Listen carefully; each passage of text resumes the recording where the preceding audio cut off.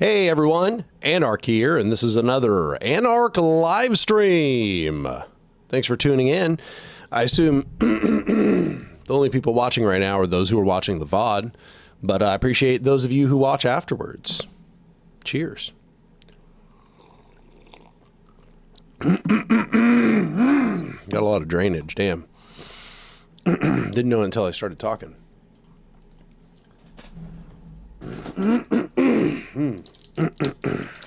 All right.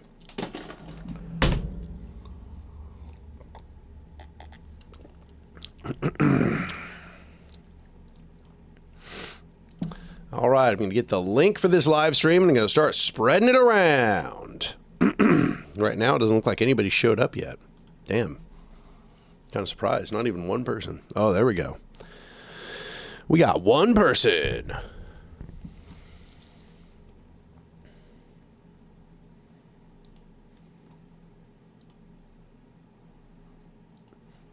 Thank you for the compliment on the last video. It turned out super well, and it's still continuing to grow. It's doing great right now. Doing really well in the algorithm.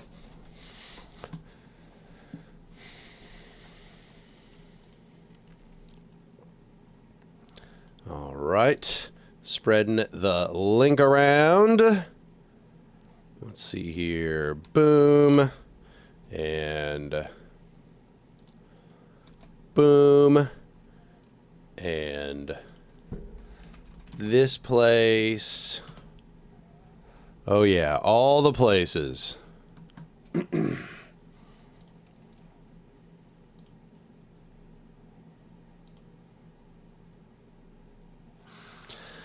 Okay, I shared it in places, different things happening. Oh yeah. Have a good time, Logan.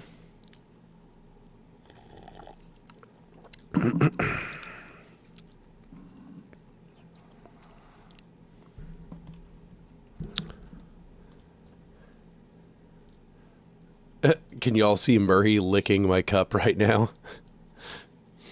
He was actually trying to drink out of this cup earlier.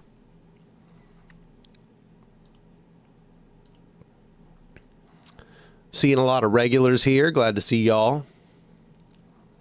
People are still trickling in.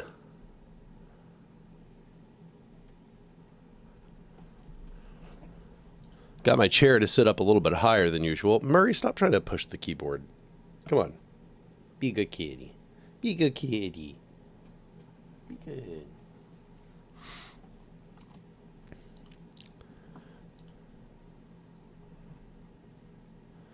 All right. So yeah, channel updates. So the last video, the video that me and NLH released, did extraordinarily well.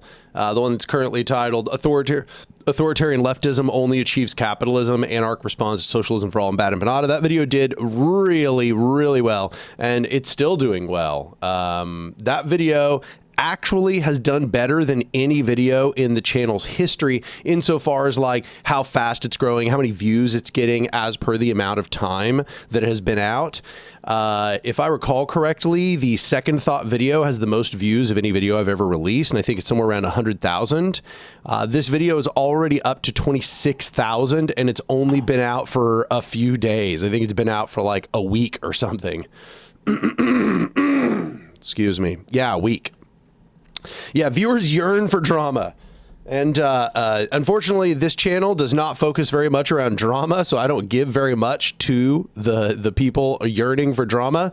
But every once in a while, I will drop a response video. I think right now, my average rate is like once per year for a response video. I'd consider maybe doing them twice per year, but I consider response videos to be mostly a distraction.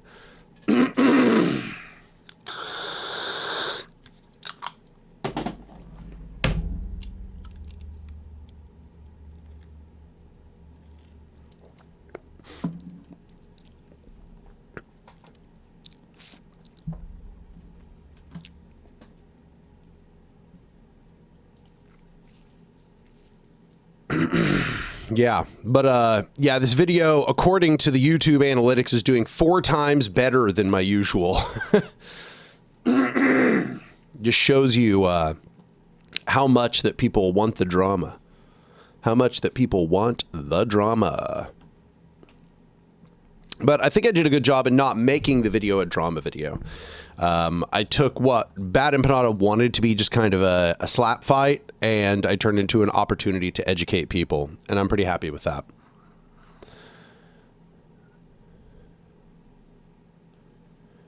Yeah, Bad Empanada responded to it, but he made it members only. It's off of members only now, but it's not very substantive. He basically, I made a 2-hour video describing theory, talking about history, looking at the details of different projects, and his response was just to go all in attacking the Spanish anarchists. And then he just did a very bad job. It's just very poor scholarship in general.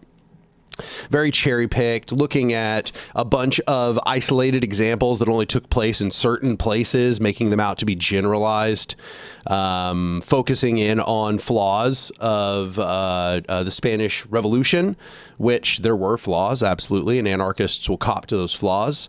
But yeah, no, I mean, ultimately not worth responding to. What I'm going to do instead is I am going to make a video on the Spanish Revolution. We're just going to talk about the Spanish Revolution, its victories, and its flaws. And I'm not going to be rushing to release that. I don't really care about responding to him in a timely manner, and it is not really meant to be a response to him. Instead, I've just been wanting to make a video about the CNT FAI and the anarchist territories during the Spanish Civil War for a long time, and this is just a good opportunity to do so, because we're going to talk about what actually happened in the Spanish Civil War. We're going to discuss the flaws of the Spanish anarchist revolution. We're also going to talk about all the things they did right. And I contend that everything I claimed in the original video is true, and that, in fact, I undersold the depth and extent of the revolution in Spain.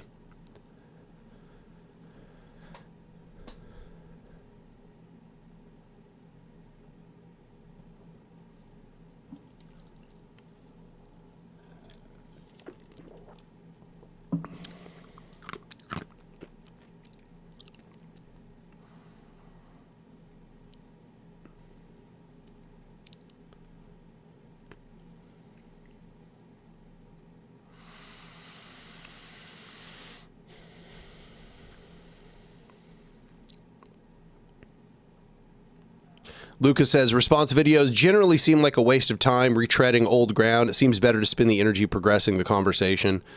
Yeah. I mean, you'll notice this channel doesn't do very many response videos. That's really not like a big thing for the channel, and I don't intend for it to be in the future.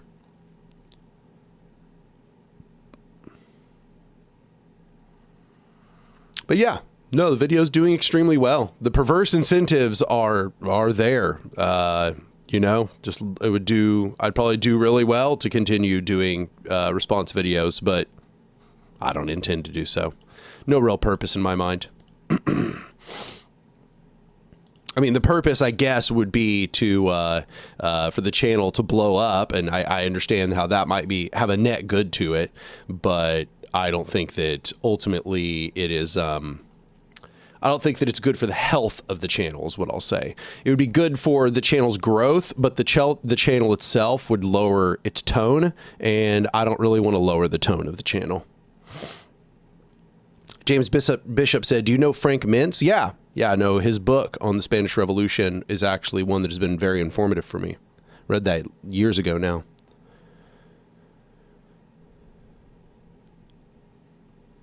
Welcome to all the new people who just showed up. We are already up to 69 viewers. Looking good.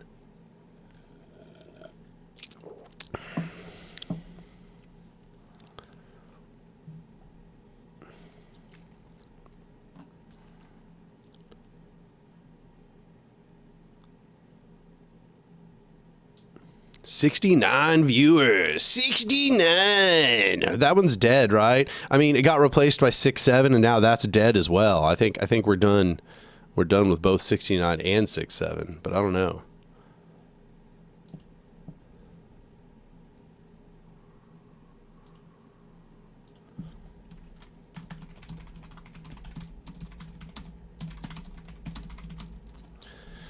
I'm going to post it on Twitter and see if I can get some people in here. We might get some haters out of that. 69 is eternal. 65 is the next big thing. They moved on to 43, I think.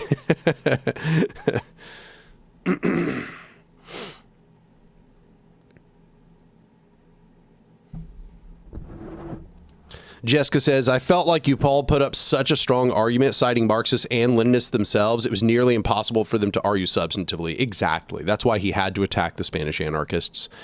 Yeah, no, I mean, like, I really laid this out a long time ago with the state as counter-revolutionary. If they had done the work to actually look into the essays that I had written before, if they had actually put in the effort to see what kinds of scholarship that I had already carried out, they would not have stepped on this rake like they did, because they would have already seen what my arguments were, and that would have, number one, prepared them to actually make substantive counter arguments, but number two, probably convinced them that they were barking up the wrong tree and that they shouldn't pick this fight, because my channel grew really big to begin with because I already won this argument the last time I made it.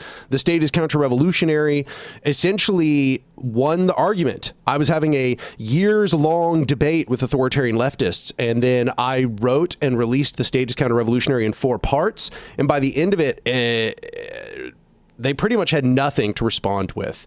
It was the end of the debate. They just got utterly demolished in the process. But a lot of people weren't around for that fact. They weren't around for the original debates. They weren't around for the release of the state is counter-revolutionary, so they don't really know what happened last time. So they went picking a fight this time thinking that I had much less backing for my arguments than I actually did. They presumed that I did not know the theory. They presumed that I did not know the history or had not studied the history. And so they really set themselves up in this whole process. This was them very much like stepping on a rake and helping my channel grow in the process, because both Socialism for All and Bad Empanada are larger channels than mine. So really all they were allowing me to do was kind of just use their channels in the algorithm in order to create a bigger platform, and use that bigger platform to make all of the arguments I had already made in the state is counter-revolutionary.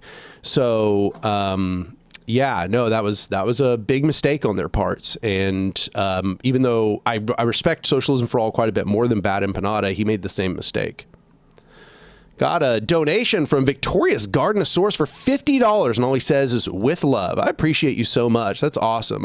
I'm very thankful for y'all, and these donations are allowing me to make ends meet, because I've been having a hard time financially. I just want to remind everyone that if you do have money to spare, please go over to my Patreon and become a patron for any amount. There's all these different tiers. You could, if you don't have that much money to spare, there's even like a $2 tier, and if you do have money to spare, there's like a $50 and $100 tier. Just whatever you can manage would be so appreciated, because right now I'm struggling to make ends meet, and the most of the gains that I get in my Patreon are offset by cancellations. So I have barely gained any money or like net increase in my Patreon for quite a while at this point. I think that last month may have been the first time that I saw a net gain in my Patreon for quite a while. So if you want to help me, make ends meet, because right now I live very much paycheck to paycheck. If you want to help me survive, then please go to my Patreon, become a patron for any amount. But also, if you can only like afford money here and there, and sometimes you have a glut and you can afford to give it away, these live streams are a great way to just make direct donations, and I appreciate y'all for doing so. And then also, as Jessica mentions, you can go to Means TV and use my affiliate code Anark, and that affiliate code will give you a discount off of your Means TV subscription, and I will get a little bit of a cut of your subscription from that. So I get a little bit of a money from you transferring over to Means TV as well. So that's another way to contribute to the success of the channel. Another thing I should mention is that I'm working on 3 exclusive videos for Means TV, and I'm making strong progress on the first one that I'm going to be giving to them, and that is a video about Occupy Wall Street, or the Occupy movement, as I'm going to mostly call it in the video. That video is coming along well, and it's seeing good progress, and so I should probably be recording and filming it in not too terribly long, and then that will be released exclusively on Means TV. So if you want to see the exclusive videos that I'm releasing for Means TV, go over to Means TV, use my affiliate code, which is Anark, and you will get a discount off of your subscription to Means TV, and you will also help me host my work in a different place, right? Like, let's imagine that YouTube starts cracking down on me, or cracking down on the channel, or cracking down on anarchists in general, then I will have my work all stored in another place, which is Means TV. So if you want to help Means TV grow, and remember that Means TV is a worker cooperative that essentially runs like socialist Netflix, and there's all kinds of creators with all kinds of ideological backgrounds on there. So if that interests you, go over to Means TV, use my affiliate code.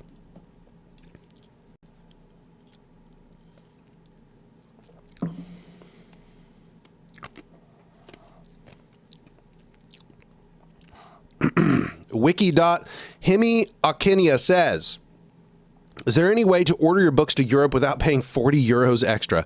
Currently not. I just emailed them about this. They say that they will be setting up distribution to the UK.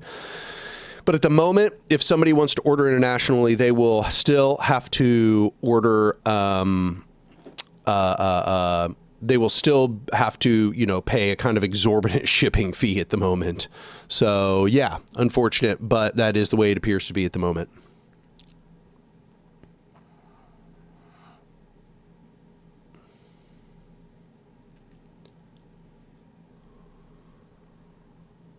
Funny Robin says, first live I'm catching, just came from your most recent video, which was masterful. You made me question a lot of previous beliefs I held without much thought. Currently on At the Cafe on your reading list. That's awesome. Super, super glad to hear that. I'm glad that the video succeeded in its purpose.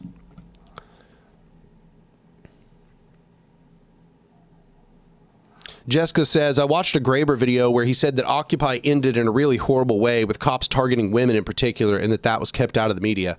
I'm not familiar with the exact incidents that he's discussing there, but yeah, the media was not. It's weird because the media was the megaphone for the Occupy movement, but it was also Occupy's like greatest enemy. The media lied about Occupy constantly, and going back and doing research for this video, I'm seeing a bunch of places where I know that the things that are being said in these stories are not true.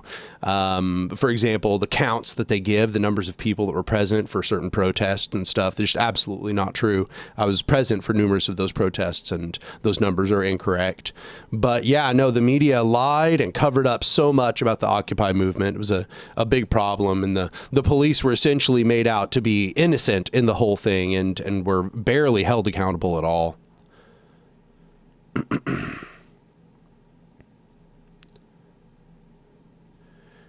So Sam donated $5. He says, if you want Anark's book and live internationally, Venmo me the money and I'll ship it myself from home. Damn, that's awesome. Yeah, y'all should take him up on that offer if that's what you need.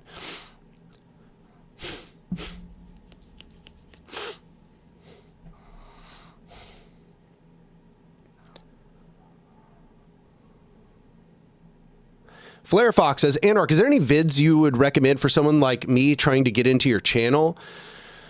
I think that the video that sort of unlocks my greater theoretical body of work is Power. I think that if you just started with the video Power, you would understand a lot about my broader work, because Power really lays out the foundations of my analytical mode. When my analysis is a power analysis, it's a power structural analysis. So if you started with Power, I feel like it would at least it's like the Rosetta Stone for my broader theoretical work. So then I feel like from there you would get a really good understanding of what I'm doing elsewhere when I write theory. There's also, I think it's called like a summary lecture series where I did, let me see what I ended up calling them. I think I called them summary lectures, but I basically did a series of videos.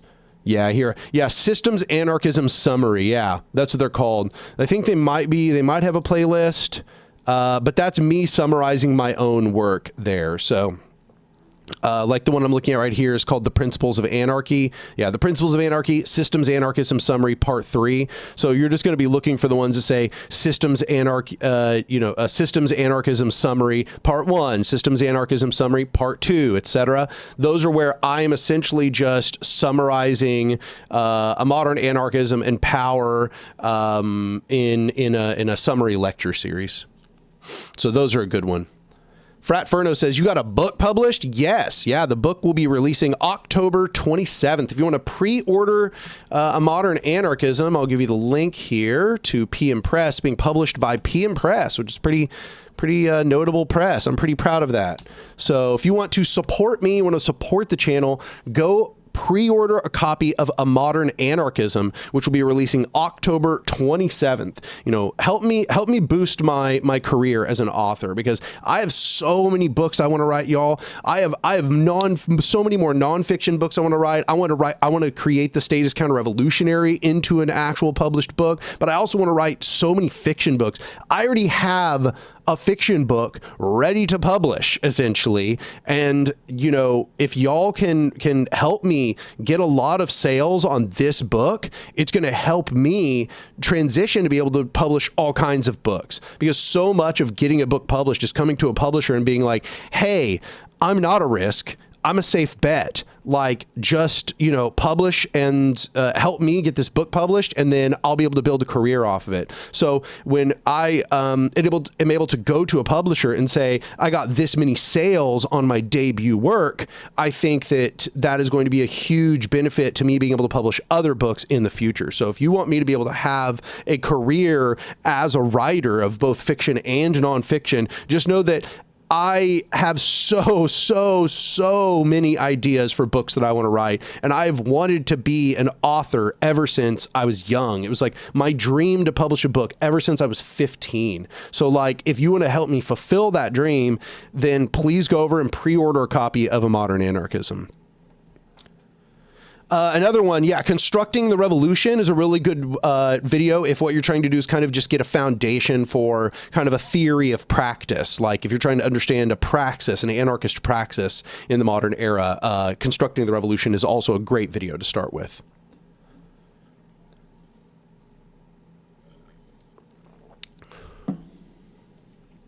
People have also mentioned After the Revolution. If you're just interested in like, what would an anarchist transitional society look like? Then After the Revolution is a great video to go look at. That's its entire purpose. It's like a very old video, but I still reference back to it all the time. I maybe disagree with a few of the things that I said there now. I might kind of look at them a little differently, but by and large, I think it's still a good representation of what I think an anarchist like transition society looks like. Not a utopia, but like a transition society that could essentially like weather the transition through global capitalism.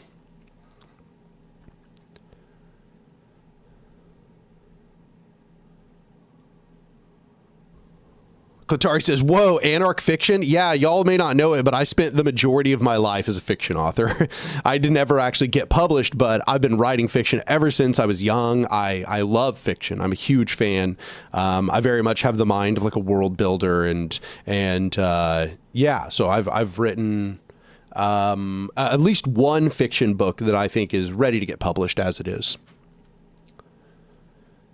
The Queer Agenda says, I would love an updated After the Revolution. That probably will happen in time. Probably so. Knowledge in Defense says, guys, attention, please. Do me a favor. Please go to the comment section of Anark's video on Bad Empanada after the stream and help push back against all the lies by many of the new comments. Yeah, no, absolutely. That is the case. Bad Empanada's people have finally kind of found their way over to the video, and a bunch of the things they're saying are lies or just bad faith representations of the arguments. Some of them are making good arguments. A couple of them are making, I disagree with their arguments, but some of them are making, like, you know, at least rationally well-argued positions.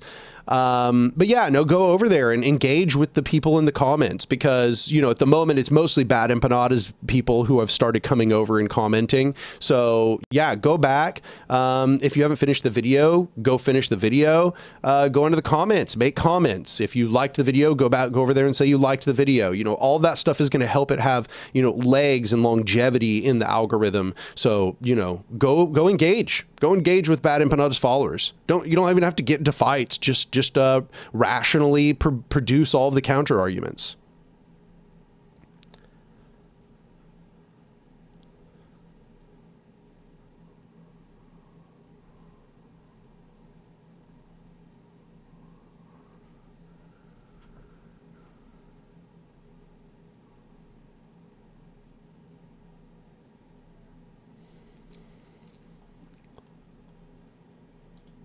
So yeah, let's see here. Catching up with things.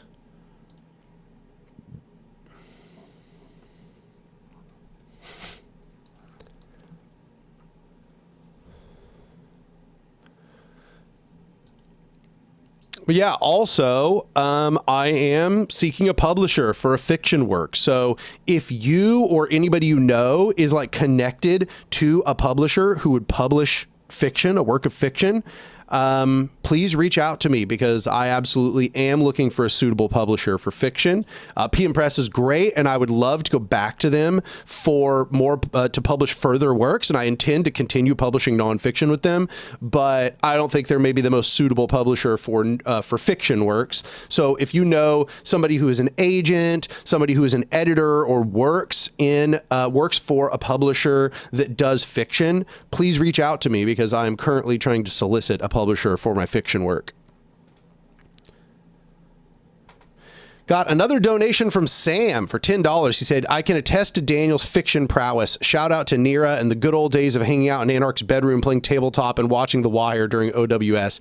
Yeah, no, I mean, I put a huge amount. Part of the reason why my prose is beautiful, like when I write, everything sounds really nice and rhythmic, is because I spent so much time writing fiction.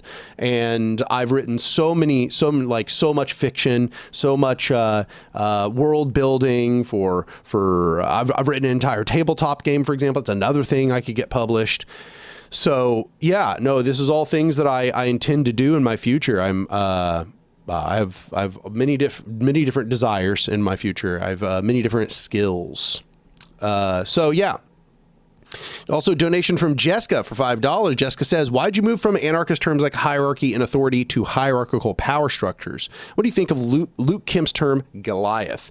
So I just want to note that a lot of classical anarchist theorists don't even use the word hierarchy, or rather they use the word hierarchy from time to time, but they tend to use kind of words like power, and power meaning some form of authoritarian power structure, or they will use, like you said, the word authority, and that word authority kind of meaning unitary or monopoly decision-making control. Or more often, I think the word they used the most was domination, or structures of domination. Words like these got used a lot more. Domination, I think, is the one that I've seen the most. I moved away from the use of these words because I felt like what I was looking for was a robust way to discuss the concept of individual powers and how those individual powers added up into total structures of power. So I think it's partially because I came from like a physics background. And in physics, what we attempt to do is we attempt to kind of find what the quanta of a given system is. We try to look for its most discrete quality, and then we boil it down to the discrete quality, and then we talk about how the array of that thing, like take an atom for existence, and an atom would be, or for instance, that's an example of something I'm talking about here.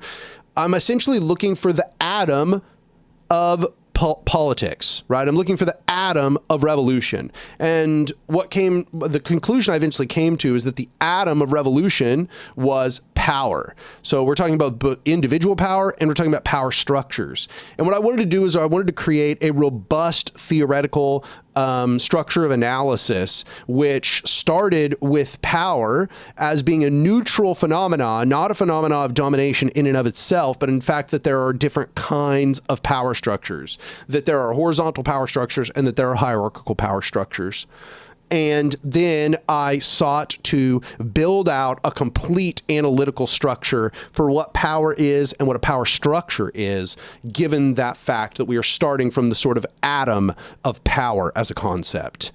And so the reason why I've moved towards power structure, hierarchical power structure, horizontal power structure, is because what I'm hoping to do is sort of re-emphasize that foundation that is power as a concept, and to essentially lay out, I guess here's another thing, because I've mentioned this before.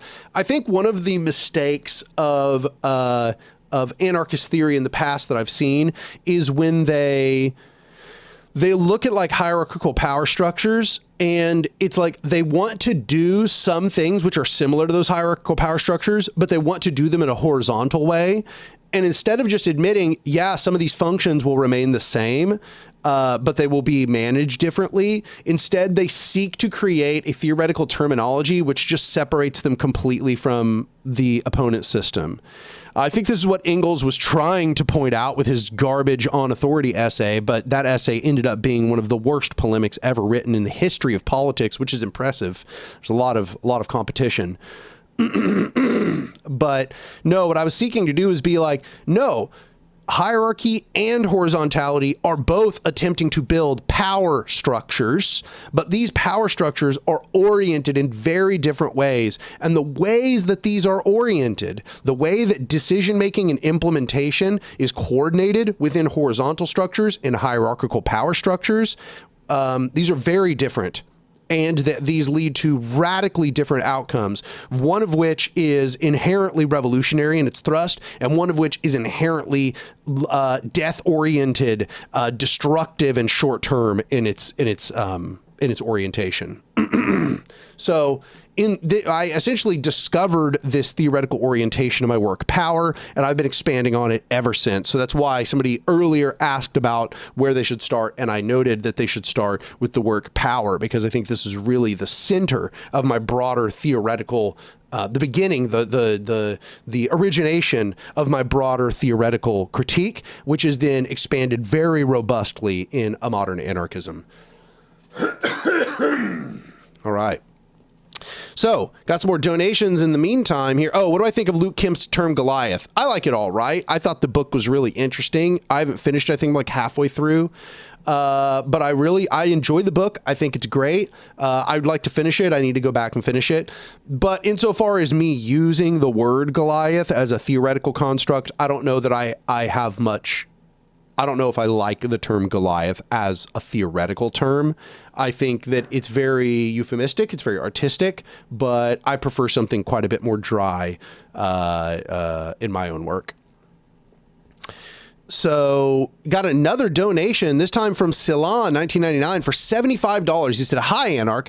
Okay, as an aspiring writer myself, I would love to hear about one of your non-fiction ideas. Can we get a teaser?" I assume you mean fiction.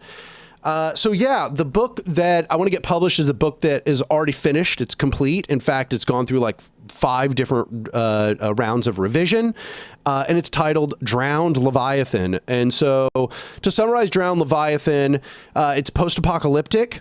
But our main character is in a scientific cloister that has essentially installed itself into a mesa in the Pacific Northwest, and it did so before the apocalypse took place.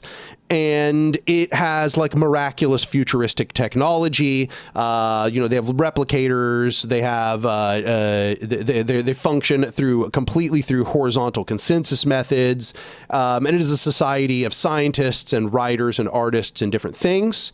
But the inciting event of the story is that our main character, Randall, is an anthropologist, and he's watching drones. And these drones are monitoring the outside world, monitoring the average people who are still surviving out in the wilderness. And he finds that there is advanced technology in the wilderness that should not be there. And he begins investigating where this advanced technology comes from. And in the process, he discovers that there is a highly militaristic society which has essentially recovered a bunch of pre-apocalypse tech, and they are utilizing it in order to begin creating a military empire. And his character becomes inspired to go do the investigation in the outside world. And to do that, he has to leave the cloister, go into the outside world. And in the process, he is changed by the world. And we watch his journey into the outside world as he confronts what it is like to be in, I guess you would say, a brutal state of nature, and to be scarred by it, to be changed by it. And yeah, that is the story. I mean, I won't spoil what takes place as the story proceeds, but those are kind of the big overarching story beats. So I would say it kind of fits into science fiction to some degree, post-apocalypse to some degree, but it uses the conventions of literary fiction within those bounds. So it's very character oriented. It's very much about the narrative and character growth as the fundamental principles of the story. And this more, I guess, like high concept fiction background is just a way for us to explore eternal concepts of what it is to be human, what is the continuity of a life, what can a person become, even if they are raised a particular way, what does a person become when they are exposed to trauma and the brutality of a difficult world, and what does bloodshed do to the human psyche? What is the human potential when they begin under circumstances of bloodshed, etc. So the story is very deeply philosophical, but is paced with a considerable amount of action and conflict as well. So yeah, if anybody is like interested in that book, or rather I should say, if anybody has any connections to a publisher that would be willing to publish a work of fiction from somebody who I currently, have a book deal already, somebody who is now going to be releasing a book, please get me in touch with them. Looking for a suitable publisher for something like I just mentioned.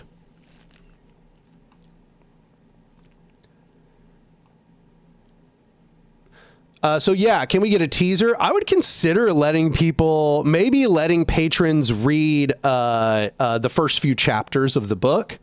If that interests you, say something in the chat. If you would become a patron, if I put up like the first few chapters of A Drowned Leviathan, and that would make you become a patron, just tell me and I'll do so, and then I'll inform y'all when I've done so.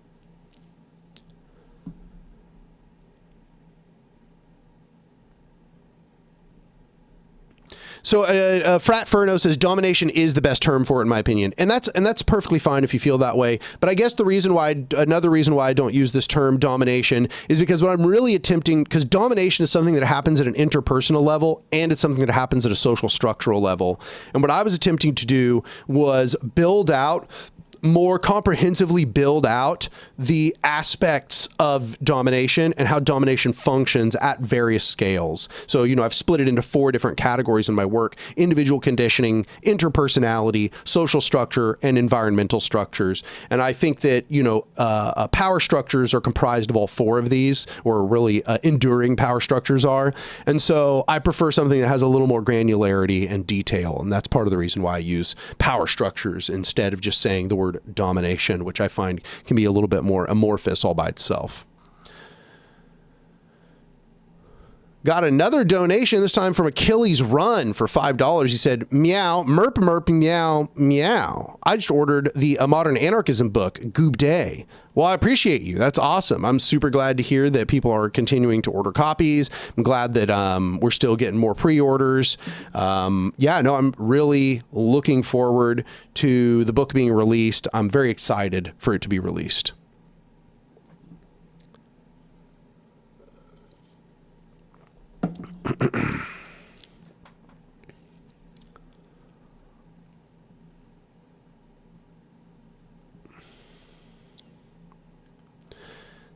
Sect Scum says, if you remake your After the Revolution video, you should be more careful with the phrasing of your rehabilitation community concept. It still ruffles feathers in anarchist spaces to this day.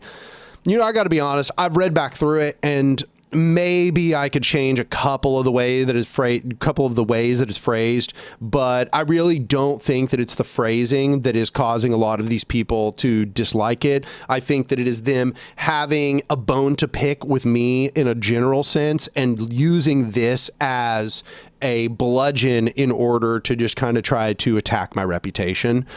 And I think that they're trying to avoid a broader conversation of what you do with people who are deeply antisocial and harmful to others. They're trying to avoid a conversation of what community self-defense looks like.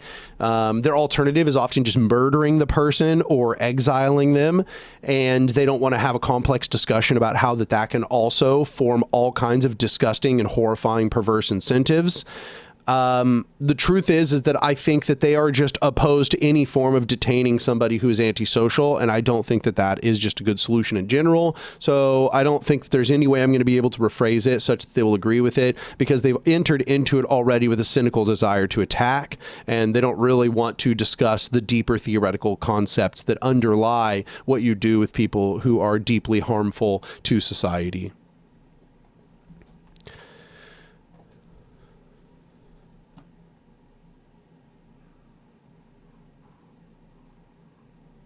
Knowledge and Defense says, would you be interested in making more Anark response to comments vids? I really enjoyed your one tackling the state as counter-revolutionary in the ANCAP one.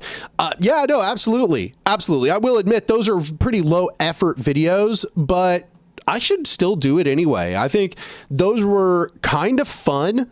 They were easy. I could do them in like one night usually, you know? But yeah, no, I mean, I'd be definitely willing to do more of those, you know. I'd mostly only wanted to do them in response to more like video essays and stuff, but I don't know. I don't think that is I don't think that's the limit of what I should do with those response.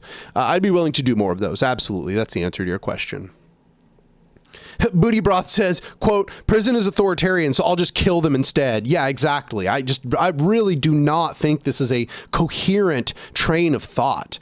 Like, okay, if you believe every form of detainment is a prison, all right, that's your position. I'm not going to try to argue you out of it. I don't agree, but I'll just take that to be your position.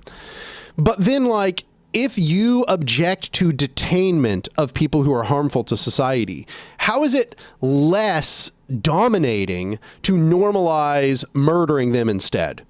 Because at least if they are detained, we have time to discern if maybe they were unrightfully detained. Maybe it was wrong that they were detained. Maybe it was incorrect. We detained them unfairly. Well, we could discover that. If they're detained, that's something we can take back. We could learn later that maybe that's not true and go, oh, well, that was a mistake. We're going to let you out. But if you murder them, there's no takebacks on murder. Okay? You cannot just kill somebody and then be like, oops, we got it wrong. And they don't come back to life in that process. Okay? So the death penalty, there's a reason why the death penalty was so steeply condemned by the revolutionaries of the past. And it's because it is so open to abuse and because it is so permanent and unable to be revoked if it was done incorrectly. Whereas at least with detainment, don't get me wrong, I'm not saying that there aren't all kinds of dangers and, you know, perverse incentives that could cause it all to fall apart. There absolutely are. And there's no denying that. Any form of detainment being normalized. But less so than normalizing murder is the solution. I just cannot see how so many of these people are so comfortable with execution as the alternative to some form of detainment, some form of limited movement, some form of monitoring and rehabilitation.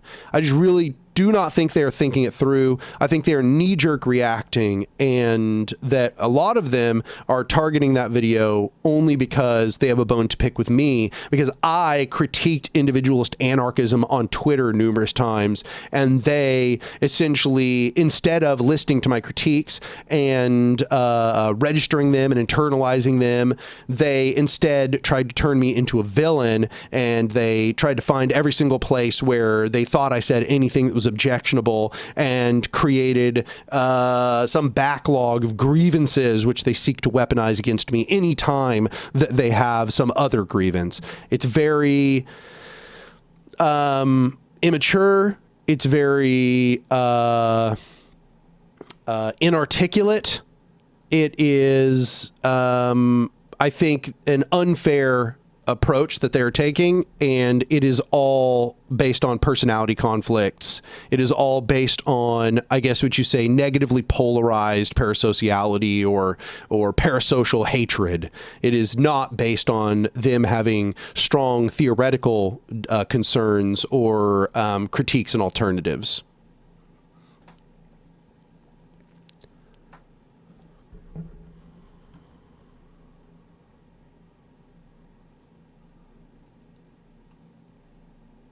Knowledge and Defense says, do you think execution would ever be preferable in any situation? Yeah. No, I think that, like, for example, if you were to detain the leader of a fascist counter-revolution, executing the leader seems completely reasonable to me. They're just going to continue to act like a cancer, spreading and doing more and more damage. I really cannot imagine that somebody like Hitler or Mussolini would ever change their ways in a long-term sense.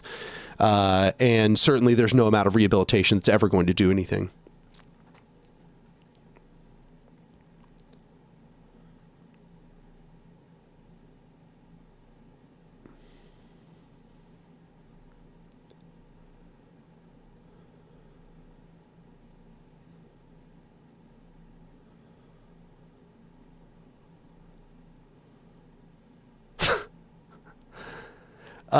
Yeah, getting a lot of good comments here and everything. This is a really active live stream today. Yeah, I'm just still trying to catch up. Give me a sec. Let me see what people have been saying while I've been talking here. Achilles Run says, do you drink tea, Anark? And if so, what are some of your favorites? I don't really. I mean, I got to admit that I mostly consume caffeinated drinks for the caffeine. I am truly a caveman. I'm just looking for a caffeine delivery method for the most part. And tea has lower density of caffeine, so yeah, no, not really. I mean, I like it when people serve it to me or when people make tea. I love it. It's good, but I don't make it myself, no.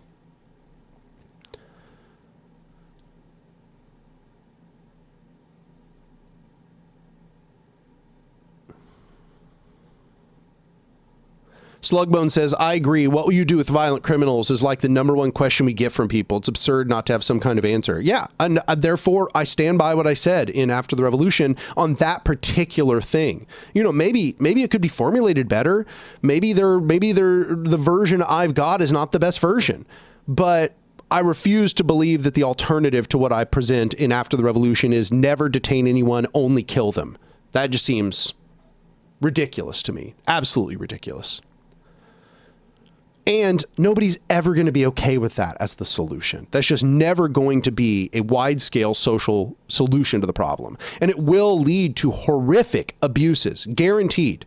Okay? It will lead to horrific abuses, and not just by our people who will make accidental, like, mistakes, but instead by people who are deeply bigoted and hateful, who are going to pretend that they had some justifiable grievance. They're going to lynch some person who didn't deserve it. And when asked why they did it, they'll say it was self-defense. And that's how problems are dealt with. We just summarily execute anybody we think is a danger to the community. Yeah, well, that's really cool until you think about like a white supremacist community executing a black person for wandering into their commune or whatever. And yeah, okay, maybe we have all kinds of federated protections from that. But like, that doesn't necessarily mean that they're not just going to do it, not going to abuse this norm of communities just executing people that they don't like. This is just obviously going to produce all kinds of horrifying loopholes, which the worst people will absolutely abuse. And I just absolutely do not think that this is a reasonable solution. I just don't.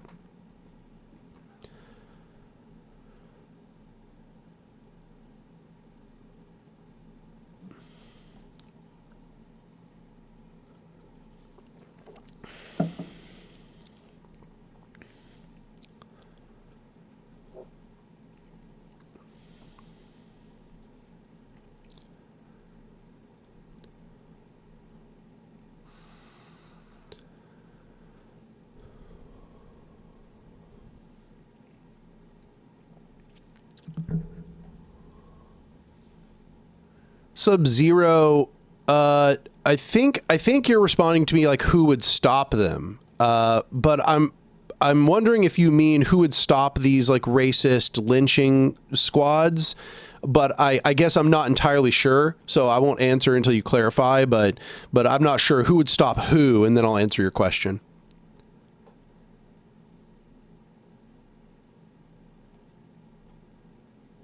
Fabian Pachinki says, are you philosophically opposed to individualist anarchism as a whole, or do you just have problems with how it carries itself as a movement, if that makes sense? Yeah, no, I am philosophically, I do think that individualist anarchism is incomplete. I do not think that it can produce an actual effective movement. I do not think you can have an effective movement that will change society that is based in individualist anarchism. I think individualist anarchism is fundamentally a lifestyle movement. It is a counterculture movement. That's all it is. It is a subcultural movement that essentially lays out a way to perhaps live a free and autonomous life within a dominating authoritarian society. I do not think that it has a capability to alter that dominating authoritarian society. I do not think it can carry out a revolution. And I think it fundamentally, by eschewing or by rejecting social structural analysis and only focusing on individual analysis, the analysis of individuals, their desires for autonomy and freedom, the desires for their unrestricted ego to operate unfettered, etc., that in that process, it is incapable of actually addressing or fighting back against an authoritarian society, because that requires a mass movement. And I think that it is also just fundamentally incorrect about how human society functions. Social structures are not simple agglomerations of individual ideas. It is not that you just take a bunch of individuals and you add them up and then just you by proxy get the social structure. Social structures are complex systems of expectations and systems of a social reinforcement, which are larger than any one set of individuals. That is why, for example, the state persists beyond the original people who made it up. It is more than just a bunch of individual actors acting, and therefore the narrow focus upon the individual as the only relevant particle of analysis is erroneous and is mistaken from the get-go. From the very beginning, from the foundations, it has a mistaken analysis, because social structures, environmental structures, these things transcend simple analysis of the individual. So this is why in my work, I talk about the 4 fields of power structures. I talk about individual conditioning, which is similar to what individualist anarchists are analyzing, interpersonality, which many individualist anarchists are also very interested in. But then I also talk about social structures, which individualist anarchists seem to basically pretend like they don't exist. They're kind of like social structural nihilists in many occasions. And environmental structures, which individualist anarchists never really talk about. And that's the importance of place and the physical structures, the way that things are built in the world. The means of production, highways, concentration of belongings, who has the guns, where are the forests. These are things that individualist anarchism never analyzes. And the work that I'm producing advocates that not that we only focus on social structures and environmental structures to the exclusion of individual conditioning and interpersonality, but instead that a robust analysis simply includes all four fields. And that if you don't include all four fields in your analysis, you just simply don't understand a power structure in and of itself. If you want to understand any power structure, you must understand the individual conditioning of its people, the interpersonality between those individuals, the social structures which order its expectations, and the environmental structures which it is embedded in. And that's what I think. And therefore, I do not think that individualist anarchism has by itself, you cannot have a robust critique of the world, and you cannot have an understanding of how to live properly in the world. And you will never be a threat to the prevailing hierarchical power structures that exist.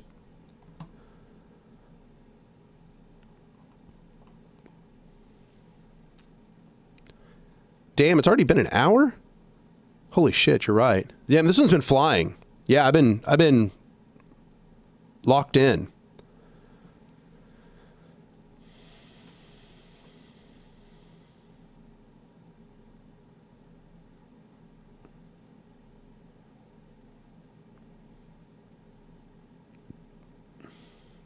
Dakota Sweet Baby says, what do you think of Daniel Guerin and the synthesis of anarchism with Marxism?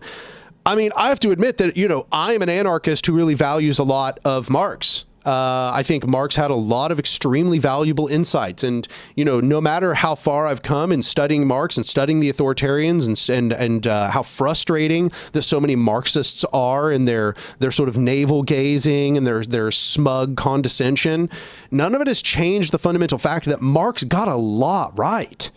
Marx just got a lot right, everybody. I mean, if you don't think Marx got a lot right, it probably means you don't know the impact of Marx.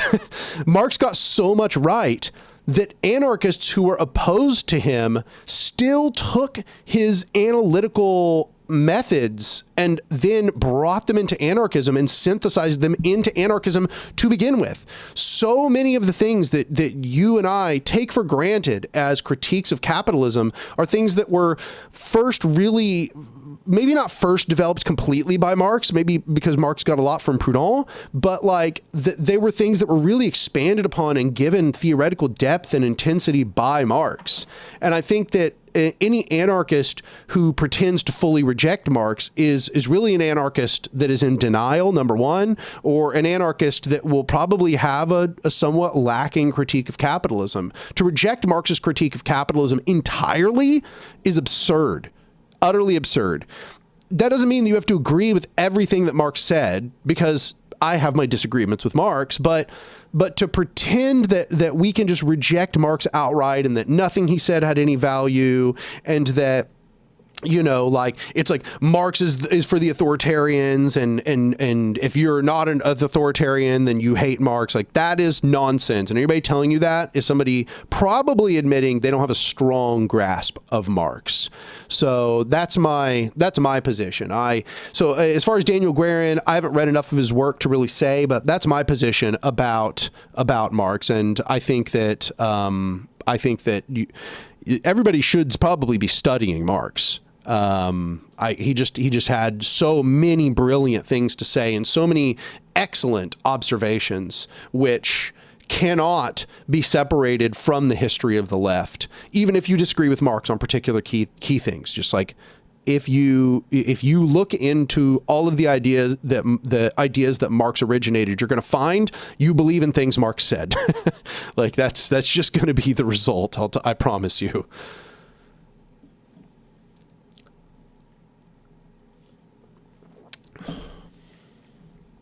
Scrupulous J4M says, new to your channel after watching your response to S4A and BE as a fan of both.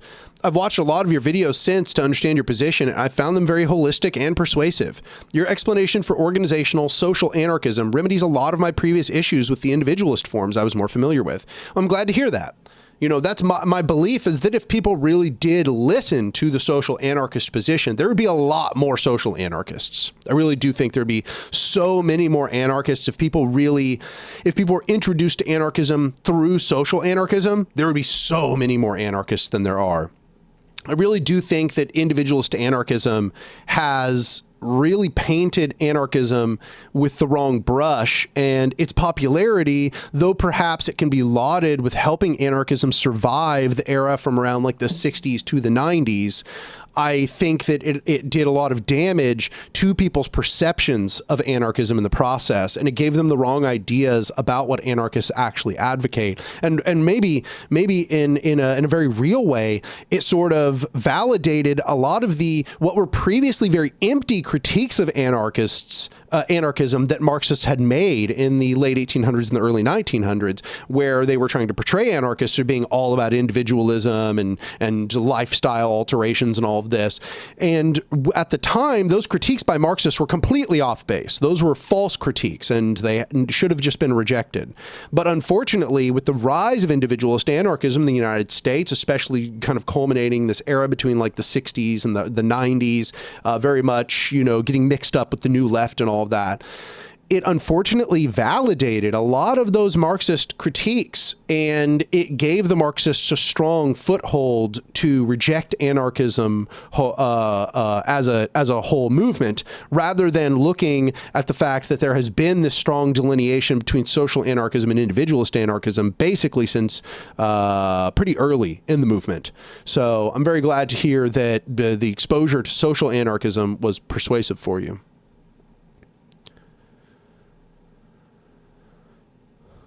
I think I missed one of the donations. Let me go check. Let me see here. Yes, I did. P. Rose donated $5. They said, "Happy Friday, Daniel. Can you please sign my pre-ordered A Modern Anarchism copy? Let me know what details you need from me. Keep up the good work." Yeah, absolutely. Just send me a DM on Discord or Twitter or something. We'll talk about it. And then Long Defiant has now been a member on YouTube for 32 months, and that is just amazing. That's awesome. Damn, you're like 4 months away from having been a member for 3 years here on YouTube. I appreciate you so much. He says, "Great to see such a healthy stream. Good vibes. Thank for all you do." Of course, absolutely. I'm in a good mood. Things are good. By Furious says, "The biggest challenge I have when debating people is overcoming this idea that humans are inherently selfish and can't be trusted. It comes up in nearly every conversation. It's heartbreaking and frustrating." It's interesting because I have, I don't think it's true that humans are inherently selfish and can't be trusted. But when I have those conversations with people, I take a different tack. Rather than trying to debate them about the fundamental, trying to convince them that humans aren't selfish or are trustworthy. Instead, what I do is I take a different approach. And what I say is, let's just concede that premise is true.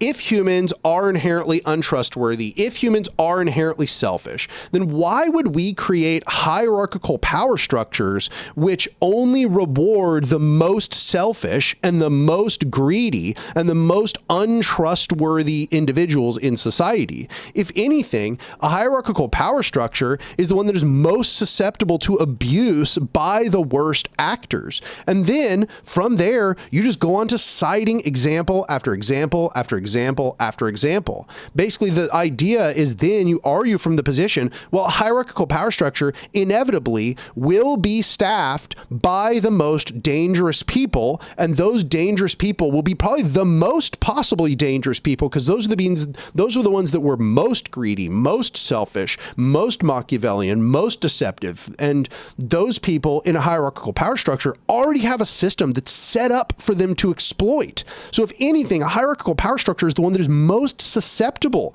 to human greed and selfishness and Machiavellian instincts. If you want to create a system that is least susceptible to those instincts, that is horizontal power. Horizontal power structures are the systems that are least susceptible to those Machiavellian instincts, because in order for those people who have those highly authoritarian tendencies, who have these deeply selfish and damaging tendencies, those people have to now actually convince large groups of people to agree with what they want to do. They have to go to councils and assemblies, hundreds or thousands of councils and assemblies, and convince all of these people that they should give away their power to that individual. That is much, much more challenging.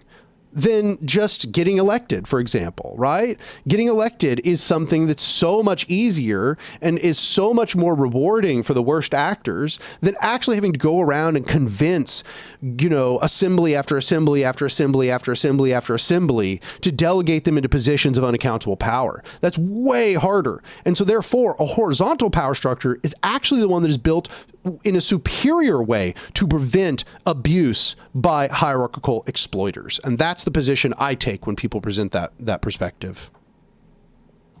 Sam donated another $2. He said, oh boy, we got dumbass MLs whining in chat. Oh, I haven't looked yet. I'm sure that's true. Let's see if we can find some juicy ones here.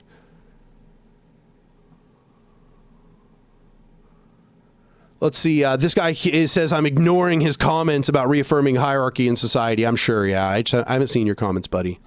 Let's see. Your comments. Where are your comments? I'm not seeing any comments. Not seeing any comments here. No idea what you're talking about. Yeah, have literally no idea what you're talking about. I'm not seeing any of your comments here in the chat.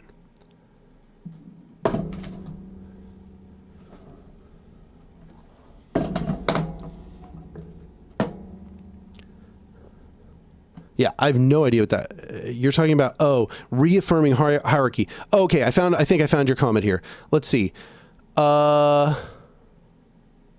Sometimes in your commentary, you've mentioned the rise in anti-Semitism, but never Islamophobia. Same with many other anarchists. How is this in any way defensible within our current society?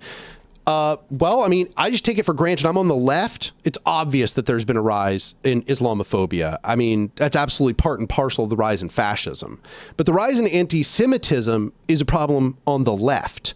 So like anti-Semitism has been rising on the right and the left, but Islamophobia has not really been rising on the left. This is not a problem we have in our echo chambers. And my channel is not like broad social commentary in a general sense. You're not going to find me here spending a lot of time like analyzing right-wingers. Sometimes I do. And in fact, I'm like writing a video on fascism right now. But mostly I'm talking about things that are pertinent to the context of the left. What is happening on the left? What are different factions on the left doing? Because I am a revolutionary organizer, and the people who follow me are a lot of people who do action in the real world. And in the real world, like on the ground, Islamophobia is not a problem in leftist echo chambers. Like, it's something that occurs sometimes, but mostly among like ACP types, not among the average leftist. Islamophobia has been a problem ever since 9/11. Like Islamophobia, it's like, this is not a new problem that has been occurring. Just in the same way that you really won't find me talking a whole lot about, for example, homophobia. Even though homophobia is absolutely a problem, it's all over the place. In fact, I think that in a general sense, we've seen a rise in homophobia in the last few years. But mostly I'm talking to other leftists about problems of the left, and homophobia is not, like, once again, unless you're talking about like the ACP or like these conservative factions of the left, homophobia is not an ascendant problem on the left. By contrast, anti-Semitism absolutely is an ascendant problem on the left. And I'm seeing it in various echo chambers on the left. Like Bad Empanada's echo chambers, for example, are constantly spreading anti-Semitic language and essentially giving in to coalitions with anti-Semites, saying that, you know, that we should, he's like open and happy to let the right spread anti-Semitic tropes in order to undermine the power of Israel, because, you know, this is net good in stopping Israel from destroying Palestine. But of course it isn't. It has no effect on that. All it does instead is just raise the prevalence of anti-Semitism. So that's the answer to your question. There are many, many different hierarchies to be discussed all the time. And if we made a list of all the hierarchies which could be discussed all the time, it would just lead to this incessant listing of every single problem that comes to mind. And I say this as an anarchist who is constantly engaged in the process of looking at the intersection of all hierarchical power structures. You know, like every single time that you were to mention all the hierarchical power structures that exist, you can't list out every single one of them. It is absurd to imagine that people are going to do that. And so, yes, Islamophobia is absolutely a problem, but as somebody who's a millennial, I'm 40 years old, the prevalence of Islamophobia has basically been a constant in my life ever since 2001. So it has been 25 years of me witnessing Islamophobia. It is certainly not some new phenomenon. If you think it is, you're probably not 40 years old. You probably were not alive for 9/11. Because in fact, I would say right now there is a lower prevalence of Islamophobia than when I was alive in 2001. I think 2001 there was a much, much higher prevalence of Islamophobia. It was extremely prevalent. It was everywhere. All I heard was people essentially screaming about the dangers of Sharia law and the jihad and terrorists destroying things. It's still occurring, and Islamophobia certainly hasn't gone away, absolutely not, and it's absolutely part and parcel to the genocide in Palestine, but yeah, that's the reason it's not being mentioned. It's not because I don't think it's an important thing. One thing I've found is that on the left, people choose pet issues. So they choose some particular hierarchy of power, and they emphasize that hierarchy of power through study and through their own advocacy. And that's fine. That's expected. That's part of an intersectional struggle, is that people will do so. But what you'll find is that then they seem to make everything come to focus on that one particular hierarchical power structure that they have oriented their mind around.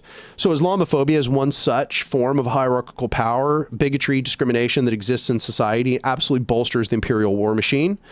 But there are many, many of these. So like, for example, people will want me to talk about ableism. People want me to talk about transphobia. People want me to talk about patriarchy. People want me to talk, and I do try to talk about each of these in turn, but one cannot discuss all of them all the time. And that's really what it boils down to. I try to address different hierarchical power structures. This is my personal approach. I try to address particular hierarchical power structures within the context of a particular analysis. So if I were analyzing, for example, Israel's genocide in Palestine, obviously Islamophobia is going to be part of our analysis of the broader media strategy of like Hasbara and Israel's whole propaganda campaign, and the United States' a coalition with Israel and all that. We then want to discuss, of course, the prevalence of Islamophobia. But my channel, if you go and you look through my catalog, what you're going to find is that in general, I don't make videos that only focus on one of the intersections. I make videos that focus on robust, big, overarching analyses. And so you'll find that I talk, for example, more about the general concept of hierarchical power structures. And you'll find that I talk very rarely about anti-Semitism. If anything, I've only brought it up in the context of, I'm just seeing it become more prevalent on the left. The left is just falling for this fascist bait and switch. And it has done so before, by the way. Anti-Semitism was very popular on the left in the late 1800s, really the majority of the 1800s. Anti-Semitism got big on the left, everybody. It was big, big.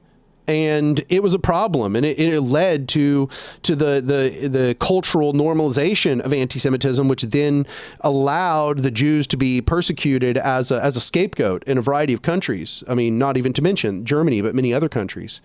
And it's rising again right now. People are normalizing anti-Semitism on the left and really reifying the concept that Israel equals Jews, because that is so dangerous. That is so dangerous. But I see it. By contrast, I don't really see Islamophobia on the left almost at all. Like I'm struggling to think of examples. By contrast to being able to think of many examples of the rise of anti-Semitism on the left.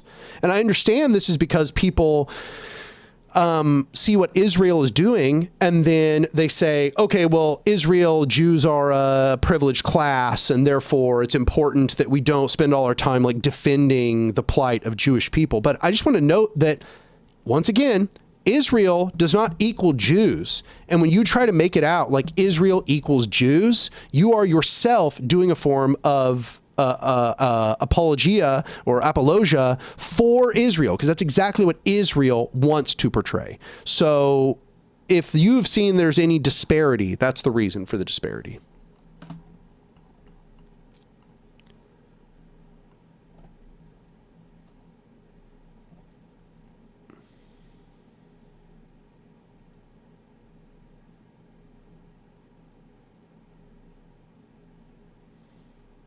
It's so weird. I'm looking through the comments right now, and there's like numerous people, clearly people who have like critical questions, who are like, you didn't answer my question on... What, you think I'm just like staring at the chat the whole time, y'all? I'm not staring at the chat the whole time. I have 166 viewers in here. I'm not seeing every single thing that every person is saying. I'm not afraid of any of your questions. I'm not avoiding any question because I'm afraid of your question. You can reassure yourself on that. You're probably not presenting anything new to me that I have not heard before. If I'm not answering your question, is either because I did not deem it necessary to answer your question or I didn't see your question. So I would probably calm down. You're not that important. If you want me to answer your question, be patient. John Harlan, love you, man. But he says, anti-Semitism has not been on the rise on the left. Too many are equating anti-Zionism with anti-Semitism. Obviously, that's absolutely happening. I don't deny that. And many people, when they say that there has been a rise in anti-Semitism on the left, that is what they mean. They do mean that there has been a rise in anti-Zionism. I don't mean that. Anti-Zionism doesn't equal anti-Semitism, and I would never say that in a million years. However, if you think that anti-Semitism hasn't been rising on the left, all that says to me is that you have not been embedded in as many leftist echo chambers as I have, because I am seeing a rise in actual anti-Semitism on the left. People who are trying to present Jews in a global sense as a privileged class of people. Leftists who are laundering Jewish conspiracy theories that Jewish people are the reason why a degeneracy is taking place in society, that Jews are inherently capitalistic, that Jews equal capitalism. I'm seeing this all over the place, and it does us no good to pretend that this is not taking place. This is something that absolutely is happening. And it's okay for us to say, yes, that is happening, while also recognizing that our enemies are cynically weaponizing this concept that anti-Semitism equals anti-Zionism, which is not at all what I'm claiming, by the way.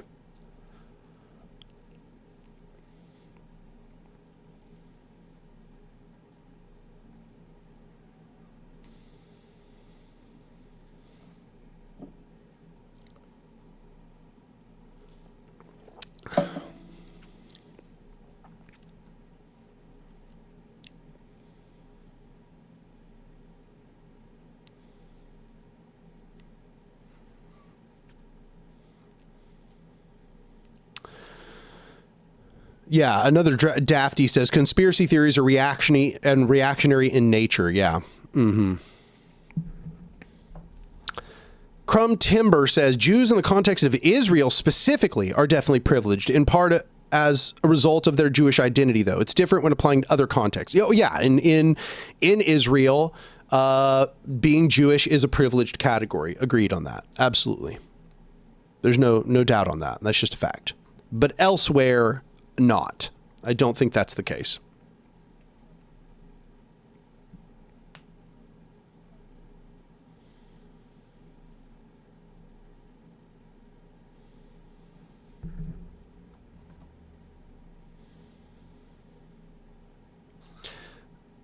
Raisin will just say, Zionism is anti-Semitism, and there are many German leftists who are Zionists. Yeah, no, Zionism is anti-Semitism. I would agree with that. Or rather, every form of Zionism I've ever seen amounts to a form of anti-Semitism. It's a form of Jewish nationalism. Ooh, excuse me. It's a form of Jewish nationalism.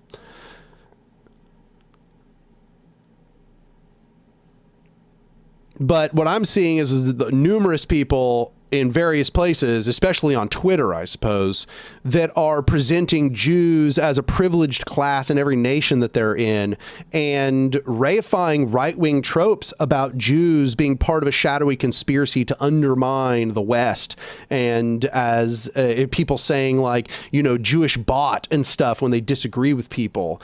It's that's dangerous stuff, y'all. That's not good. That's absolutely not an appropriate response to the prevalence of Zionism, and is not in any way a form of valid anti-Zionism.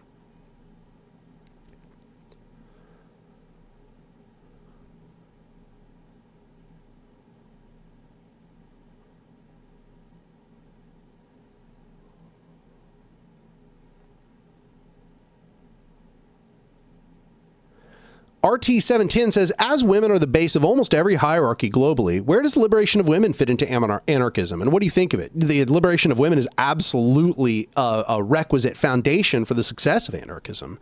That's a fact. And I mean, you can find this in basically every horizontalist movement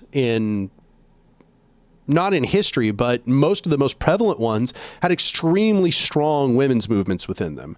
The Mujeres Libres in the Spanish Revolution, in the Zapatistas, you have genealogy, which I don't mean genealogy, it's genealogy, it's spelled with J-I-N. In Chiapas, in the Zapatistas, you have a women's movement. It is necessary in every movement against hierarchy to also struggle against patriarchy. And if there's not an inherent struggle against patriarchy in any movement, that movement will fail 100%.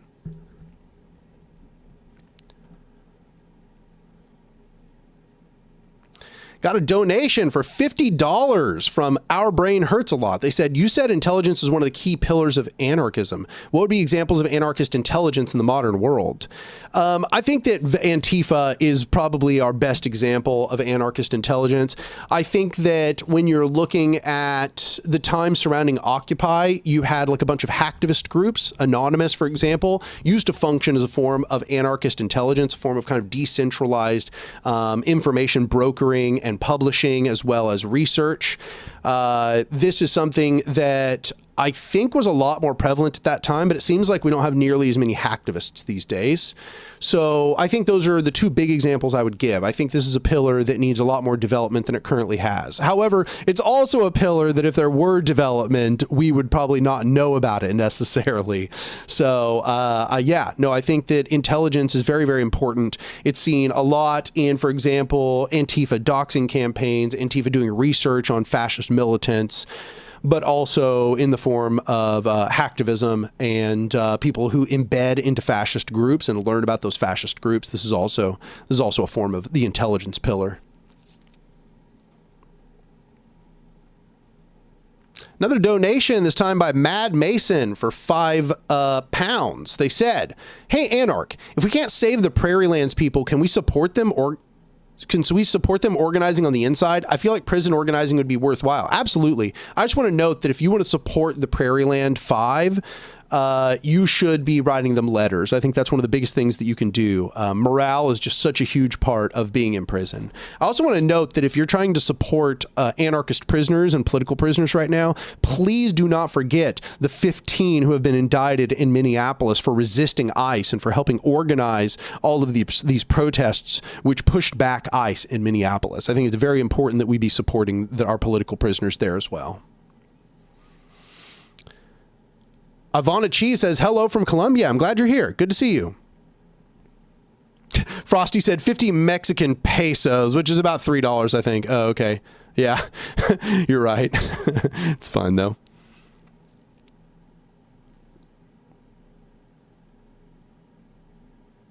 Yeah, just somebody said, don't forget to press the thumbs up button on the stream. Let's pump those numbers up. Absolutely. If you want more people to be in the stream, press the upvote button, go comment down below. Also, if you are watching this afterwards, or if you've got the comments section up while you're watching this and there's some part that you think would make a good stream clip, please go down below and put all the timestamps for all the portions that you think would make good stream clips, because honestly, when watchers do that, I use those comments almost every time that I'm making stream clips. I just go through all those timestamps and I look at all of them and I choose which ones that I like. So just understand that you're helping me create stream clips every time you do that, and that's really important. I really value all of that work that y'all put in on that.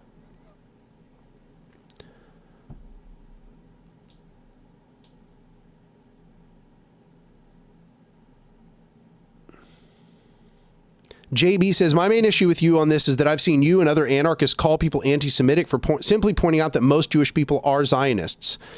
I obviously don't agree that they run capitalism or are pushing degeneracy, but it's not anti-Semitic to point what I said out. It's the same as acknowledging that most white people supported Jim Crow. Yeah, well, the thing is that I'm not going to really comment on that because I haven't looked into the statistics very deeply. Not to say that I'm not doubtful of the fact that most Jewish people are Zionists. That might be true. That might be true. But I also think that it's a bad idea to take generalizations from statistics and then use those generalizations in order to make broad statements about groups of people. That is literally just the foundation of prejudice. So I would say don't, even if those statistics are found to be accurate, which I wouldn't be shocked to find if those were accurate, I think that the problem is then taking those into generalized statements about Jewish people in general, and also taking those into as prejudicial statements that you use to judge groups of people when you interact with them. I think that's dangerous, and that would be a form of anti-Semitism.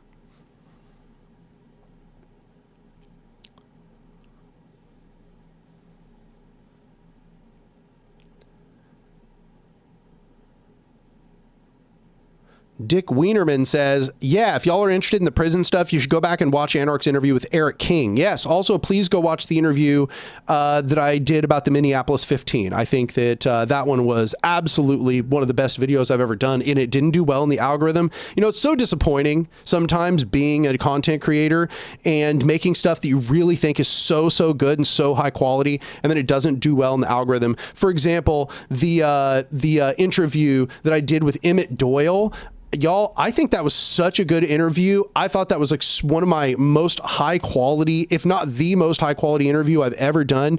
And I'm going to link it here in chat because I really do think y'all should go watch it. But it did not do well in the algorithm, which is so sad that, you know, like a response video, you know, like responding to like drama content does so well in the algorithm. And then things like this where it's like so much more meaningful in so many ways, like does not do well in the algorithm. The video got like 4,500 views, y'all. It's just so sad. Please go watch the video because I think that one is just really a much more important video than the bad empanada response video, even though I'm super happy that video is doing well. And obviously I put a lot of work into making it a high quality video. So I'm not saying it's like low quality or anything, but like, you know, it makes me sad that a video like the interview with Emmett Doyle or the presentation that I did at Woodbine get like 4,500 views, and then a video I do responding to somebody stirring up controversy gets like 26,000. You know, it's kind of discouraging. So please go watch other content on the channel.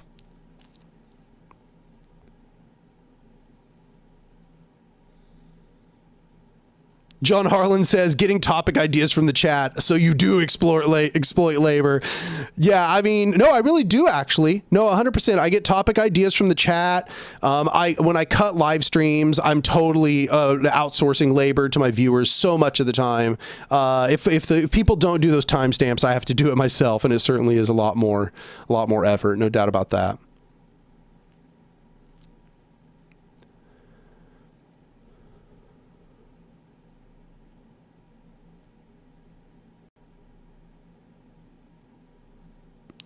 Zolthar says, which is what Zionists want. They want to be conflated with Judaism and to subsume it. Yeah, that's exactly my position. I think that's what we have to allow them not to do, because the more that we help them generalize the fact that Zionism is synonymous with Judaism, both the religious, the religion, the ethnicity, the cultural precepts, that helps them. That's a really big benefit to Zionism, y'all. You cannot help them push that concept. The more you help them push that concept, the more you're going to help Israel in the process. If you want to hurt Israel, you want to try to separate Jewish identity from Israel. That should be the big push should be separating Jewish identity from Zionism. So I just really want to emphasize that is the fight. That's the front. Separate Jewish identity from Zionism so that Jews want to disassociate from Zionism, want to disassociate from Israel. Don't help them push their association to Israel, because then all you're going to do is give maybe more self-interested people a desire to associate with Zionism. Instead, you should be trying to wedge the identities away from each other. I think that is by far the better approach.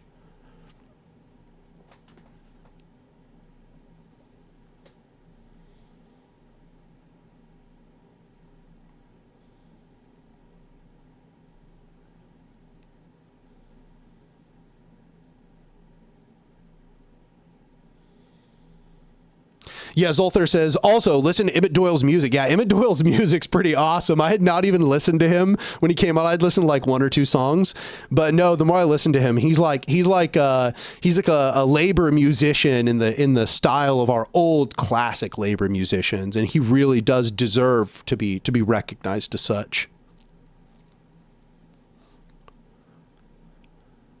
Got a $10 donation from T Plank. Says, love the interviews. Aside from video essays, they truly are my favorite. I'm really glad to hear that the video essays are still the fan favorites, because the video essays are the things that I have the most passion for. And really, the poor performance of the last few video essays has kind of hurt my spirit a little bit, because they did not do very well, and they take so much effort. Oh my God. They take so much effort, y'all. They take years of effort. And so when they get released and they don't do well, it definitely makes me sad. Got a $10 donation from Collective Struggle. They said, how's racism in your community, knowing you're a white cis man, knowing you have more opportunities than any colored people? What are you doing differently than the one to your left? You know, what I've really tried to do in a big way is just platform Black creators, platform Black anarchists, just give them a space to speak their ideas. Like, that's just a big part of what it is. You know, like, I was one of Andrewism's biggest promoters early in his channel's history. Like, I found his channel when it basically didn't exist. Or when it existed and had barely anything on it. And I began promoting it and getting him subscribers when he was a small channel during the George Floyd uprisings. I've been a huge proponent of people reading Anarchism and the Black Revolution early in its publication, like during the George Floyd uprisings. Is a book that I pushed a lot, and I continue to push it. Like having NLH in my last video, I try to use the platform I'm being given, which I recognize comes from the fact that I am a white man, that I am cis, that I'm conventionally attractive, that I am articulate, and that I've had the privilege of at least having like a stable enough family life and background that I could study and learn and expand my personhood in a way without like this extreme precarity. I've used this opportunity to help push other creators and to give them their own opportunities, and also with trans people, like trying to help Ketsa at one point, you know, spread their power and influence. And yeah, no, I try to use the platform I'm given, which I recognize that I have an inherent benefit from having all of these sort of hegemonic forms of identity, and I try to use these opportunities to give other people their own opportunities.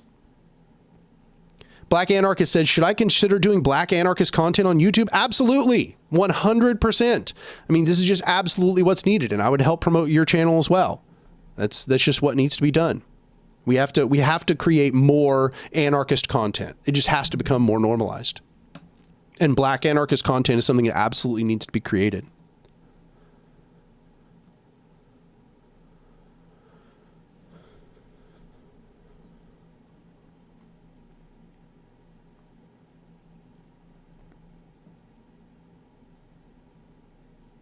Knowledge and Defense says, don't you think Marx kind of outed himself as like a proto-mini-Leninist in the First International? After reading about how it went down, I can definitely understand why later events turn out as such. Yeah, no, I mean, Marx was definitely an authoritarian. He was in that, at least in the First International, he was very manipulative. He was very much a political schemer there in the First International. There's no justification for what he did. It was definitely indefensible. But I don't think that he would have supported what Lenin did, and I don't think that he would have been an advocate of the USSR.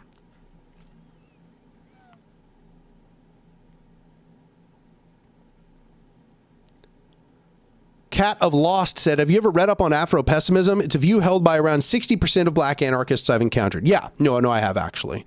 I've seen so many debates on it that I just started doing a bunch of research on my own. And I'll put it this way.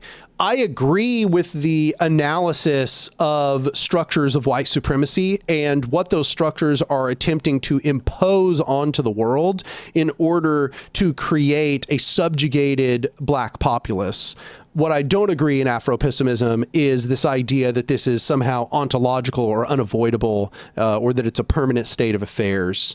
And so that's really where my disagreement lies. I don't think that this is a permanent fact of black existence. I think that this is contingent upon structures of white supremacy.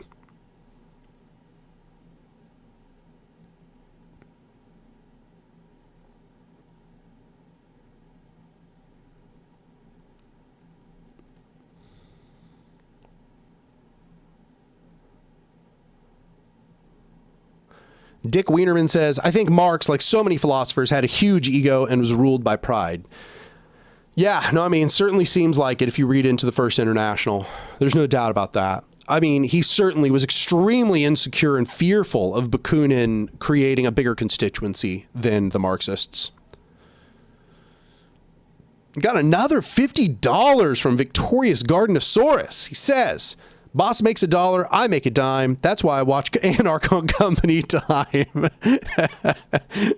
Awesome. You gotta love it. Gotta love it. I appreciate you so much. These live streams have been a way of me being able to make ends meet, and that's just so much because of y'all, like, you know, being so generous in your donations.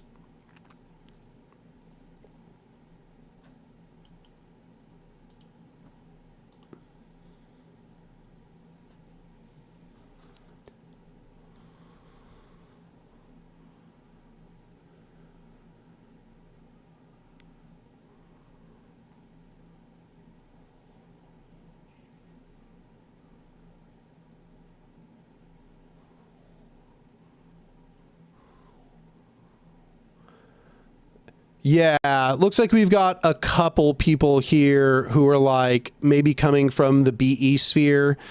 And I think JB is here in good faith. I don't necessarily agree with everything he's saying, but Live Bear just kind of appears to be a troll. Yeah, it seems like it. Literally just here to rage bait.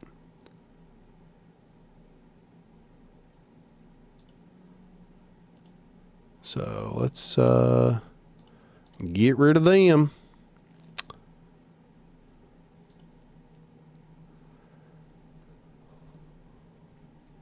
They're muted.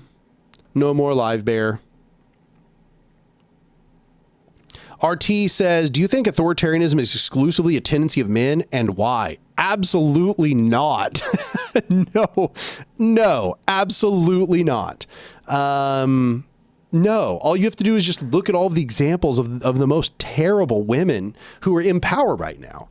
I mean, need I point to Dianne Feinstein and Nancy Pelosi and Hillary Clinton and Huma Abedin, and the list just goes on of really, truly Machiavellian, plotting, dominating women who, in every single way, have acquiesced to the hierarchical power structures of society and want nothing more than to just occupy those positions of authority and power to dominate others. There is nothing about being a woman which makes you inherently incapable of wielding the power of domination over other people. That would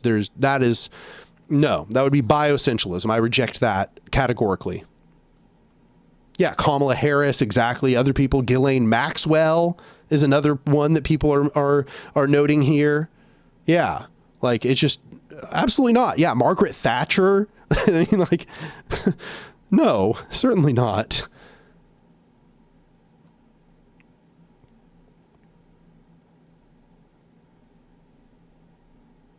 Yeah, or like there was many suffragettes who went on to become very fascist or like eugenicist.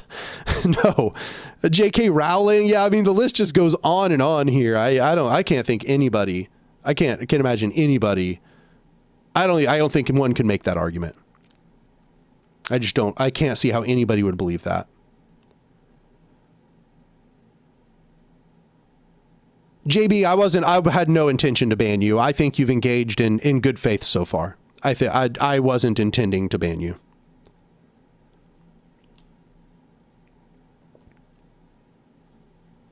You said, I'm not a BE fan, don't ban me. He mostly makes drama slop and is a grifter who doesn't seem to organize in the real world. He mostly has lazy critiques of anarchism. Okay, thank you for clarifying. I was not intending to ban you, by the way. I wouldn't ban anybody just because they were here from his echo chamber. It was just that Live Bear really just seemed to be trying to piss people off. And I've realized at this point that there's no reason to keep those people around. There really just isn't.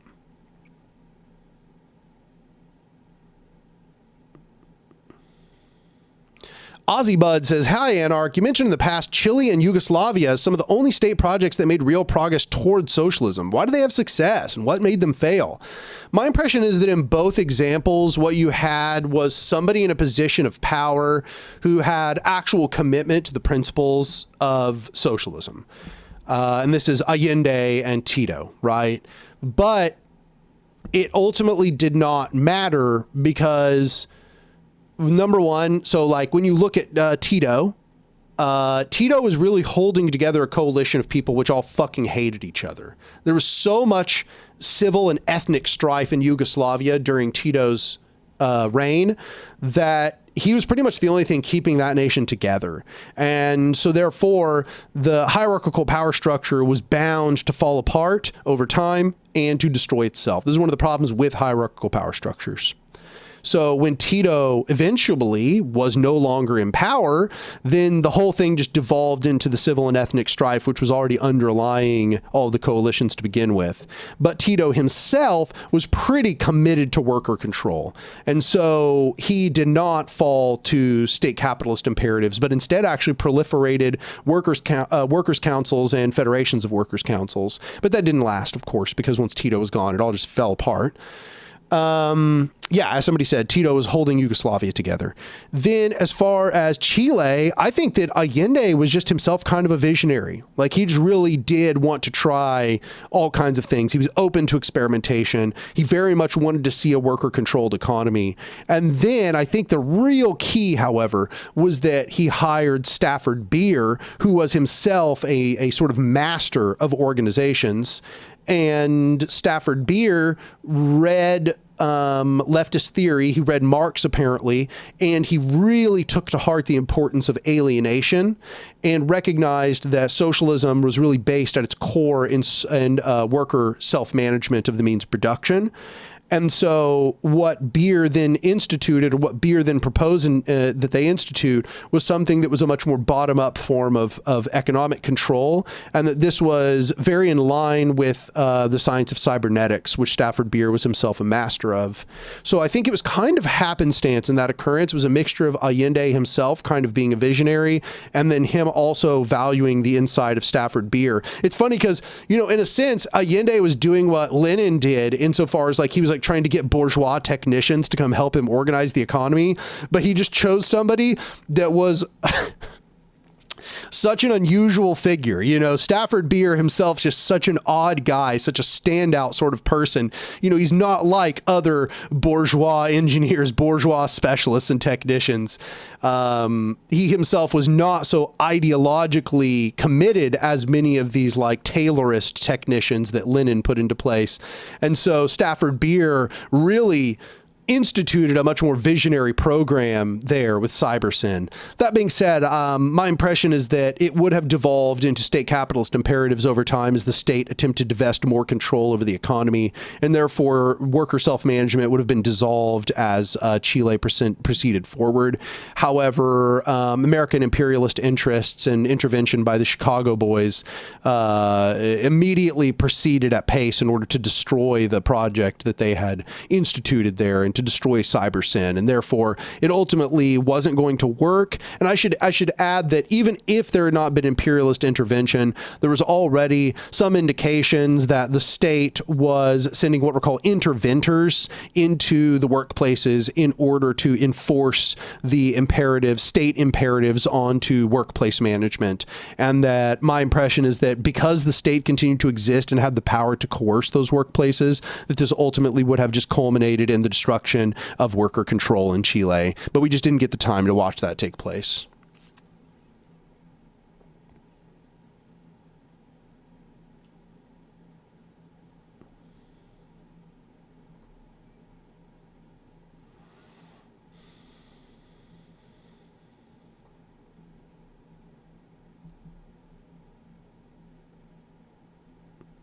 So there's just a lot of questions here in chat. Let's see here. NLH says, Anark, I missed the first half of the stream. Any update on the BE drama? Not as far as I can see, no. Got a $5 donation from Freestyle Skate. Said Black Flag Boricua by Kerwin Schaefer. Great book on anarchism in Puerto Rico for anyone interested in the Caribbean anarchist history. Cheers. Okay, I'll keep that in mind. Black Flag Boricua by Kerwin Schaefer. Bringing it up. There we go.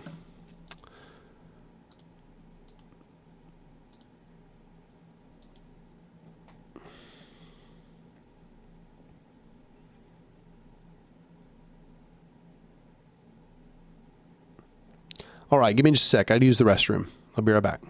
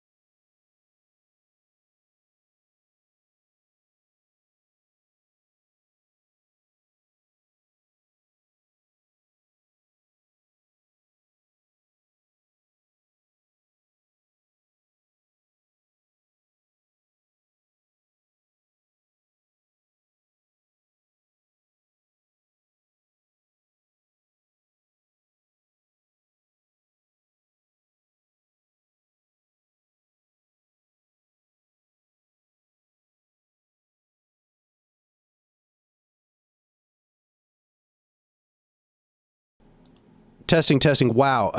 I've just been talking into a mic that doesn't. Okay. It's fixed. It's fixed. It's fixed. Yeah, sorry. Okay, I fixed it. Okay, we're going back. All I was saying, really, I was just kind of rambling about, oh, I'm back. I'm looking at the comments and all that. Okay, so here, He said, Maymar says, "Hi Daniel, what do you think of Louis Althusser and Antonio Gramsci?" So Althusser had some valuable things to say overall, but I got to say, I got a bone to pick with Althusser because he is the one that gave us this idea that there's like this like big split between early, middle, and late Marx, and that like late Marx like repudiated the ideas of early Marx, and this has led to a lot of people making out early Marx's like more like, I don't know, worker autonomy, worker power positions as being like positions that Marx abandoned or something. And I just do not agree with this. As somebody who's like read a significant amount of Marx, I do not think that this like split between early and late Marx is nearly as notable as Althusser has made it out to be. And for whatever reason, this has become almost like an article of faith among many Marxist scholars. And I just do not think that that is a good position. I disagree with it personally. As for Gramsci's an interesting guy. I mean, he changed a lot over the course of his life. He had a bunch of different viewpoints, but it's interesting because Gramscians themselves, when I meet somebody who describes himself as a Gramscian, they're almost always awesome. I get along with people who consider themselves Gramscians a lot. And I think it's because Gramscians are often the sorts that are very in support of like council communism. They tend to be people who are like, yeah, the workers should self-manage. They like believe in the self-management of the workers. And also they have a strong recognition of all of the passive ways that hegemony reproduces itself. So these tend to be people that have a recognition of how social structures reproduce themselves through cultural hegemony. And so I tend to get along with people who are Gramscians quite a bit. People who I find that Althusser really only tends to be popular like in academia. I really don't find like organizers ever talking about Althusser.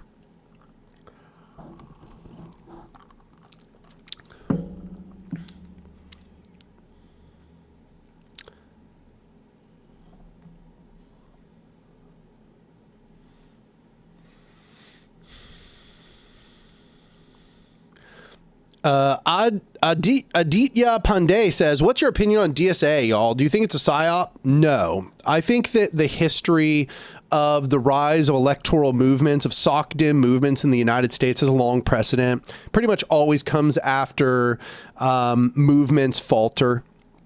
So this is something also you can see elsewhere in history in a bunch of different places.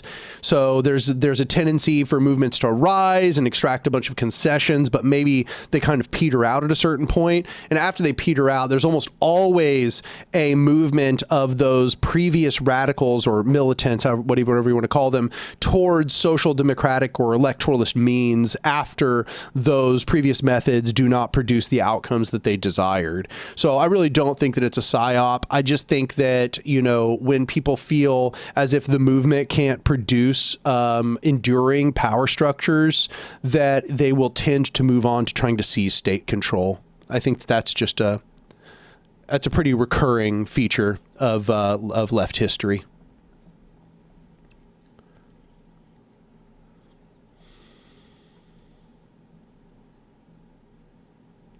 Aditya says, "The rise of DSA just feels so inorganic to me and very suspicious. Why would the establishment allow such candidates?" I don't think they really have allowed them. I mean, I think that if you really look at the history of it, they fought very, very hard against this. They're just not succeeding in fighting against it. You know, I think that the idea is that the establishment can rig, but it cannot fix, if you get what I'm saying. So it can rig, that is to say, can like tilt the board for elections, but it cannot literally determine the outcomes of the elections. So if there's enough popular support that is against them, they can't put their thumb on the scale hard enough to stop it. But if there's only a minor movement or a movement that only has like a slight majority support, then they can easily overwrite that slight majority through rigging, but they can't fix the elections, is what it appears to me.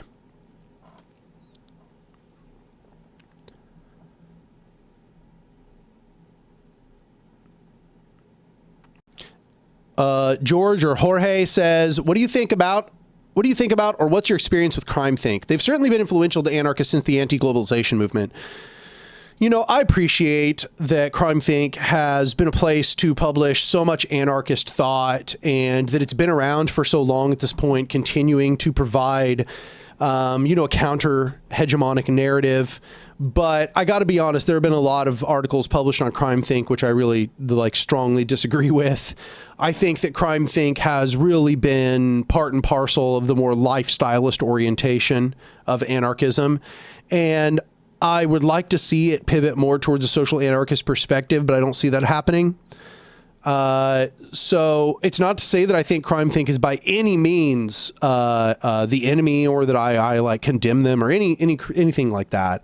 CrimeThink has produced a bunch of useful resources, and I think that they have good hearts and the best of intentions, and that they are good, committed radicals. I just think that they've published a bunch of articles which I find kind of insufferable, to be deadly honest.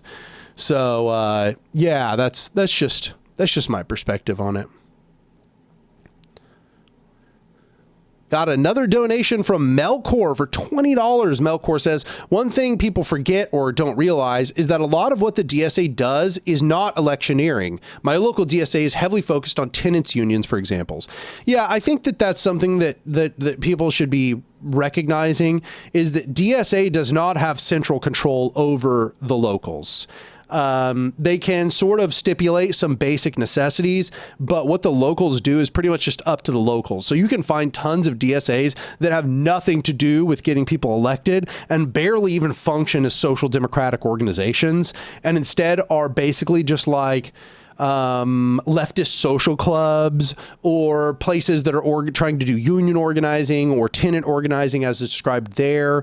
The DSA here in Tulsa, or Green Country DSA, focused on doing things like brake light clinics and some forms of basic mutual aid. So like, I would say you need to judge DSA locals on a case by case basis. In some places, DSA is the only leftist organization, and in that case, you're going to find that it tends to be more diverse, and it's going to tend to focus less on elections. In places where there's a more diverse leftist coalition, DSA will tend to orient itself towards a more social democratic orientation. So, you know, like a place like New York City or Los Angeles, you're going to find that DSA is more fulfilling its niche as a social democratic organization, because there's plenty of other organizations that fulfill all the other needs. But in places where the only leftist organization is DSA, it's typically not going to be focusing too much on elections. That's just my experience. So I would, yeah, I would say judge on a case-by-case basis as far as DSA goes. But in a general sense, if there are other options than DSA, people should probably join the more anarchist options if you're an anarchist.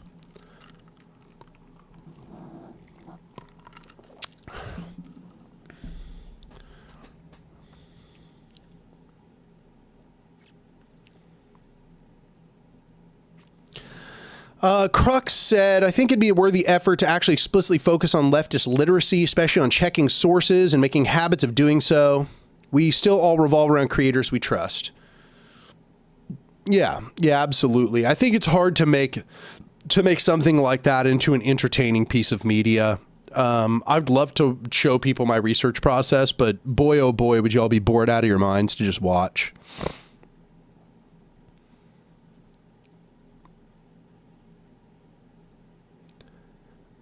I love Pedagogy of the Oppressed. I see people mentioning it. That's such a great book. That book was like candy to me. The whole thing was wonderful from the very beginning.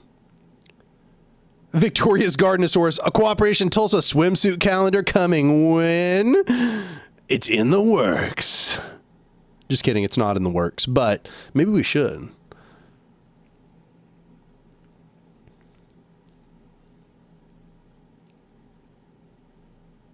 NLH says, Anark, do you think we should spread propaganda against democratic socialists when they inevitably fail to push people toward anarchism? I think we should point out why they fail. I think we should emphasize and discuss what has led to the failures of that DSA approach when it happens. But I don't know how much value that there is in just trying to tear down the DSA on a daily basis.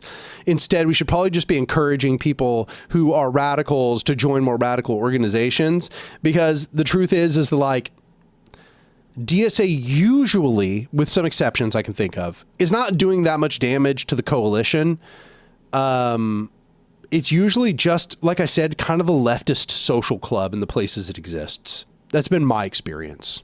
But when they're trying to run a bunch of these elections and they fail, or these elections fail to produce candidates that will enact radical change, or they endorse candidates that are not radical enough to do anything brave or progressive, yeah, we should be pointing out how that their method has failed. Absolutely.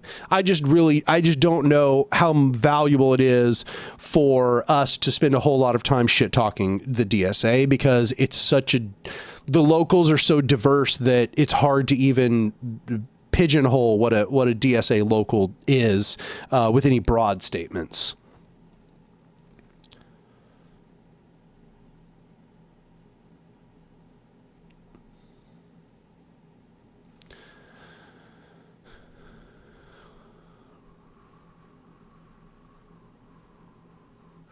Mike, working for Green, says, ironically, Bad Empanada made a fair history research methodology video once. Yeah, he did. That was back in the day. That was back when he didn't make slop. I remember I used to really like Bad Empanada's channel. It's really sad what he's become. Really is. He used to make way more high quality videos.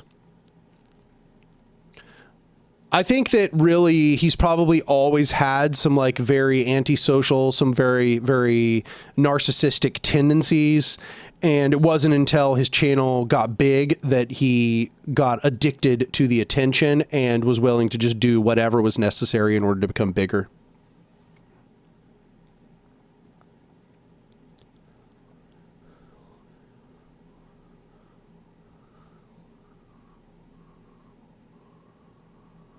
Flinner says, do you know of any friends or fellow organizers who went from anarchist to reactionary over the years? Transphobia and anti-woke activism really seems to rot a lot of people's brains. 100%. If not anarchist to reactionary, then like maybe at least some form of like sock dim to reactionary or dim sock to reactionary. I lost some friends. Oh, you say friends or fellow organizers. Yeah, no, I lost some friends over it. It's sad. Yeah, no, I don't talk to some of my friends now. Trump boiled some people's brains, and I can't trust them anymore, and I don't respect them anymore. It's really sad, to be honest. It really is. As far as organizers, no, I don't know any organizers who turn to that personally. Got a $10 from Zero Clout. They say, Lennon says states are an instrument of class domination. Anarchists define state as an instrument of class perpetuation. Do you see use of an IOCD being used against the bourgeois if it's not an IOCP? Okay, okay, here's the thing. States are instruments of class domination. And the problem is that they themselves will always produce a class of political dominators. So one of the problems of the Marxist analysis is that it is economically reductionist. It only considers the impacts of the economy are. It only considers what the orientation of the means of production and the social structures that are produced from those means of production. It only thinks about how those organize and reorganize society. Whereas the anarchist perspective recognizes that all these different forms of domination, and that is to include like political domination, such as, you know, power within the state or just general power of decision making in society over civil administration, that these all distort the relations of power in society and therefore create distinct classes of people with more or less power to dictate the decisions and implementation of things in society. So anarchists will generally agree that the state is a form of class domination, but that it also then therefore inevitably is a form of class perpetuation, because even if some former economic class is eliminated, if that economic role of that class is absorbed into the operators of the state, such as in state capitalism, then all you're going to get is a continuation of all the alienation of the masses from decision making, and therefore implementation of decisions that takes place under a previous political or economic paradigm, it should be said. So that is to say that you cannot create a state that actually works in the interests of the masses. The state will always work in the interests of the narrow group of dominators who make decisions which the masses must carry out. The only way, so like, okay, and then now let's abstract a little bit. Let's kind of jump back. Let's do a little bit of more theory here. So now what you have is some Marxists who would say, okay, all well and good, agreed. If you have a small class of political operators and administrators who make all of the decisions in society, then obviously, yes, it is the case that that will become itself a form, a political class, which will have control over economic affairs and therefore become a form of economic domination. And that's why we advocate a worker state as being the workers having direct control over society through federations of communes, for example, council communists. And what I would say is that is no longer a state in that situation. What defines the state is that it is a narrow group of administrators that have control over the civil functions of society, and that it is not controlled by the masses, but is instead a form of monopolization over decision-making over civil administration. So in that occasion, then I would just say that if you have the masses being able to make decisions about the implementation of civil administration in society, you have in fact eliminated the state in that process. That is the abolition of the state by nature. Yay! Molly became a friendo. Hi, Molly. It's so good to see you. I'm glad you tuned in. I love you so much. Molly K. Divine. That's my partner right there. You should go subscribe to her YouTube channel. Go on YouTube, go over to the search box and type in Molly Kaye Divine, Devine, and go subscribe to her channel. Let me do my partner a favor and transfer a bunch of my subscribers over to her. Give her a bunch of anarchist subscribers on her music channel so that she can, get a boost on YouTube for her music, because Molly is a professional musician. That's how she makes like all of her money. She travels around and plays gigs and all of that. And yeah, help her out. Go give her some subscribers right now. Go over to her channel. I'll go do it myself. I'll bring up her channel. I'm going to link it in chat. Also, she's so beautiful. Jesus Christ. How she be looking like that? That's just crazy. That's crazy. How she be looking like that? Yeah, I'm linking the channel. There you go, everybody.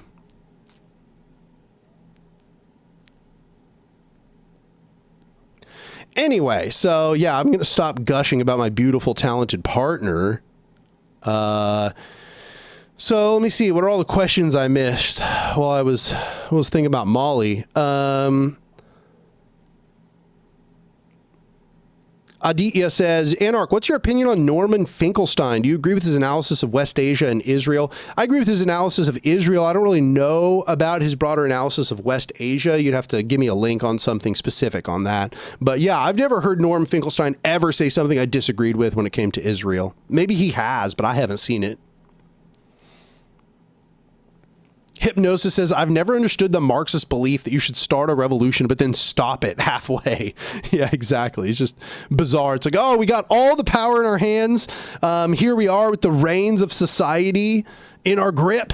Now let's just stop here. We're good. Let's do capitalism. Yeah, wow.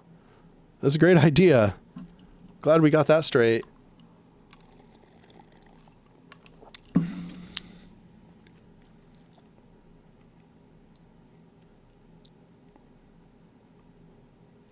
Zoltar says, can we not label people we don't like as narcissists? Narcissists are just like people with a disorder. We shouldn't just equate them with evil. I don't. And I'm actually not here. That's not what I'm saying. I said narcissistic tendencies, and I said that on purpose. I didn't say he was one. I do maybe suspect that he is, but no, he has narcissistic tendencies. This is what I said. I said that. I phrased that very particularly.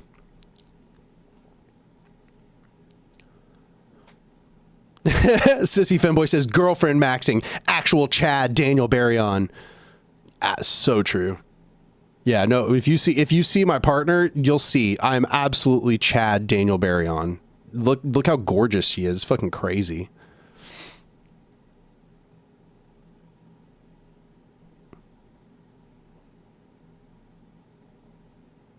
Flinner says, is someone who describes themselves as a LaRoucheite almost certainly a fascist? Yeah. Yeah, pretty much. I mean, damn. Usually people who are LaRoucheites wouldn't describe themselves that way, because as soon as you start to dig, you would realize who they are. The fact that they would consciously describe themselves as being advocates of Lyndon LaRouche is a really bad sign. Very, very bad sign. That person, that should be red flags and ringing alarm bells if somebody describes themselves that way. Kazar Yeen says, maybe to emphasize selfishness rather than narcissistic tendencies. No, I'm getting to some specific things. For example, a poor sense of self or a very low self-esteem, which manifests in an outward-facing desire to be admired or respected. I'm talking about somebody who receives narcissistic wounds when they are disproved, or when they feel like their reputation has been harmed and therefore lash out in abusive ways. I'm referring to some specific tendencies. This is not a euphemistic or generalized statement.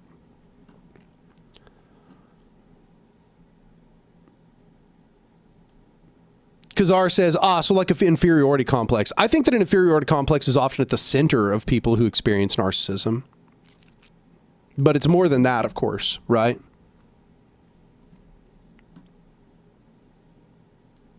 Drums of Rolling Thunder says, where do we find the timestamp for a clip from the live? I'm not sure I understand what you mean, but I think if you're just asking, how do you know what the timestamp is? It should just be what is there on the timeline on the clip. Like if you just scroll over the timeline or the, playback line there, on the video, it should just tell you what the current time is. Crux says, I'm noticing there's a distinct lack of AI slop and sex appeal on your channel. When are you going to rectify this neglect towards your audience? So true. I just need to unbutton the shirt a little bit more. Here, there we go. And take one more button down. Here we go. Does this help? Is this helping the sex appeal? Oh yeah. I got to tell you, it is actually hot enough in here where I feel like this is justified, because it is boiling in this apartment right now. Oh yeah. Oh. Oof. Yeah, sorry, I just need to stretch. Oh. Oh yeah. Oh. Oh yeah. Oh. Oh. Oh, sorry, I just had to stretch. Did that help?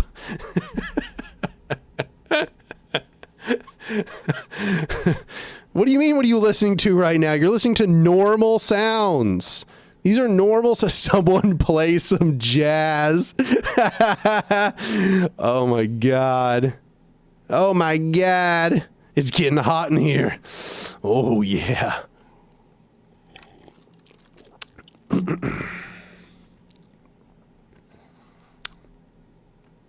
I love how now I was like going to scroll back up to see the comments, and all the comments are about that now. Phenomenal. This is the true anarchist revolution. Anark OnlyFans coming soon. Yep. You just wait. Keep an eye out. We found our Hassan. Alexandra, bro, my girlfriend is in the room. I'm sorry about that. You're going to have to become polyamorous. Zolthar, the origins of the co-op Tulsa swimwear calendar, truly. Booty broth, brother, I have you playing through a speaker while I deliver mail. Everyone hears you grunting and moaning. Well, you're welcome. Damn, I mean, send me money, I guess. Maymar says, hello again, Daniel. What do you think of council communism of Anton Pannekoek? I was really just blown away when I read a bunch of Pannekoek, or I don't know how you say his name. I was blown away. I felt like I was just reading an anarcho-syndicalist, and it was kind of annoying because I was like, why did this dude write a polemic against anarchism when he's basically an anarcho-syndicalist? And I liked it. I mean, I liked everything I read by Pannekoek. I thought he was pretty great, to be honest. But sorry, somebody said Anton Pancake. It's actually Tony Pancakes. His name is Tony Pancakes, y'all. That's the best part about it. Tony Pancakes. Panicuck. Okay, I did not mean that. I actually like him. I do not see him that way. Tony Pancakes. Tony Pancakes. That's the best council comm if you ask me. Way of the Wandering Warrior says, sorry if this is redundant, but I'd be interested in more info on Cooperation Tulsa, what y'all do, and if there are any opportunities to help out. Well, I did a video about Cooperation Tulsa. I would love if you would go watch it. It's called Land, Food, and Freedom, Building Power Outside the State. I'm going to link it here in the chat. Please go watch. It's a video that I did just kind of giving a review of last year. So that will give you an idea of what Cooperation Tulsa does. And if you're here in Tulsa, then you should get plugged in. Send a DM to any of our accounts, to our Twitter, to our Facebook, to our Instagram. Instagram is probably the best place to get a hold of us.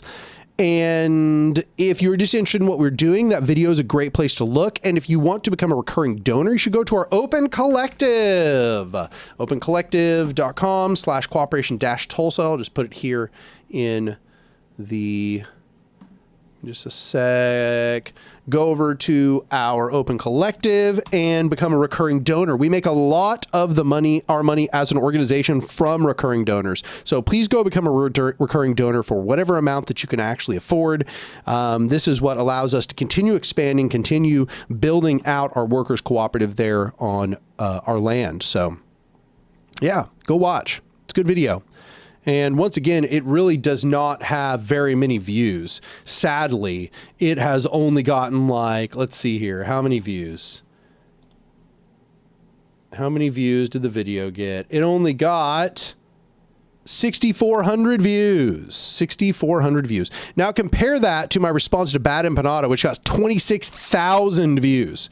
Okay, you want to know why people make so much drama slop content, which I'm not saying what I did was slop, but you want to know why so many people do so much fucking drama content? It's because when you do a video that is like substantive about work that your revolutionary organization is doing, you get fucking 6,400 views. And when you do a video where all you do is criticize popular YouTubers and just talk about theory, you get 26,000 in a week. Okay. I published that video about Cooperation Tulsa back on January 9th. Okay. January 9th, y'all. January 9th. It has been months since then. Months. January 9th, we're talking about. And it has only received, in that period of time, 6,400 views. The Bad Empanada Socialist for All or Socialism for All response video was on August 7th. That means there's only been 1 week and it has already received 26,000 views. Just, my God. My God. This is why that so many of your favorite creators fall to making slop videos. It really is. It really is. It's very, very tempting. And I'm not doing it. But by God, is it tempting. Did S4A respond? I assume that he wouldn't be able to respond in short order, because if S4A did a response, he'd probably do a well-considered response. I think that S4A is a smart guy, and if he's going to do a response, he's going to think it through. But truthfully, if I were him, I'd probably just let it lie. Not because like I don't think that maybe he would have a response, but because going back and forth is not really fun, you know? I mean, I guess it is if you love drama, but if I were him, I wouldn't do a response. I'd be done with it. Like, I'm not going to do a response to Bad Empanada, for example.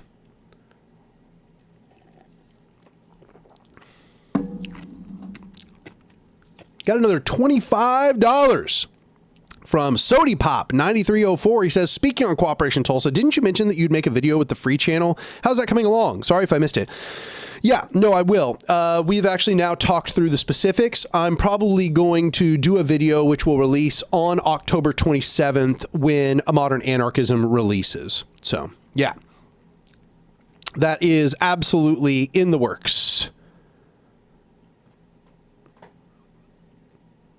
Hypnosis says, I do like S4A. I mean, I strongly disagree with a lot of his positions, but his videos are pretty good. Yeah, I mean, I just want to say that even though S4A starts his video being like, I don't like Anark because we got into an argument on Twitter, I don't even remember the argument. I don't care about the argument. I'm sure I just said things that I said in that video and he didn't like it. But his response was like substantive. I wasn't angry at anything he had to say. I liked his response, and I didn't find myself being upset. I find myself just being like, well, I disagree, and here's why, you know, and I was kind of writing out my responses. I think that he's a smart guy, and I understand how he came to his positions. I just disagree with his positions, and I explain why in the video.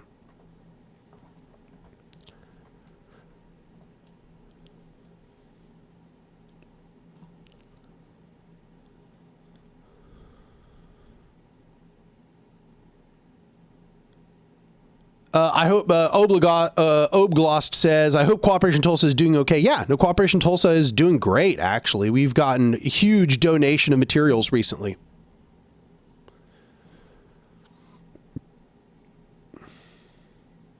Crux says, S4A is good, but my main problem is the lack of sex appeal and AI slop. This is why I still watch you. Okay, well, there's no AI slop here.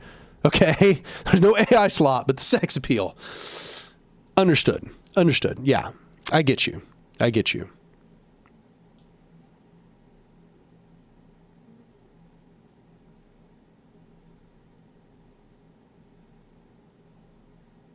AI slop is a meme. Yeah, yeah, exactly.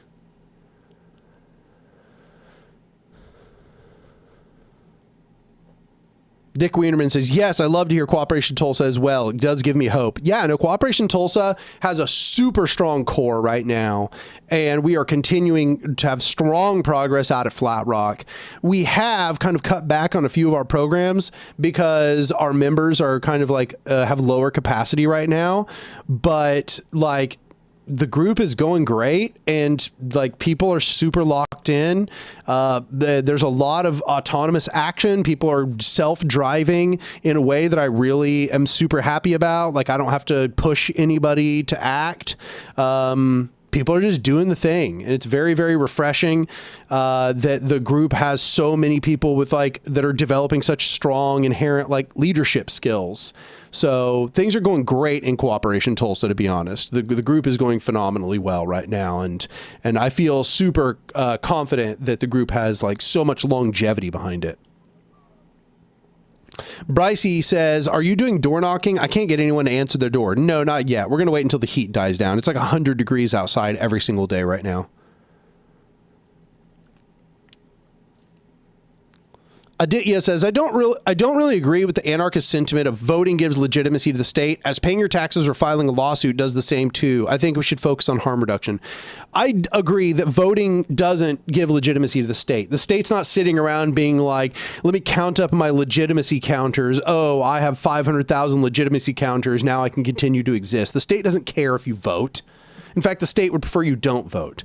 But what I do think is that when people focus too much of their praxis or too much of their minds on how they want to change society on voting, that this is a severely deflationary perspective, and that it leads to people not doing serious work that might actually change the conditions of society, and instead focusing their minds entirely on who they're going to vote for. And I think that this is a very negative thing. When the more time people spend worrying their minds about who they're going to vote for, and who's running against who, and what some particular figure said in the news, that shit is a waste of time and effort that their mind should be spent completely on the actions that are going to change society and building out revolutionary consciousness and building out the social structures that are going to build out the institutional structures which are going to outlast the current administration and outlast the current people who are elected. That is the key. That's all that really matters.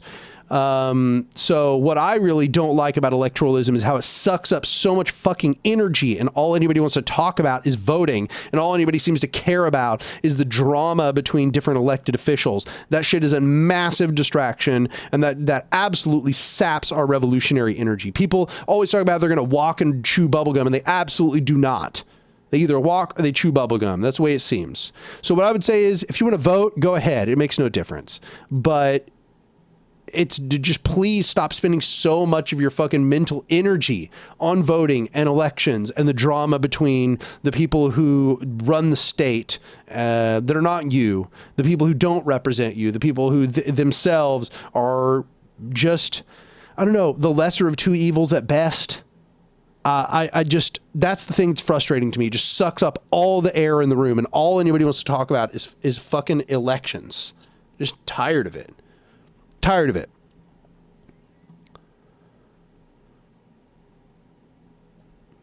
By Furious says, is it possible that the engagement from the other creators' fan base has something to do with why the algorithm likes drama response slop? Yeah, absolutely. That's part of it.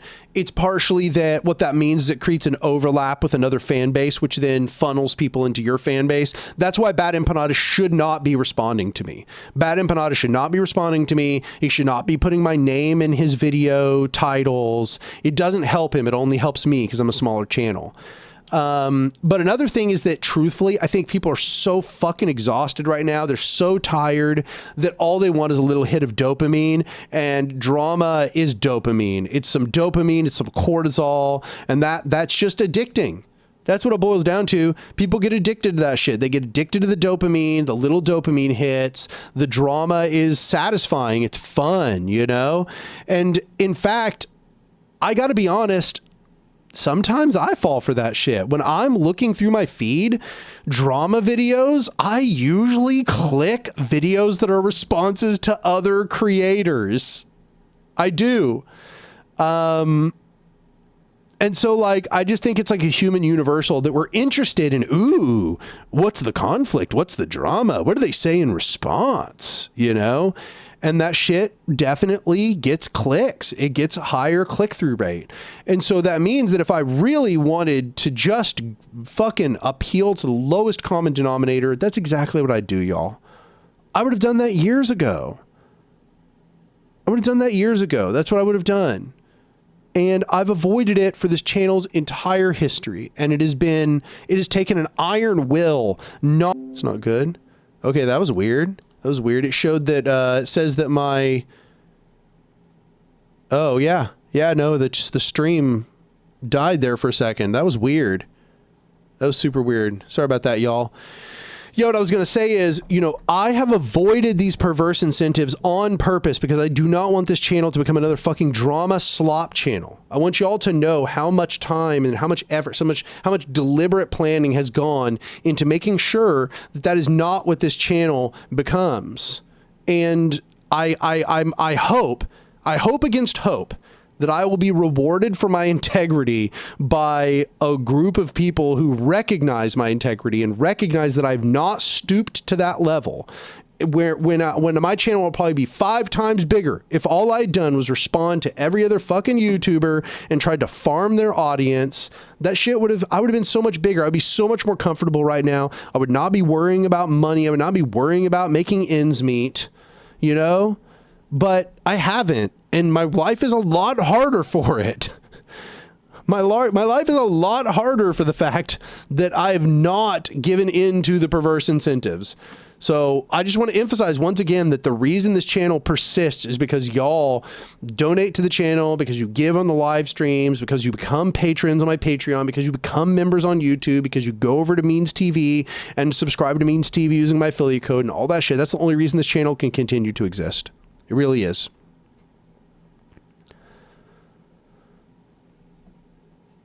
Hill Conrad says, how did you guys afford the community garden? It was donated to us, actually. So the first thing that we did was during the George Floyd uprisings, we began building community gardens at historically black churches in Greenwood, in the Greenwood district. So I don't know if anybody remembers, but you know, the Greenwood Massacre, Black Wall Street's destruction was actually here in Tulsa, Oklahoma. Well, there's still a strong remnant of a black movement, of a black sort of autonomy movement. And so during the George Floyd uprisings, we went and built gardens at 2 black churches. And after the first one, somebody reached out to us, a woman named Mary Odom, and she said, I love the work that you've been doing there. And if I donated you 2.5 acres of land, would you continue doing that work, but on the land? And we said, absolutely. and we created a 501c3 that could act as the sort of collective owner of the land so that no one of us owned it. And so we as an organization now collectively own 2.5 acres of land that we call Flat Rock. And where have we gotten the money that we then, where have we gotten the money? From small donors, from a bunch of recurring small donors, from people like you. So just add that up, and it turns out that that is our income stream, basically. A bunch of small donors through Open Collective. So if you want to help us continue developing the land out of Flat Rock, please become a recurring donor on our Open Collective.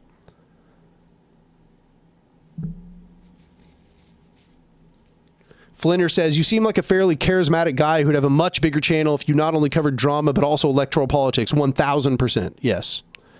Yes, I am in every way consciously squandering the opportunities that I have. This channel could be so much bigger, y'all. If I just sold out, this channel would be so much bigger. Really.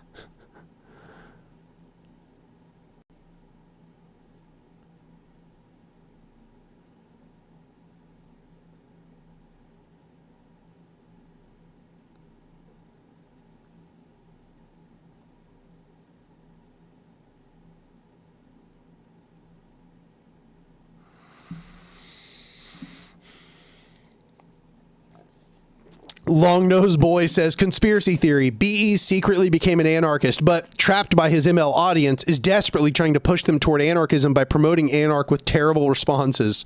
Yeah, I like that. That's a good one. That's what I'm going to push now.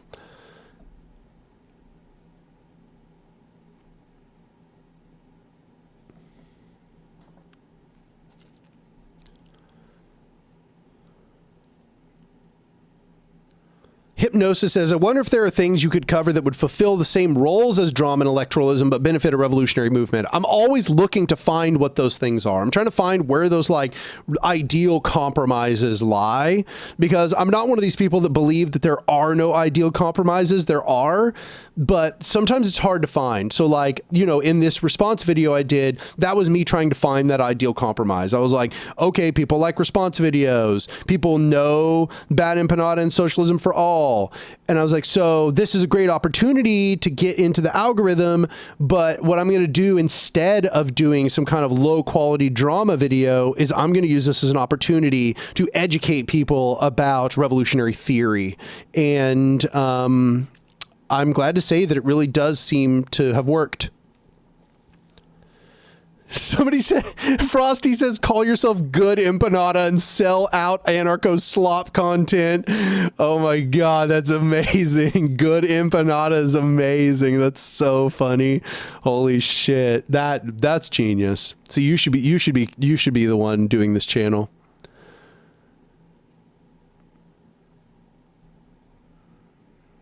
Timothy Karsich says that, will there be a book tour for modern anarchism? Unfortunately, I cannot afford to fund a book tour.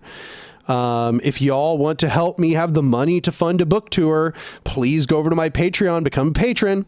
Once again, you know, because I know that I've maintained my integrity on this channel, not selling out to all the perverse incentives, I do not mind trying to get you all to become patrons, because I know that that is the only way that I can survive while maintaining my integrity, y'all. Like, that is the only way I can survive while maintaining my integrity. So like, I have no problem trying to get y'all to become patrons. Please go become patrons. If my Patreon gets big enough, eventually I could afford to go fly around and do podcast interviews and stuff like that. It's just right now, I basically live paycheck to paycheck. And so I really appreciate all of you who become patrons. Flinner says, well, no, Anark is down bad and has decided to sell out if he's telling people to vote Democrat in 2 years. Yeah, damn. I'd be really down bad if I was doing that. Damn, that would have been pretty bad. My whole life would have fucking fallen apart by that point, probably. Victorious Gardenosaurus says, best I can do is let you borrow the family horse, comrade. Hell yeah. Take that family horse and go on a tour all around the United States. That'd be amazing. Yeah. Anarcho-sloppulist. Yeah. Hypnosis says, you need a research collective to brainstorm up ideas for the channel. I finally have some people who are doing some like first primary research on a bunch of things. So we'll probably have some liberation and action videos coming up in not too terribly long.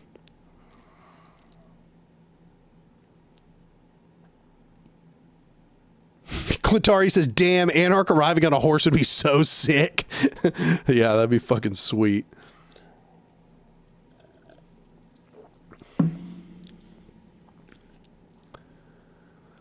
Aditya says, do you believe celebrity worship culture is against anarchist values? Yeah, I mean, worshiping celebrities is absolutely against anarchist values, but I don't think it's bad when people like enjoy particular artists or just love particular music. Like being a fan isn't bad.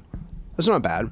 It's when you turn that person into some kind of like holy figure that you're like obsessed with them and you just pay attention to every detail of their life and you defend everything they do and you pay attention to every word they speak and parrot all their opinions, and that's not good.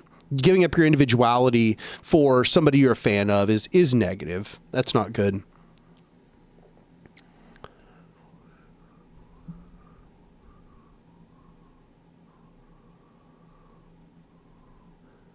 Louis Martinez Paz says, hi, Anark. Just figured I should sub after looking at some of your content pushing back against MLs. Thank you for what you do. Signed, a decolonial philosophy student. That's awesome. Super glad to have you here.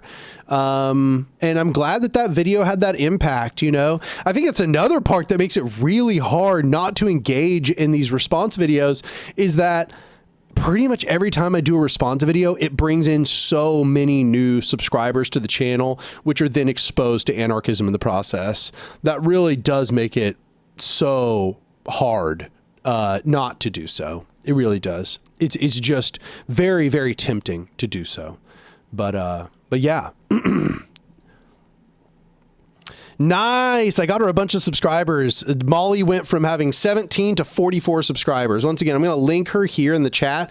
Go subscribe to my partner, Molly Devine's YouTube channel. Go click that link right there and just subscribe. Just subscribe. She's very, very talented and beautiful. Don't you want to see her being talented and beautiful? Talented and beautiful? Yeah, you do. You want to see her being talented and beautiful. And as Sissy Femboy says, Dan is not a god. He's a sex symbol. And that's exactly right. It's exactly right. I'm a sex symbol, so you should listen to what I say.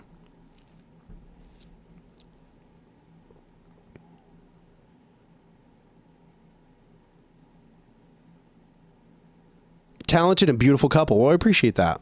We love each other very, very much. Crux says, I hate talent and beauty. That's why I'm here. Oh, fuck. So you're saying that I'm untalented and ugly? Damn. Okay. Gotcha. Maymar says, do you think William Godwin or Proudhon set out the main foundations of anarchism? Certainly Proudhon. Yeah.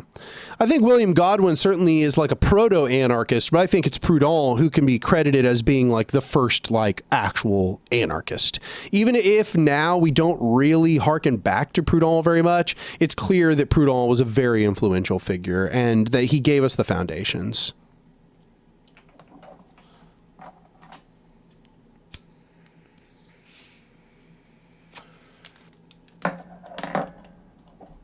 What was that? I don't know what that was. That was crazy.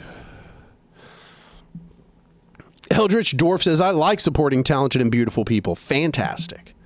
Fantastic. Glad you're here.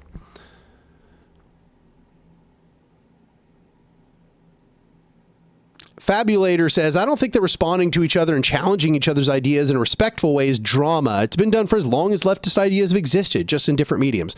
Yeah, that's fair. That's fair. And that's part of why that in this response to BE and S4A that I didn't just do some fucking slop, that I actually was just like, no, I'm going to lay out my arguments in meticulous depth.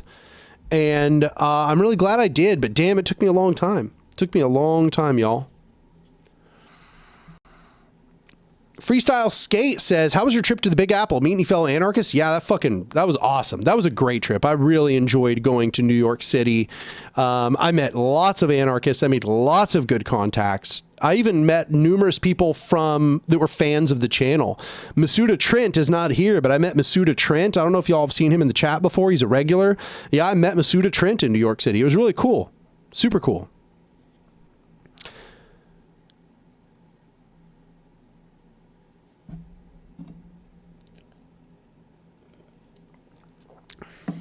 I wonder if I can show y'all Murray right now.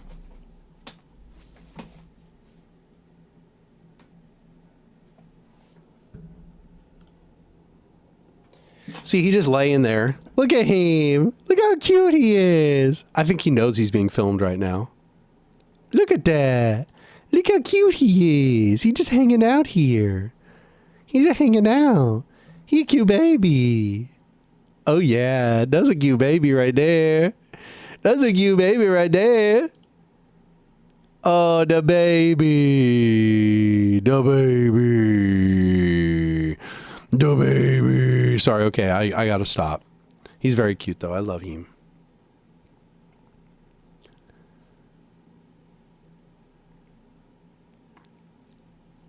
Oh, the baby. The baby. Yeah, he said, I don't trust him. You should trust him.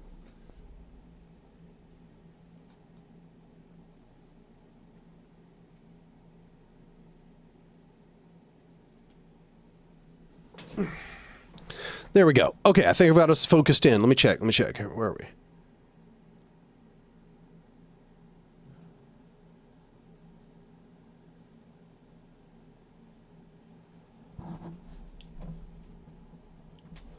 Oh yeah, we're focused in. We're back. We're back. Don't worry about that. We're good.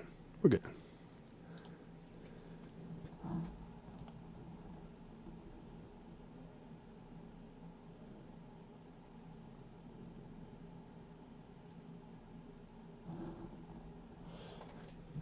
Okay, boom. We're back to where we started. But I had to show you him being adorable.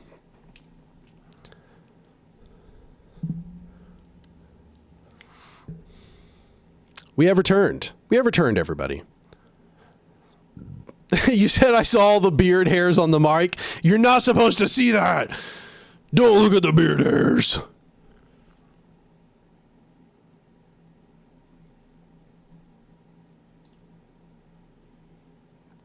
It's so funny. I feel like Murray knows that I just showed him on camera. I feel like he knows that that's what just happened. There we go.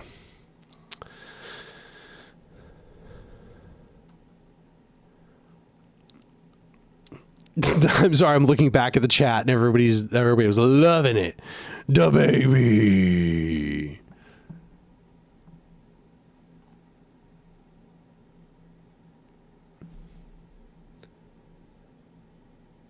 Knowledge and Defense says, what do you think about Bordiga saying that sock Dems are more counter-revolutionary than fascism by co-opting the proletarian movement, famously saying anti-fascist is the worst product of fascism?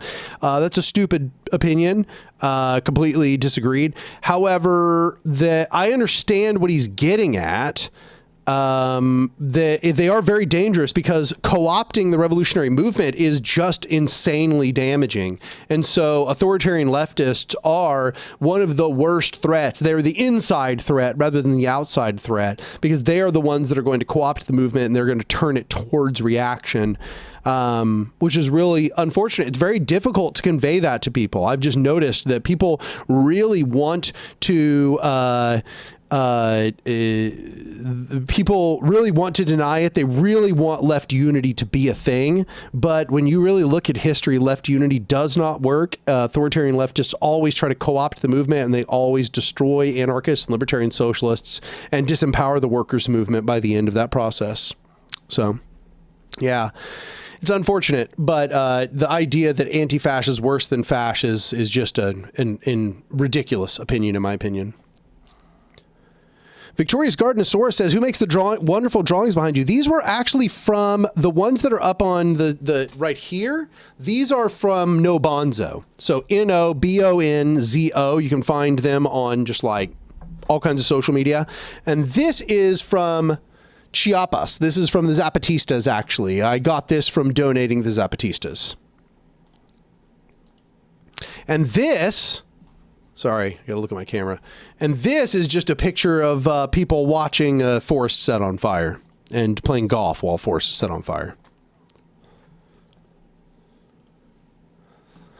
Got a donation of $20 from Capital Capital Decolonization, but no comment. Well, I appreciate you. I appreciate $20. That's great. That's phenomenal. I appreciate your generosity.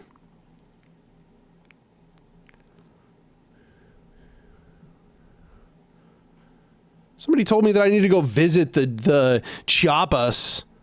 Visit the liberated territories. Oh, no, you need to go visit. I was about to say, I don't got the money for that, y'all. I do not got the money for that. I don't know what kind of money you think I got here. I do not got that kind of money. Crux says, I donated nothing. Do you also appreciate me? Yeah, actually. No, I appreciate you being here and commenting and talking in chat. Knowledge and Defense says, by anti-fascism, he means in the sense of a united front.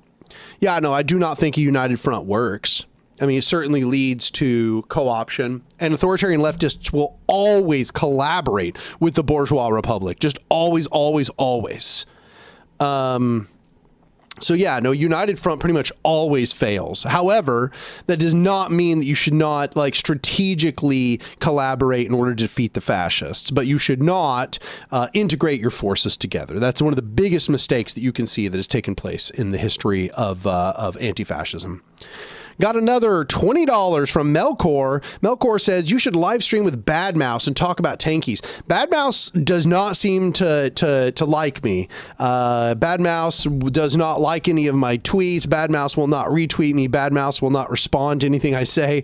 I think it's because when Bad Mouse turned authoritarian leftist, I said that I felt as if Bad Mouse was like untrustworthy. So maybe Bad Mouse is just upset at me for having judged him for turning from an anarchist to an authoritarian leftist, and he's still pissed at me for that. I don't know, but he doesn't seem to want to connect himself to me at all. So I suppose I mean, I don't want to make some big thing of it all, y'all. People are like responding like, what? No, I don't know. I have no idea. I'm just reading into it.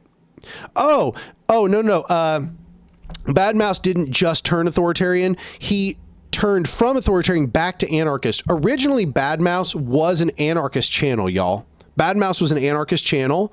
Then he became an anarchist channel.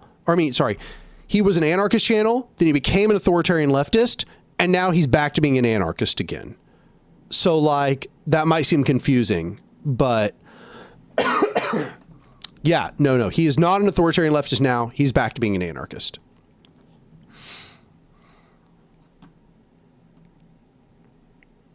At some point, he was an ANCAP. I didn't even know that.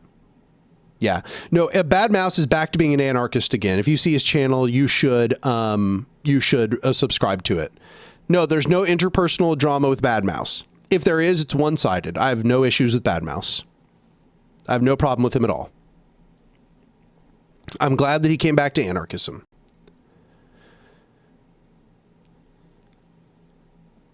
No, P-Rose, I did not watch one battle after another. I kind of heard a lot of negative things about it, so I did not watch it.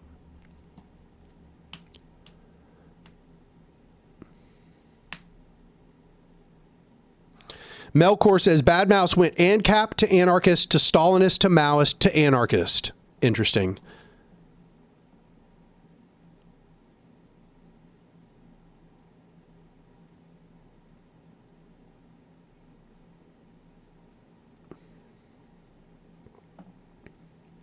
Flinner says, I feel like the average person is less prone to fascism and ethnic nationalism than they were 100 years ago, but because we're so atomized and there's no mass movement, we're losing. Do you agree? Yeah, I would pretty much agree. Yeah.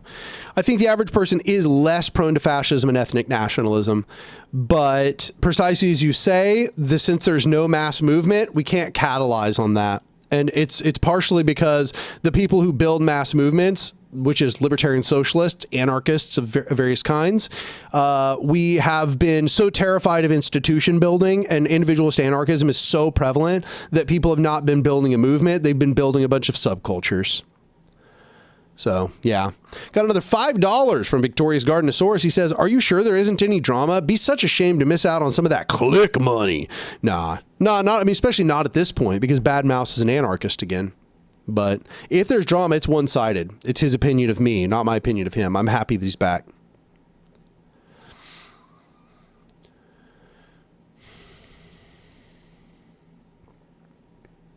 Aditya says, didn't FD Signifier gain a lot of attention for betraying Palestine, or did I fall for propaganda? I really do not think that's a fair characterization of FD. I do not think that he betrayed Palestine at any point.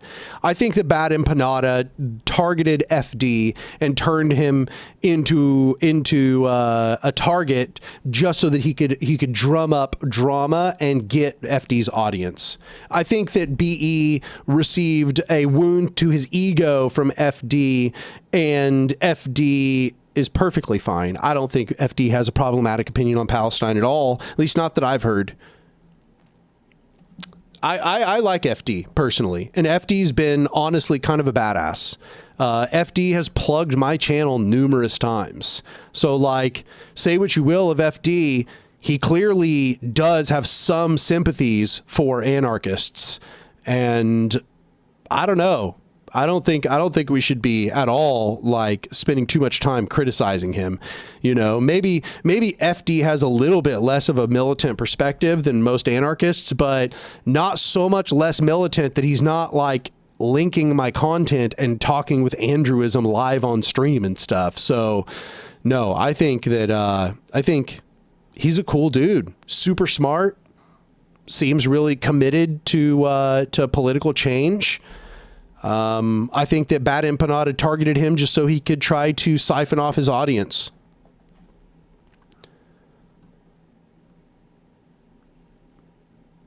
White T Userall says, as far as you're concerned, Bad Mouse appears to greatly dislike your views on social versus individualist anarchism, liking of Bookchin, and his, to him, belligerent lifestylist rhetoric. Oh, okay, well, that's too bad, but I believe those things, so I'd be happy to have a conversation with him about it, but I don't think that those are fair criticisms. I understand he might have those disagreements, but that is, in my opinion, not a reasonable position to have.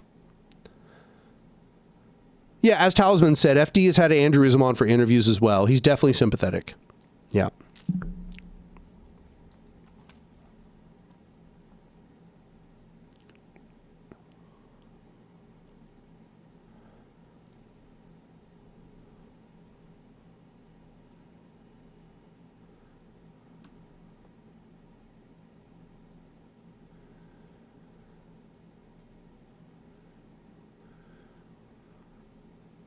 Yeah, I mean, some people have mentioned that we need more like anarchist edit channels. I just want to be clear that if you want to create a channel where you just like clip all of my live streams and just make a bunch of shorts out of my live streams, I fully support that. And you do not need my permission, and I will never copyright strike you. In fact, that's how a lot of big channels with no merit got big. Like Clavicular, he got big by paying a bunch of clippers to go clip his live streams, and then that like inflates his importance in the algorithm. And so it doesn't matter how much you hate Clavicular, because if you talk about him, that helps him. Likewise, if you all want to go just clip my shit and just like make a ton of shorts and stuff out of it, and you make money off of that, great. Enjoy it. You can keep that money, because ultimately that will help the channel grow and it will boost the channel in the algorithm. You have my blessing to go create an Anark clip channel and just go wild with that shit. Have fun.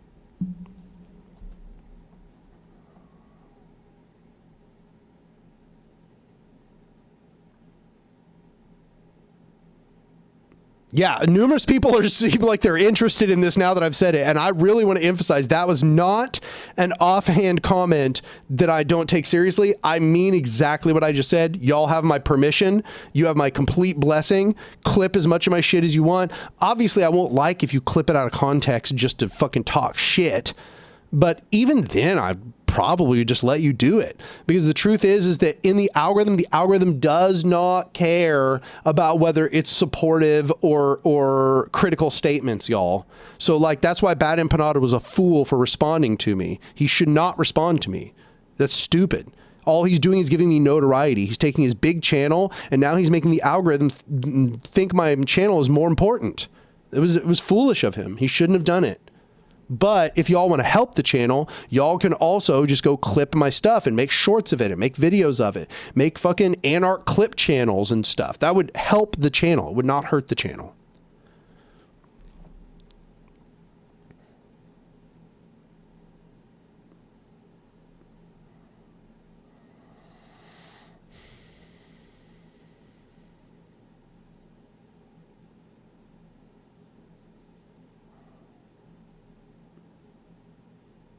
I need Dick Wienerman. Anarchist clip channel. I'll think about that. We need more aura and hype moments, though. Sorry, I guess I just need to like unbutton my shirt more and flex my muscles, huh?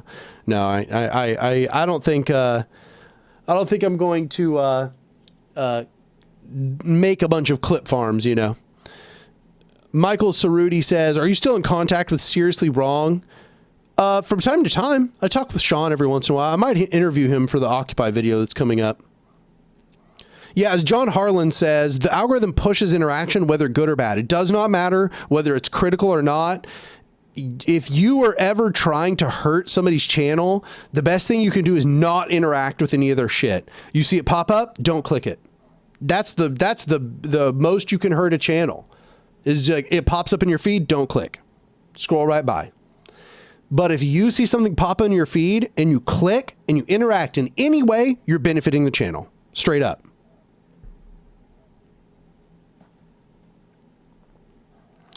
Drums of Rolling Thunder says, I was on Second Thought's channel, saw Anark as my first intro to anarchism, and it was the On Authority is Trash video. And I said, if Second Thought was taught me anything, I'll be able to parse the bullshit. Then I heard Anark's argument and holy, I was saved. Yeah, no, On Authority, God, that's one of the worst political essays ever written. It's so clear that he was just upset that Carlo Caffiero abandoned Marxism. He's just, the whole thing is cope and rage bait. It is just him having an angry meltdown for the short essay's length. One of the most immature things ever written in the history of political theory.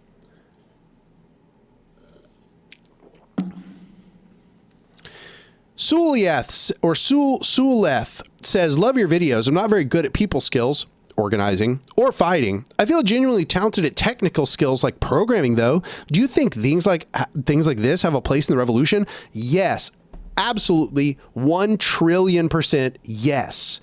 Those skills can be contributed to all kinds of organizations. You said, I can't, I don't have a skill in organizing or fighting or whatever. Those skills to develop software and to develop tools and to program, groups need those.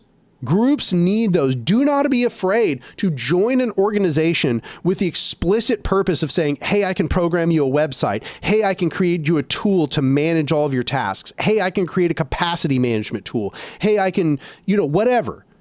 Come to them with the explicit recognition. Tell them that you're there to provide, those skills. And I swear to you, so many organizations will be happy to have you. Cooperation Tulsa would be so happy to have somebody who came in just killer at software development. And the people we have that are good at it have already provided so much value to Cooperation Tulsa.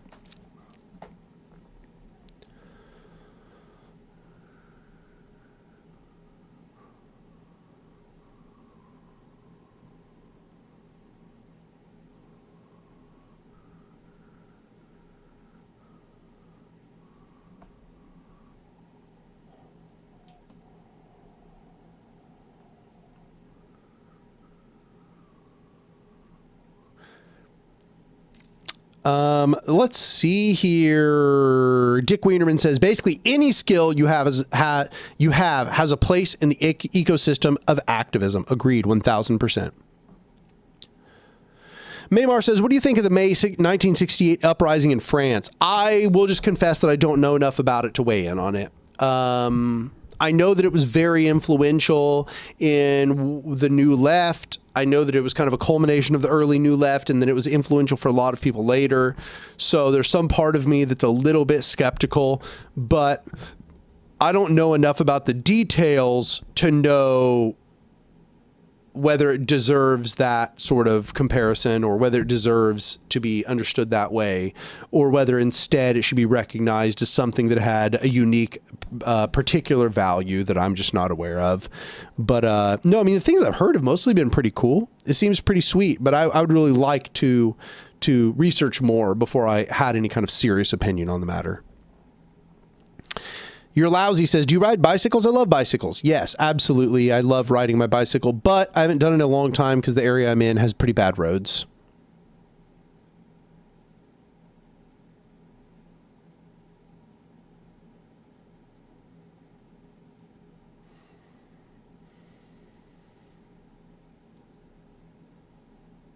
By Fury says, I think I found your video after I started watching Andrewism. I don't remember if he pushed me to your channel or if it was the algorithm. Not sure.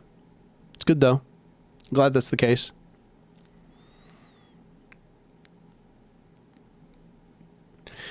Destructor says, I'm an artist and I've been feeling anxious for months as I'm extremely busy and burned out, yet I still feel like I don't do enough. Recently, I've been thinking that art might be enough. I'm not sure if you meant art might be enough or art might not be enough. I'm not sure.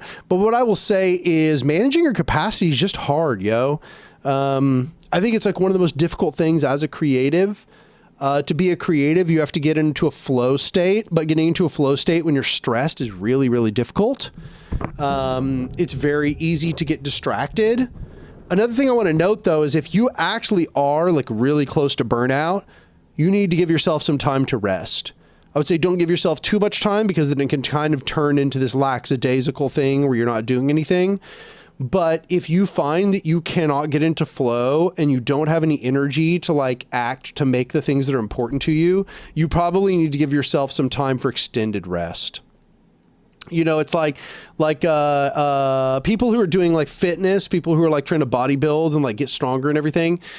When, you know, there's this period of time where when you're working out every single time, you are lifting more, adding reps, lifting more, and you're getting stronger and stronger and stronger. And then eventually you hit a plateau. And what they recommend is when you hit that plateau, it's not to work harder. It's actually to rest. They say that you should take a period of extended rest when you hit that point, when you hit that plateau. You should maybe take a week or 2 weeks rest. And what I would recommend is if you are in this place where you feel as if your capacity has diminished and you don't have any like artistic feeling and there's no creativity inside of you, you need to rest. You need to rest. It's very important. Give yourself some time to chill and then come back. Don't rest for too long, because obviously that can kind of turn into this thing where you don't do anything. But give yourself a little bit of time to recuperate. It's important. Got $10 from Sam. Sam says, be right back. Quitting my civil service job to profit from monetizing clips from this channel. What a brilliant way to do nothing. Anark successfully creating an economy unto himself over there. Literally, bro, I just want you to know you have my full fucking support. You have my full support. Go right for it. Just get it. Get it, my friend. Yeah.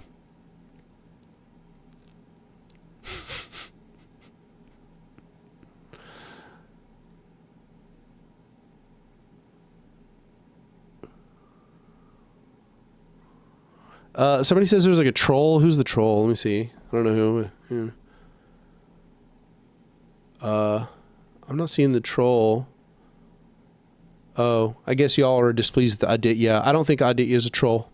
I disagree.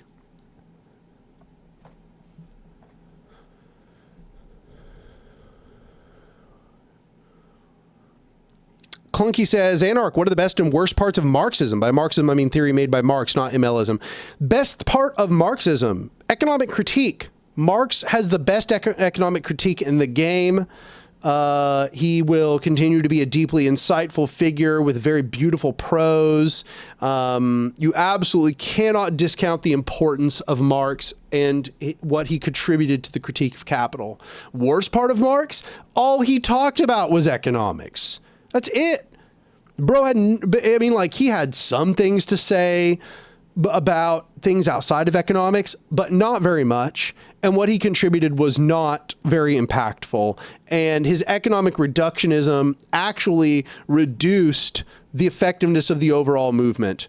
So I just want to say that Marxism is great as economic critique, but that's all it amounts to. And it should not be taken as a complete social theory, that Marxism is mostly an economic critique, and that it does indeed, it has the layers of something that's outside of an economic critique, but that it is not sufficient outside of that. And that if you want something that is beyond an economic critique, that's what anarchism is for. Got another donation from Smitty BLT for $5. He said, any chance of collaboration with Champagne Anarchism? Yeah, I'd be down for that. I'd be down for that. I haven't talked with him, but I'd be super down to collaborate with him. I'm not sure what we'd collaborate with collaborate on, but it'd be great. Achilles Run says, shit, I might make an Anark clip channel or like make MOG edits of Anark. You go right ahead. Go right ahead. Once again, I just want to be clear that I am not joking. I fully support y'all making clip channels. Once again, there's people who just want to become arbitrarily boosted in the algorithm, literally pay people to clip chimp their channel. So like, if you're going to do it for free, please keep the fucking money. Keep the money. That's great. I don't have the money to pay you, so take whatever money you get from ads.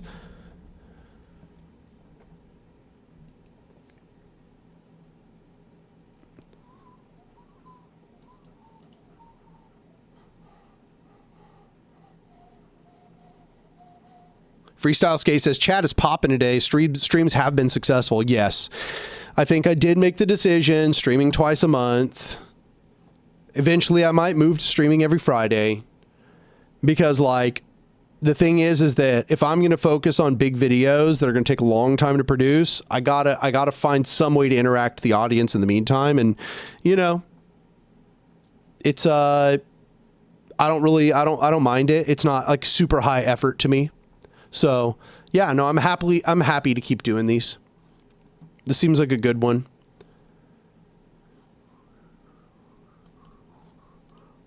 This seems like a good way to engage with the audience in the meantime. Daily Anark stream? No, y'all, that is a whole other path. That'd be a different Anark. A different Anark. Oh, Smitty BLT, is he also named Daniel? Nice. Yeah, I know we have to collaborate then.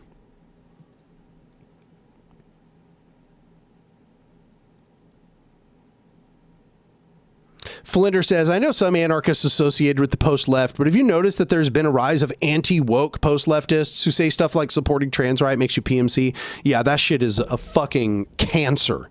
An absolute cancer. Those people must be absolutely excluded from the movement. They must be excluded from every single organization we make. Those people are dangerous, dangerous people. Dangerous, dangerous. Those people represent reaction in our communities. They represent the recuperation of our organizations by fascist ideology. They absolutely cannot be allowed to persist. They are the enemy of the movement.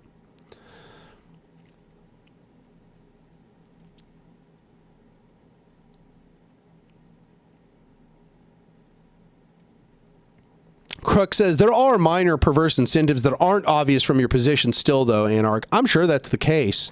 I'm very aware of them. I'm very aware of them. And I should note that I actually have acquiesced to some that I was not willing to acquiesce to previously. Like at one point I had a standard that I was not going to live stream, except for I was going to live stream once for every video essay. I've definitely gone back on that at this point. I've definitely not stuck by my guns on that one. So yeah, no, I mean, absolutely. There are perverse incentives that are they're very difficult sometimes to see. But I'm also aware of some of them that I have made compromises on. One of them being that I am live streaming more often.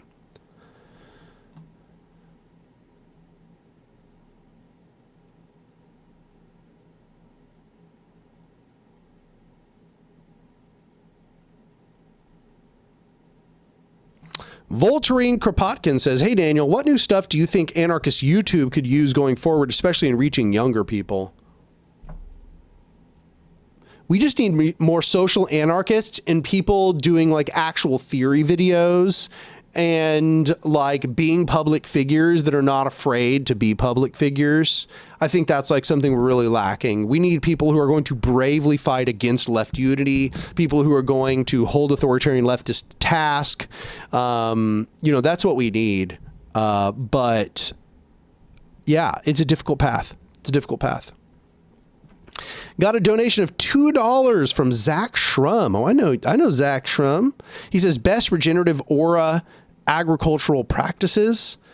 Well, I assume you mean regenerative agricultural practices. I'm not sure what regenerative aura agricultural practices are, but I mean, I think the main two that people are going to point to are permaculture and indigenous forms of agricultural practices, both of which utilize diversity of different kinds of plant types in areas in order to maintain natural ecological diversity.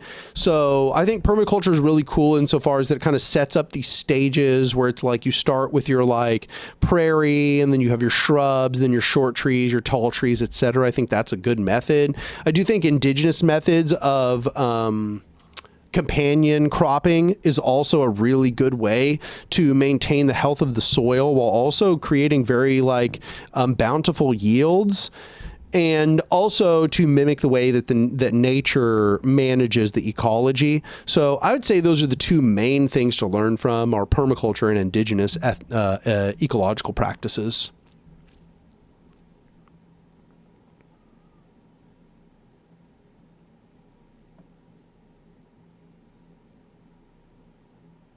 Hill Conrad says, Food Not Bombs is the most consistently supported anarchist group in my town. Any suggestion on how we could expand or slightly change its role? I think we've got a bit stuck in just serving food.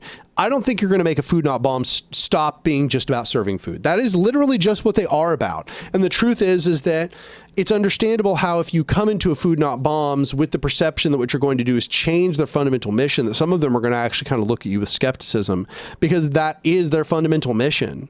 Much as we might think it's insufficient, and I would agree with you, that is what Food Not Bombs is going to continue to do into the future. So what you wanted to do, I would say, is if you want to do something that is other than serving food in Food Not Bombs, then you should find the people that want to do something other than serving food in Food Not Bombs, and that group of people you find, you should make a separate organization. It's like a catalyst group. That's what I would say. I would say study especificismo. As Sam says, trying to change an existing org isn't a smart praxis. If you want the org to do more or different stuff, start a different org and collab when and where you can. That's exactly right. I agree with that.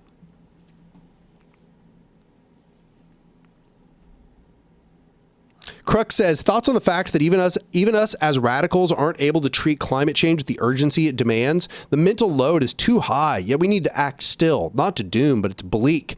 No, I think that the climate should be the most universalizing of all issues. It is something shared by all people on the planet. Those who are not going to be affected by it are only the ultra rich, and therefore it kind of just inherently becomes a class issue. We should be absolutely unified on solidaric militant action in terms of the climate. That should be something that is inspiring all of us to action. We should all care about what is taking place in the ecology. We should all care about the destruction of diversity of wildlife. We should all care about the destruction of the ecological stability of the planet, and also the stability of weather systems on the planet. I mean, I assume anywhere you are on Earth, you are experiencing the climate being destabilized, and shit, it is fucking miserable. Okay, it's hard to ignore. This is not something that is distant. This is something that is present in all of our lives day to day. It is so hot here in Oklahoma. It is just boiling hot. And I suspect all of you are experiencing similar disruptions in your weather patterns. Maybe not it being hot, maybe it being super cold, or being just completely destabilized and unpredictable.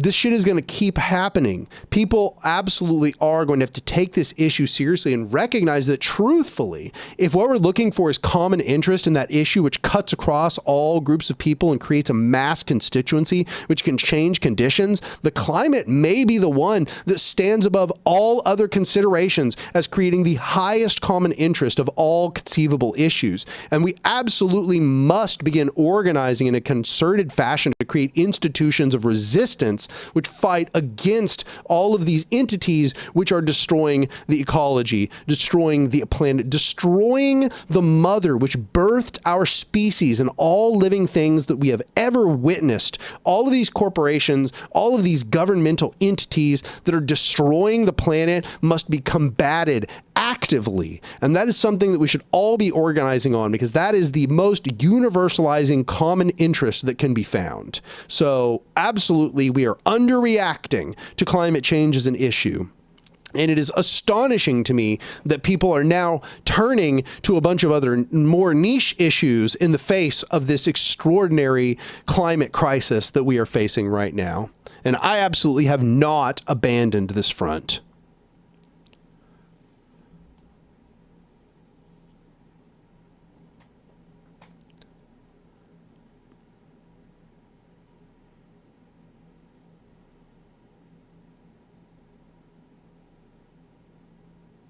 Got another $5 from Sam. He says, holy shit, I just realized John Harlan is John Jack, an OG.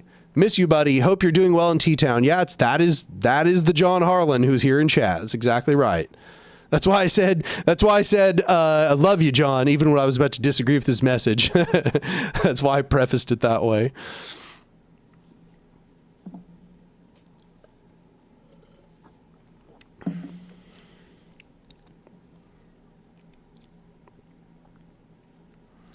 Milton's response to Crux is what I would say. He says, when climate change starts to get really bad, normies will start radicalizing. It's sad but true that most people need something bad to happen for them to them to change. And I unfortunately have to agree.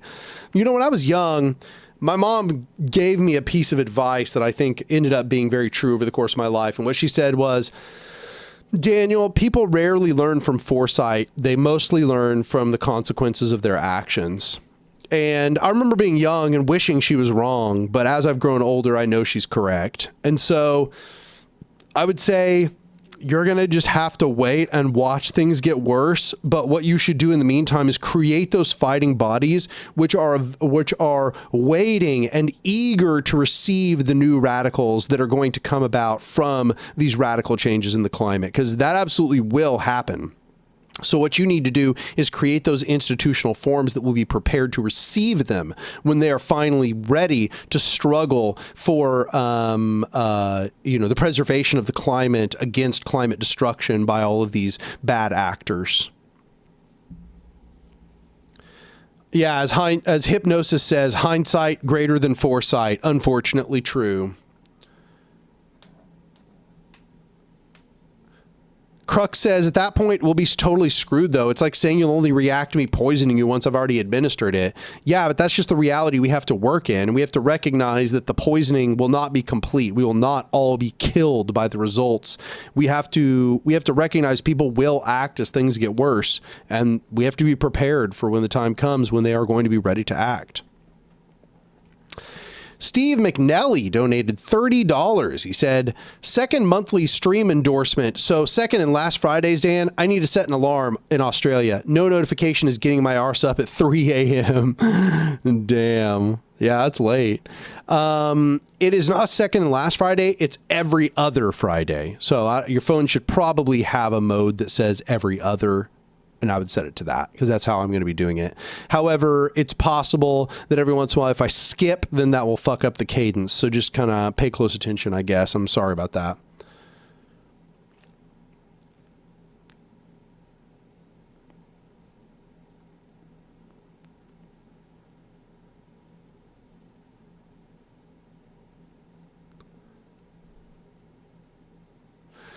EYT Uzaral says, your views on the Center for Stateless Society, guys like Kevin Carson, William Gillis, Sean Wilbur, I don't agree with them for the most part. I think their heart is generally in the right place, but I think that they are far too heavy on a sort of anti-organizationalist anarchism that is not helpful in a general sense. But they are all good faith interlocutors. Even when I disagree with them, they're open to discourse surrounding all of their ideas. And I've not found any of them to be cruel, underhanded, deceptive, or anything like that. So, yeah, no, I think that I disagree with them, but they are worthy interlocutors to interact with.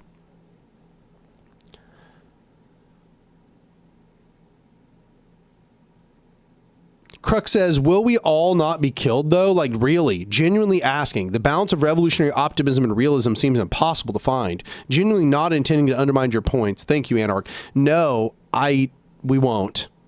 We won't all be killed, y'all. Maybe that would be more just. Humanity might deserve that for what we've done to the planet, but humanity is not going to be destroyed by the reckoning to come. We will probably have mass death. There will be extraordinary suffering, misery, which we may not be able to conceive of. But the worst that things could get, humanity could still find ways to live. If we have to live underground, if we have to live in domes, whatever it might be, humanity is not going to die because of the destabilization of the climate. We will undergo an extreme die-off. There will be mass deaths, but we will not go extinct as a species. I don't believe it is possible for us to go extinct as a species unless there was a single cataclysmic event that instantaneously vaporized all of humanity. I think that as long as even a few thousand humans live, we would repopulate the planet. I don't think it's possible to kill all of humanity unless you literally instantaneously annihilate humanity. Like if a fucking gamma ray burst destroyed us or an asteroid smashed into the planet, but something gradual like climate change cannot extinct humanity, in my opinion. I don't think that's realistic.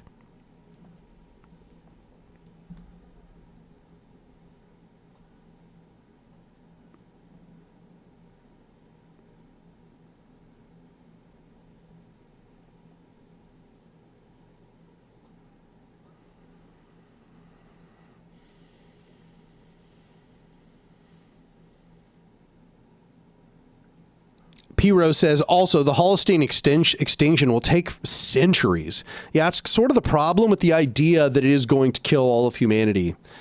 Humanity adapts really fast under crisis, and something that takes hundreds of years is going to give us hundreds of years to adapt under crisis. So I consider it basically impossible that humanity will go extinct from climate change. Achilles Run donated $10. He said, what are some of your thoughts on veganism and the animal liberation movement? And how does one convince other leftists, or more broadly, people to care about animal rights? I pretty much agree with all of the ethical positions of vegans. What I disagree with is the praxis of many vegans. I think that the liberal vegan perspective that the meat boycott is like the primary most important thing in the vegan movement, and that vegans should go around arguing and getting into huge fights with people over the meat boycott is extremely badly informed, and that it is directly undermining the viability of the vegan movement. What I think is that a serious vegan praxis is something like what Animal Liberation Front is doing. That's an actual anarchist vegan praxis. That might actually lead to the end of factory farming. That actually leads to the reducing of suffering for animals who are being tortured and experimented on. That is real praxis if you're an anarchist. That's direct action to stop the exploitation of animals. I consider the meat boycott to be unorganized and fundamentally liberal in its thrust. So that's my perspective.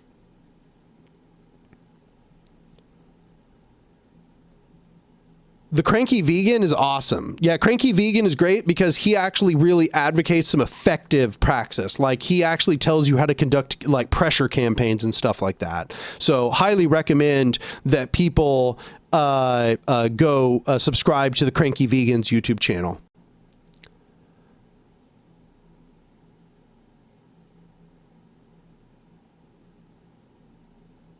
Flinter says, it sucks to realize that we have to plant trees under which we will never sit, but I guess it's been that way throughout human history. Most revolutionaries have died without seeing much progress. Yeah, that's my perspective. I'm not doing this for my own self-interest. I'm not doing this for my own self-interest. I'm doing this because this has to be done. This is an absolute crucial necessity for the future of all living things. Not even just for humanity. For all living things, for all that is good, for the diversity and flourishing of life on this planet. Something has to be done. And I refuse to sit back and do nothing. I refuse to give up. I refuse to give in to doomer hopelessness. It absolutely is an unacceptable path to me. I have committed myself to action, and you should all do the same. Every single one of you listening must commit yourself inexorably to action, because what lies on the other side of inaction is the devastation of all that is good in the world. This is the true heroic call of all living beings, is to protect this planet from hierarchical exploiters. The true heroic call of all living things is to stop the death machine from killing the world. That I cannot exaggerate to you the importance of action. I cannot exaggerate to you the importance of you taking on an ideological disposition which opposes all hierarchical power structures that are destroying this planet, which are reducing it to its least complex forms, which are simplifying the diversity of nature into these dead simulacrum. It cannot be exaggerated, the importance of this struggle. It is the most important existential struggle that has ever faced humanity.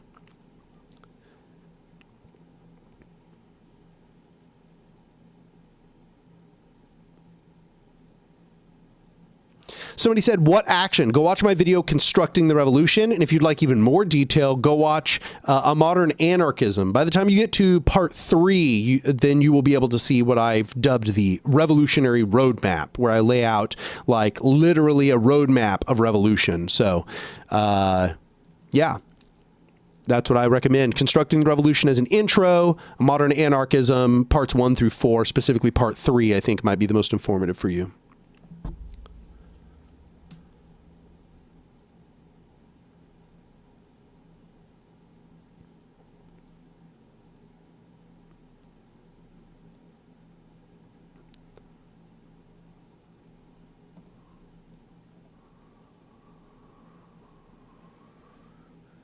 P. Rose says, can we reframe class struggle? Did I miss one of these?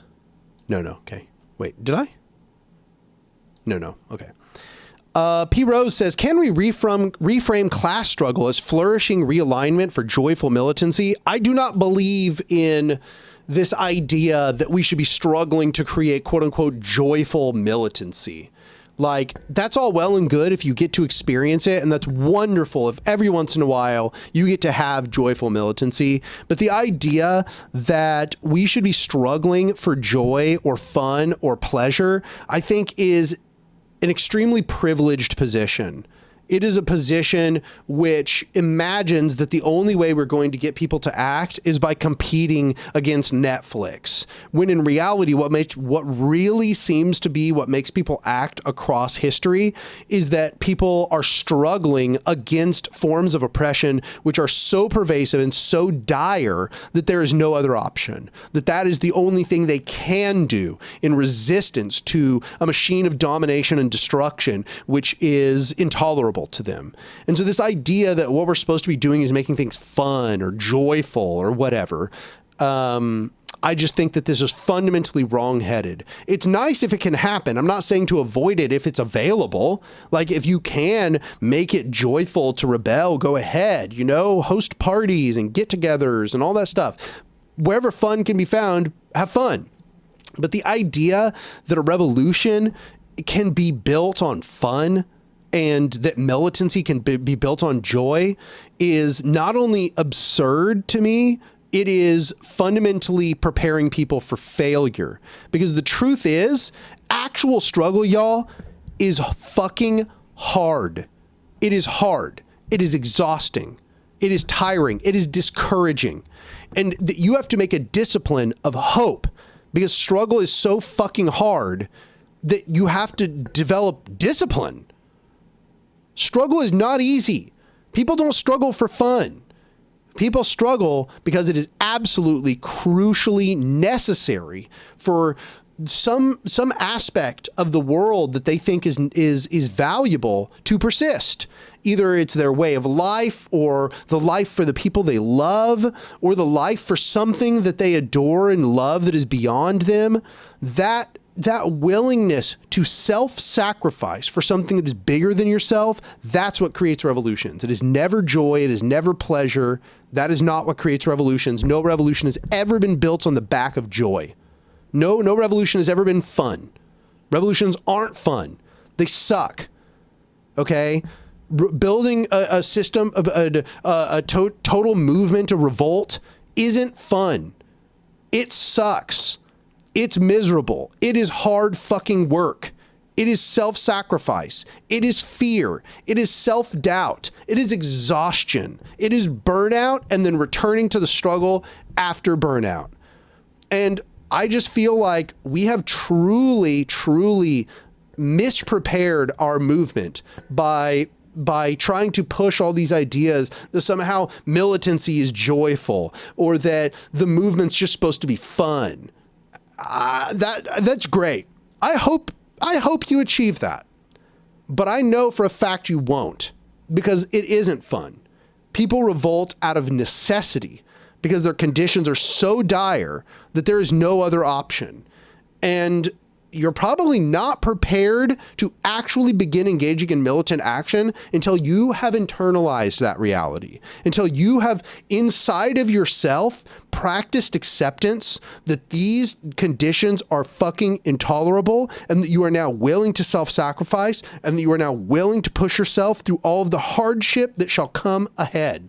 You must accept ahead of time that you are practicing a radical form of self-sacrifice because you have a love for the world, or your community, or the ecosphere that is all abiding, that is utterly overwhelming, that is itself so big that it cannot be contained within you, that it is so big that it cannot be contained within indifference, that it cannot be contained within inaction, that you could not tolerate inaction.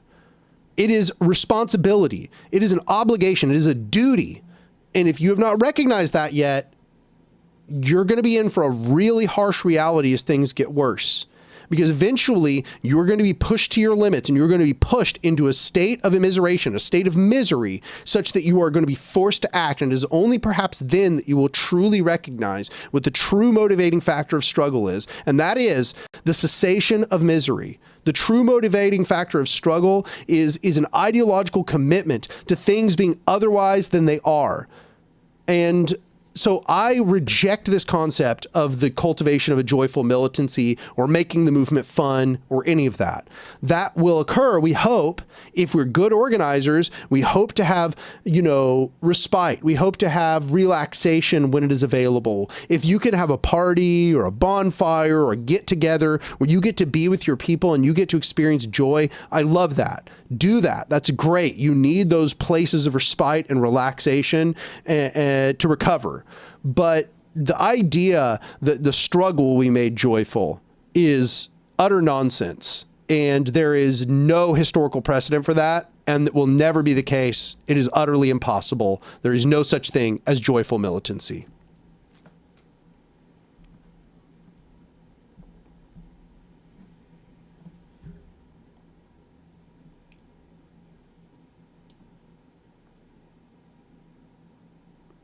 Crux says, don't glorify suffering too much. We got to suffer with purpose and make it sustainable, even if it's hard. People burn out agreeing with these points. I ask how we make the struggle sustainable. I'm not glorifying it, yo. I'm telling you what I think is the truth. I'm telling you what I think is the truth. I'm not saying suffer for its own sake. Suffering's not fun. Suffering doesn't make you better. Okay? It doesn't. Suffering doesn't make you better. Often suffering makes you worse. What I'm saying is, what actually gets people to struggle in a militant fashion is when they are pushed against the wall. When their back is against the wall and that's the only way to resist, that is when they engage in truly militant resistance. And the more that we keep telling people, if it isn't fun, just quit, or, you know, if you feel like you're going to get burned out, then stop, rather than just rest because there's a marathon to come. This is mispreparing people. And the idea that people are going to experience joy in their militancy, that's great if it happens. It's happened to me before, and I've experienced it in measure. But the idea that we should teach people that if you're not having fun, it's not worth it, or that you engage in militancy for your own self-satisfaction and the development of your own autonomy and freedom, that shit is wrong. That is never going to lead to the destruction of the hierarchical order, that is never going to free humanity, that is never going to stop climate change, is never going to stop class oppression, is never going to stop transphobia, is never going to stop the genocide. It's never going to stop imperialism. That cannot achieve that end. The only thing that it can achieve that end is the mass acceptance that one is already suffering, and the desire to struggle such that even if we don't get to experience the cessation of our suffering, that we will get to cease the suffering of many others. That we are engaging in modes of self-sacrifice because we believe in something that is bigger than ourselves, and that we are willing to suffer, that we are willing to grind against this intolerable injustice of a hierarchical society, that we are willing to resist domination with every fiber of our being, even if we are made to suffer enormously in the process. That's what we should be preparing people for. We should be preparing people for the recognition that they will suffer, and that this shit is fucking hard, and that it is predicated on self-sacrifice. So, yeah, that's my perspective. And thanks for giving me a fucking platform to air my grievances on the concept of quote unquote joyful militancy.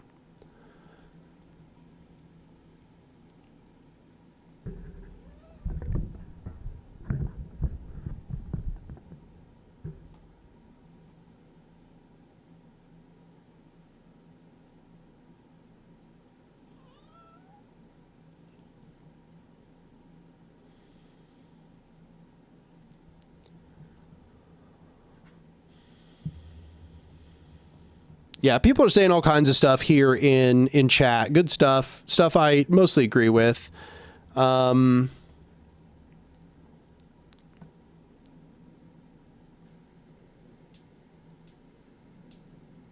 Hypnosis says the nihilists are not going to like that one. Yeah, I know. This is why I've had to have stern talks with them before.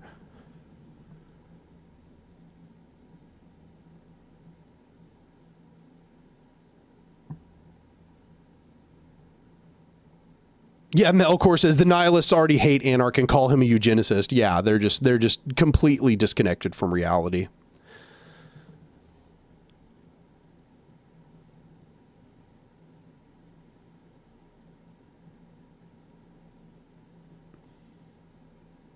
Master Shake says action comes from being uncomfortable.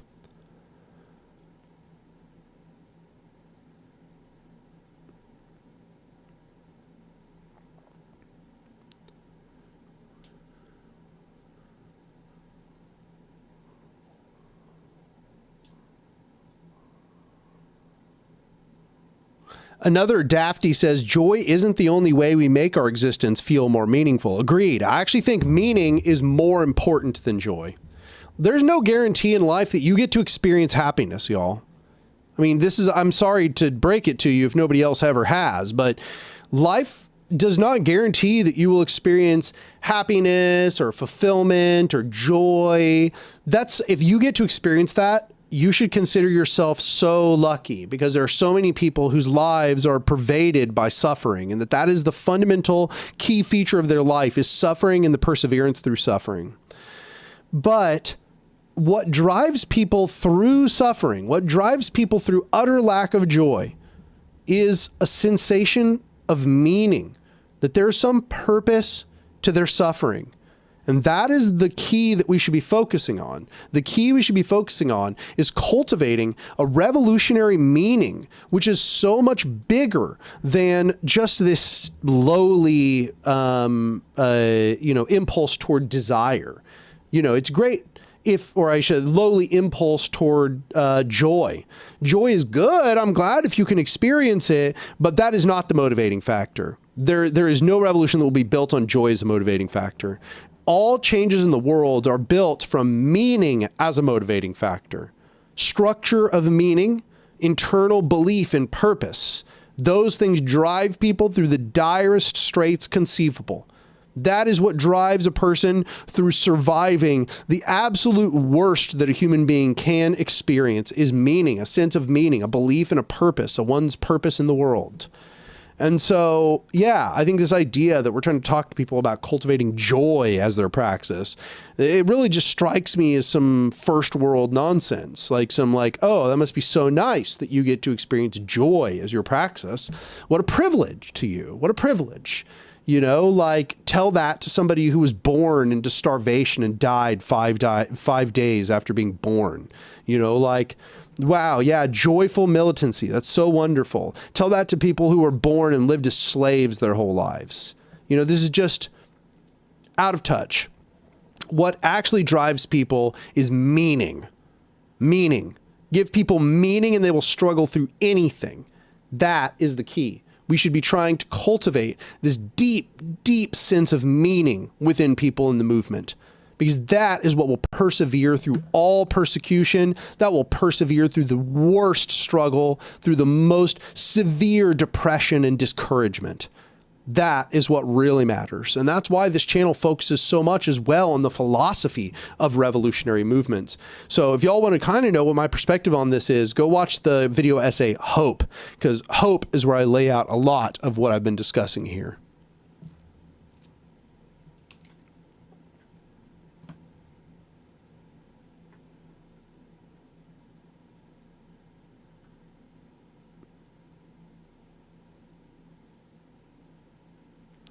Starving Athlete says, agreed. I feel like joy as a consequence of living deliberately is wonderful, but the pursuit of joy and happiness is vapid and meaningless. That's exactly my perspective, yes. It's exactly what I think too. Oh God, I just detached my... Yeah, what you've said there is exactly my perspective.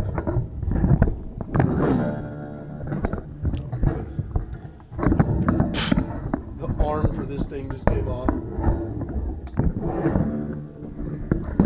All right, well, give me a second. I got to fix it.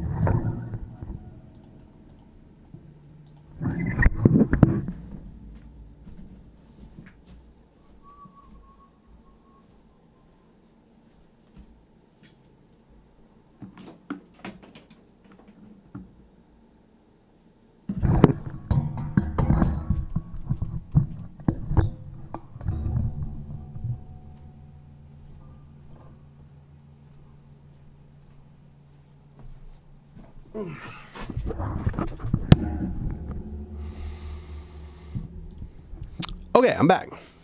But yeah, no, that last message there, what was it?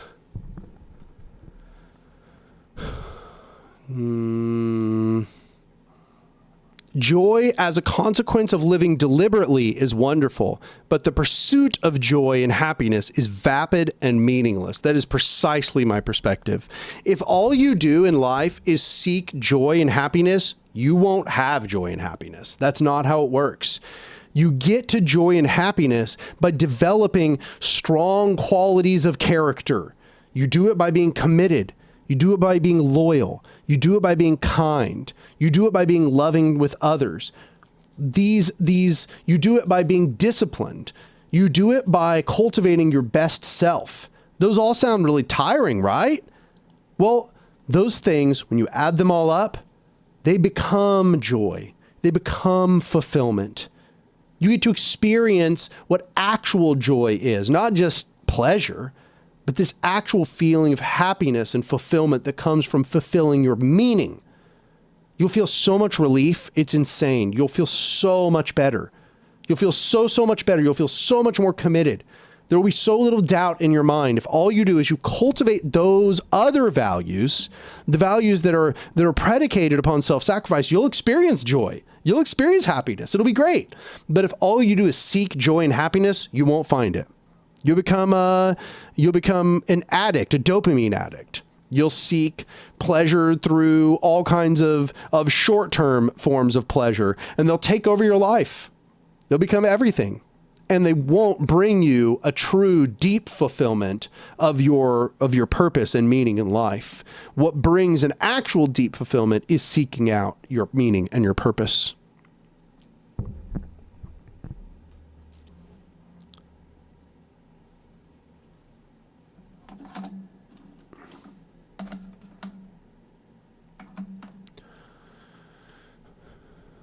Okay, I got to use the restroom again. Be right back.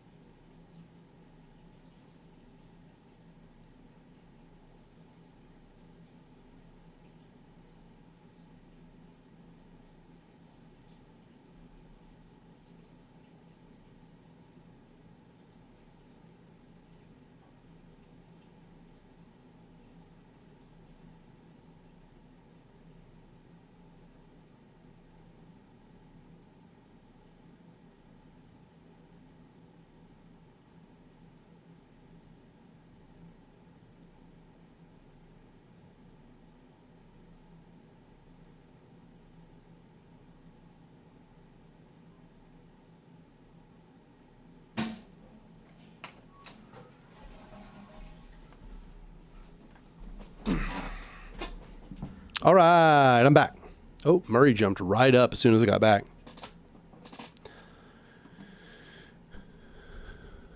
Somebody says, we're in a cave. Help? What's going on? Are you sure that something's wrong with the mic? I'm confused. Something actually wrong with the mic?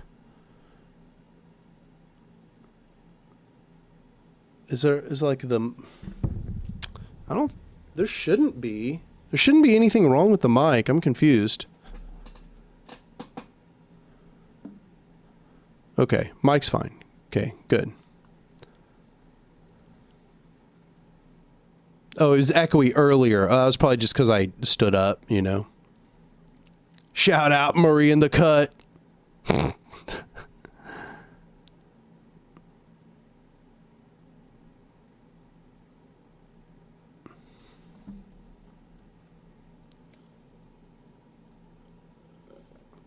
The FBI is messing with the mic when I leave. Oh, I knew it. I knew it.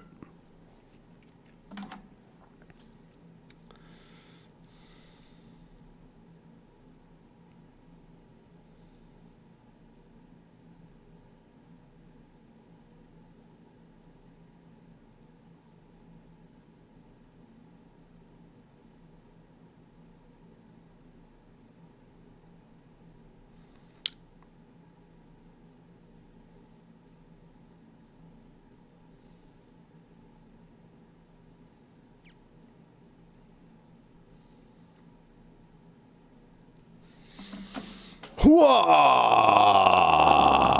Okay. Anyway. So yeah, we're doing things.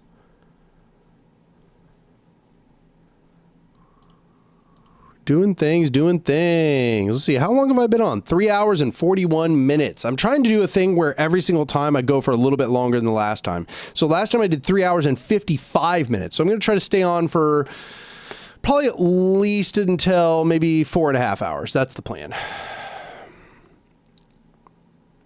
So we still got probably, I don't know, another, what is that? Like 45 minutes. I'll probably be on for about another 45 minutes, y'all.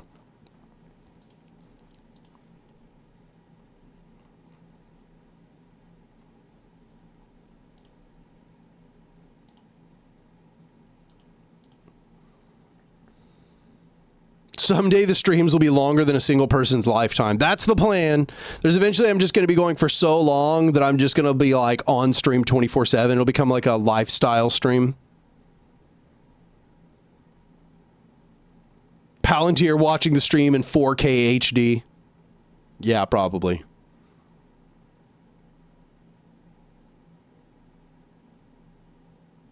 Knowledge and Defense says, do you think Stalinism, rad libs, and so on are worse than fascism in the sense of a better the devil you know than the devil you don't, backstabbing, internal poison rather than a head-on fight? No, I don't think that. I think it's easier to deal with the internal fighting than it is the external fighting most of the time. But you have to be very, very aware of it. Twinny Faces said, would you debate anarchism with others, Anark? Yeah, it would have to be just somebody that I thought was actually going to engage in good faith. I've had 2 debates already read on this stream. Or not on the stream, on this channel. So yeah, absolutely. I'm totally willing to debate anarchism with people. It just has to be somebody that I think isn't going to use like underhanded techniques, that isn't going to just try to rage bait, that isn't going to just, you know, do a bunch of like really deceptive stuff in the middle of the stream. I think that's what I'd have to have some reassurance that the person engaged in good faith. Yeah, they'd have to engage in good faith for me to have a debate with them.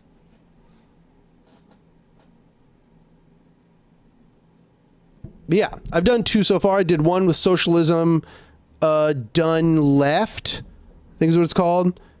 And the other one was with One Dime.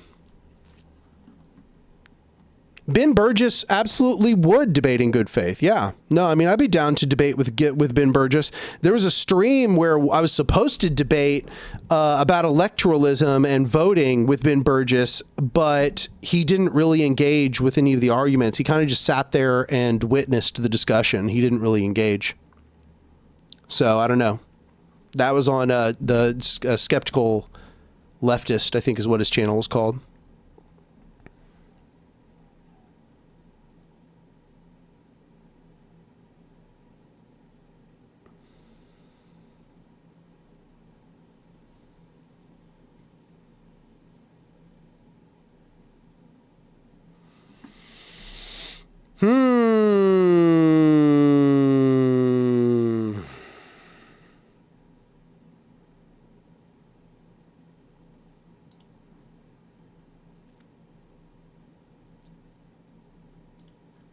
All right. Give me just a second. Milton says, do you think anarchist Spain could have survived past the 40s even if they won the Civil War? I feel like it was always doomed because NATO would not like them. I feel like dealing with those hypotheticals can be difficult because part of me is always going to say yes under certain conditions, but then we're just going to be entertaining a bunch of like alternative conditions and decisions that just never occurred. So like obviously, in fact, things had to turn out precisely the way that they took place. But if you're asking, are there a series of decisions that could have taken place which might have allowed the outcomes to be different? Yeah, I believe the outcomes could have been different. I think that there are a bunch of decisions that the anarchists in the Spanish Civil War could have made, which would have led to the success of the revolution. I don't think it was completely constrained, and that some of the mistakes were conscious mistakes, or not conscious, but mistakes of decisions being made, contingent mistakes that didn't have to be made precisely as they were. Yeah, our anarchists never should have joined the government. They never should have absorbed their army with the government. They should have claimed that they were an autonomous region. They should have claimed that they had borders against the state. They shouldn't have collaborated with the Bolsheviks. There's a bunch of answers to this question.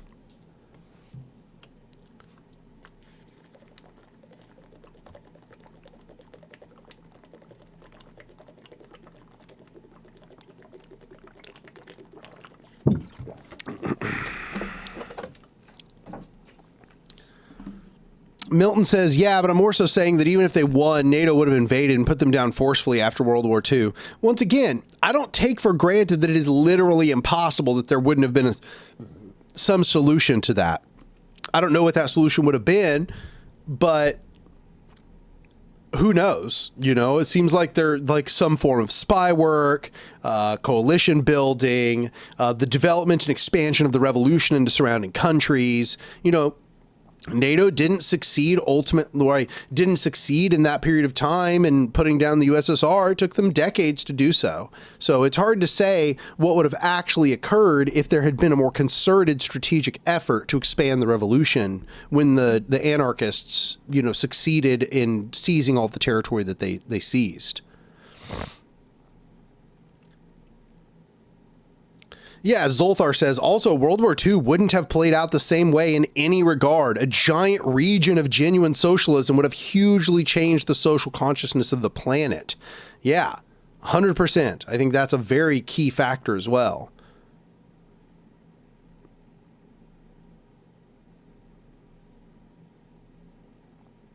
It's not a chocolate milk. It's a bunch of, so I've been working out a lot more recently. It's, let's see here.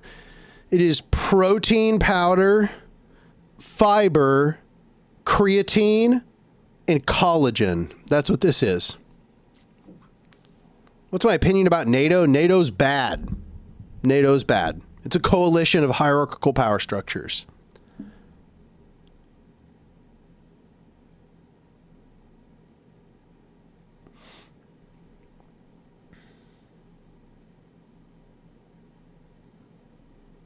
Crux says, why is everything you drink either piss colored or shit colored after you visit the bathroom? It's not after I visit the bathroom. You know, usually it's usually not brown because I wasn't using the flavored protein powder, but I'm using the flavored protein powder. So it is chocolate flavored. That is correct. It is chocolate flavored.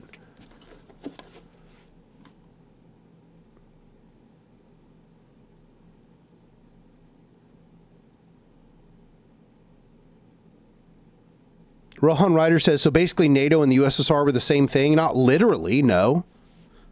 You can say that two groups are both hierarchical power structures without claiming that those hierarchical power structures were just as bad as each other.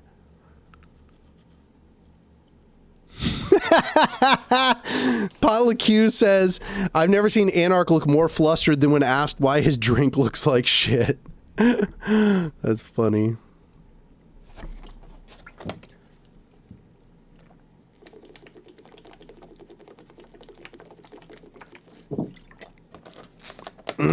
Shit.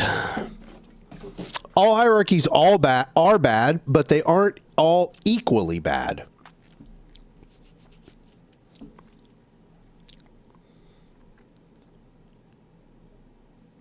Sam donated $5 to say collagen. Next, it's going to be peptides. Can't wait for Anark looks maxing era. That's right. Here I am, looks maxing. So quick, clip that. I hope you do. Good stuff. Why does it look like shit? Guzzles.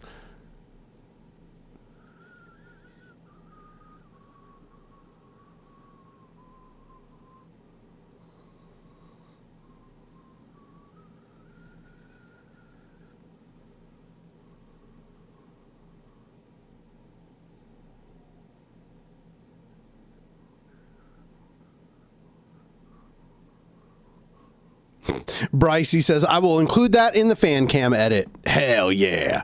Anark engaging in hierarchical mogging. That's me. I'm always mogging. Bulk pea and soy protein plus brownie mix works the same at 1/4 of the price. I'm going to believe you on that. I'm going to believe you on that. I have no idea where I would even start doing that.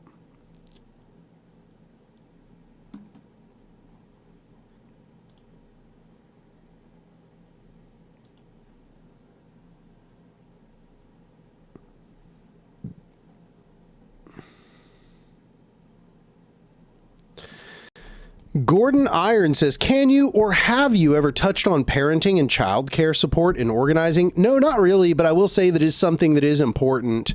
In my experience, the more that you can provide childcare as an organizer, the better it will be for the success of your organizing. If you are not able to provide childcare, then you're gonna rule out a lot of people who have kids and just can't attend, not because they don't want to, but they just can't. They just don't have the time. You know, they can't. They have obligations that cannot be met if they begin coming to your organizing meetings. But if you can provide childcare, you will find you'll just get a bunch of people who have kids, who are very interested, who are very committed, that just really needed someone to watch after their kids for an hour or 2 hours. Yeah, no, it makes a big difference. Every organization I've ever seen that is able to provide childcare gets a lot more participation.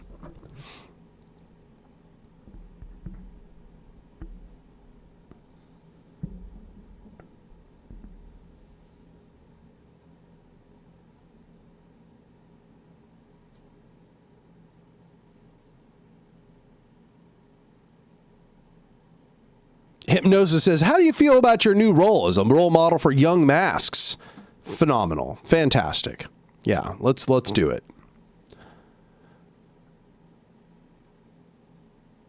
Johnny says, isn't believing that hierarchy is the main problem hierarchical reductionism in the same way that class reductionism is reductionist? The world is complex. Not everything bad is caused by one thing, no? The way I look at it is hierarchical. The focus on hierarchy as the main problem is the thing that subsumes everything else. So I suppose if you can point me to an example of some place where a problem is not caused by a hierarchical power structure, then I'd be open to considering that is and some additional problem. But everything I've ever observed in all my study has indicated that the universalizing factor is hierarchical power structures, and that every single thing that can be pointed to as an issue is the construction of some or another hierarchical power structure. So I do not believe that there is anything outside of the development of hierarchical power structures which models modes of oppression. I think that modes of oppression are fundamentally based in hierarchical power structures. So if you want to consider that reductionism, go ahead. But I think that it is the truth. I think that in the universe you can find that there is a continual battle between hierarchical structuring and horizontal structuring, and that goes even into physical matter, but that power structures, of course, are something that only occur in conscious beings.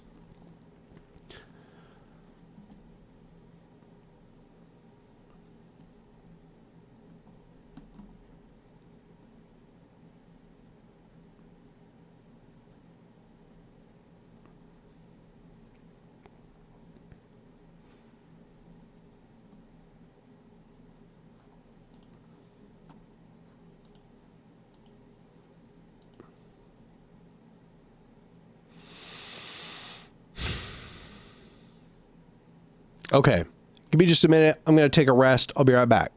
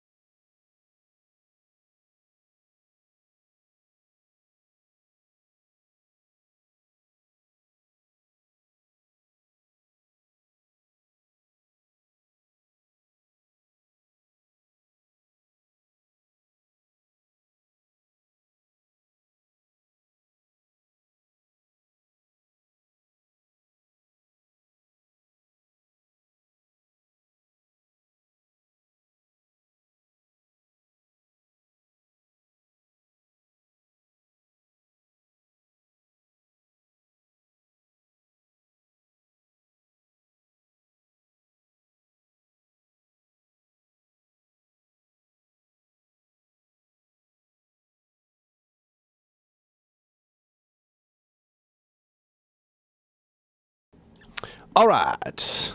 Okay, so I'm here for about another 30 minutes. Got to have a little bit of a break there. Let's get started back up with a question from YouTube Trad? I don't know what that is. Without formal institutions or rules to regulate power, how does anarchism prevent informal natural hierarchies from secretly running communities? That's the thing. Anarchism does not oppose formal institutions or rules to regulate power. Anarchism opposes hierarchical power structures. I think this is the key thing to understand about anarchism. Anarchism is not against formality. It is not against organizational structure. It is not against the development of rules and norms. It is against hierarchical power structures. It is against structures of domination and authoritarianism. That is to say, it is against the monopolization of decision-making by a very small group of people, then where a large group of people have to carry out the implementation of the decisions of a small group of people. And it is against forms of coercion based in use of violence, threats of violence, and deception. And then it is against these two things instituted as power structural forms. Okay? It is not against the concept of developing rules and agreements. It is not against the concept of building charters and formal organizations. That is a complete misunderstanding of what anarchism is. Now, there are anarchists that are against formality. They're against the development of rules and norms, and these might be called individualist or anti-organizationalist anarchists.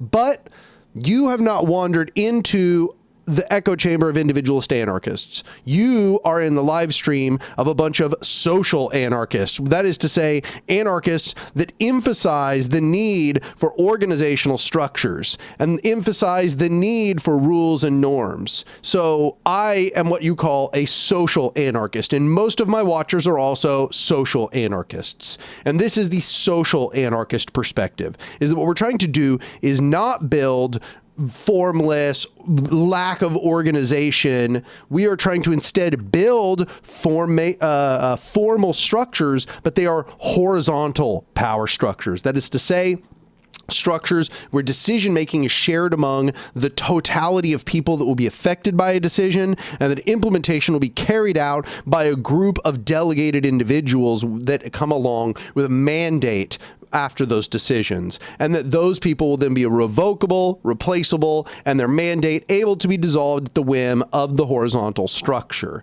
So this is what social anarchists believe. And you are currently in the live stream of a social anarchist with a bunch of people who are followers who are social anarchists. So that's where you're at, my friend.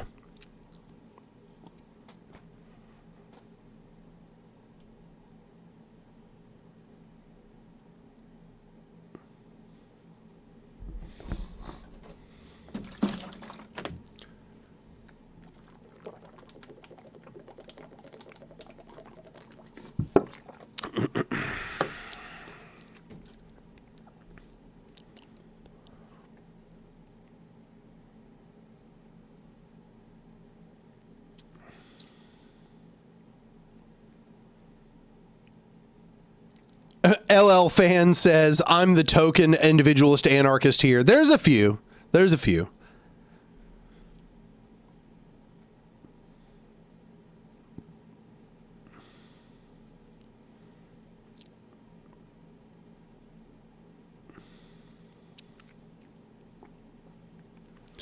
All right, I'm just scrolling back up through the chat here, taking a look at the questions.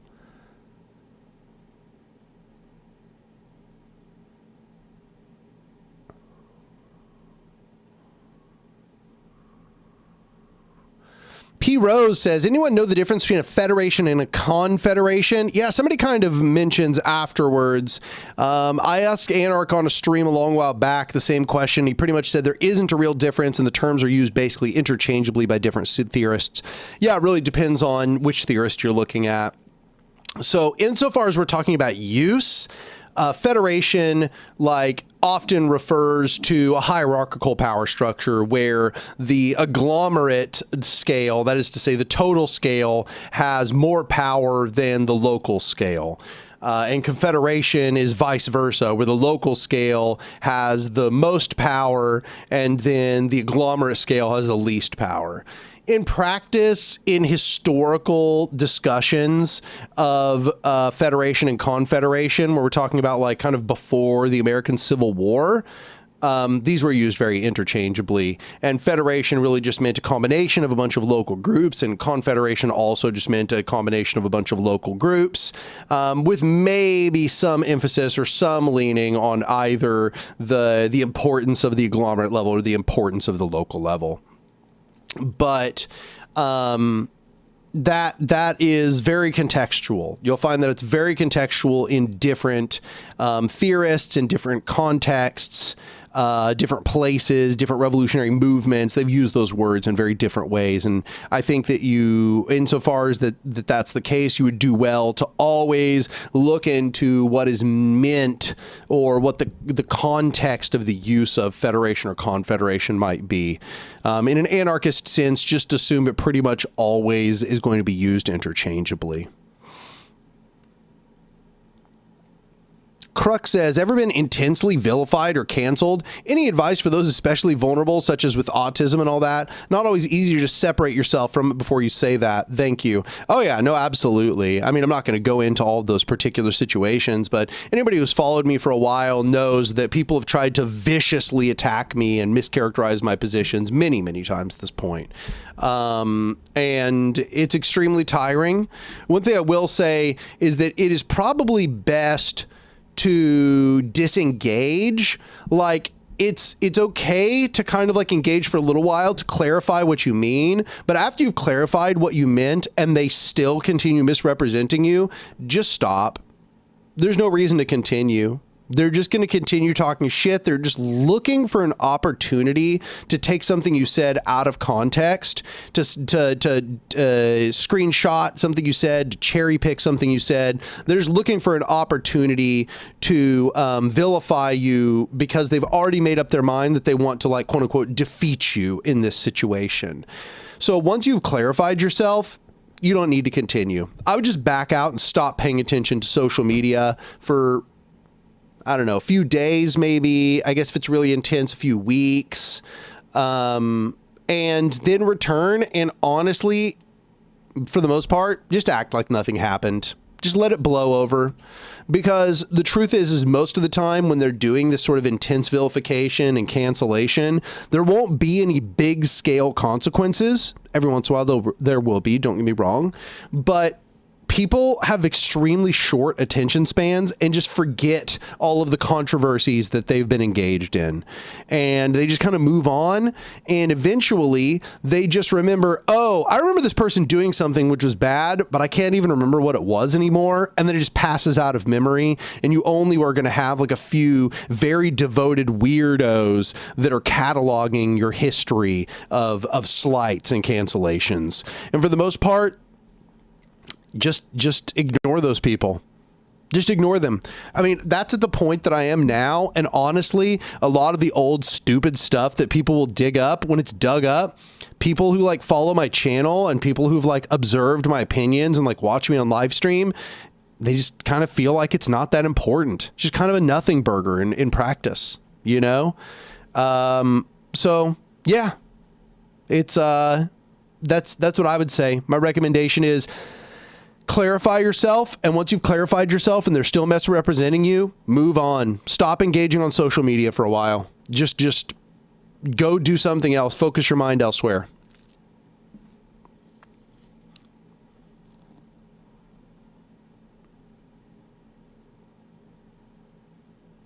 Yeah, Crux says, I hear what you're saying, but this is easier online. It's harder to deal with in real life. Sometimes the social inertia is so much bigger, it's hard to avoid. Yeah, that's absolutely true.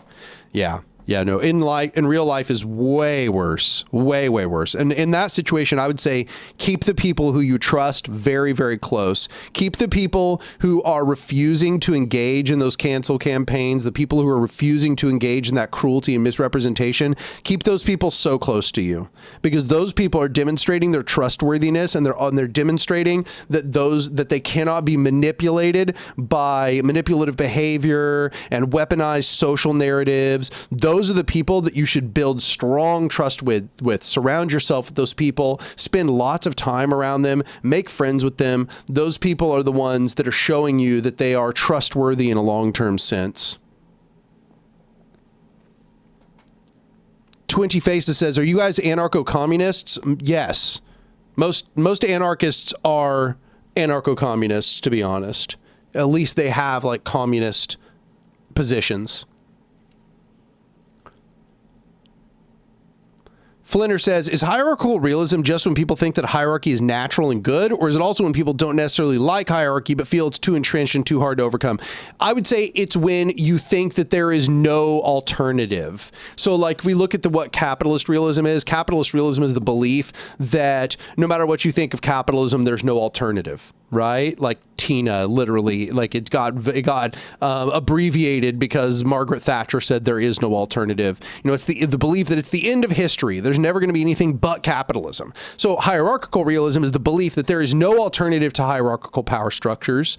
It is the belief that hierarchy is eternal, that it has always existed and that it will always exist. End of history. There is no alternative. So it's basically the same thing, but it's about hierarchy instead. Persephone, I saw up above where you asked if I wanted to be interviewed, and yeah, I'm down with that. You said, I was curious about your thoughts on trans people and sex work as an ANCOM, and if you have any points in your book series where you discuss that. I do not discuss sex work. I discuss transphobia as a political or a social structure in a modern anarchism. But yeah, no, I'd be super down to have that discussion. Yeah.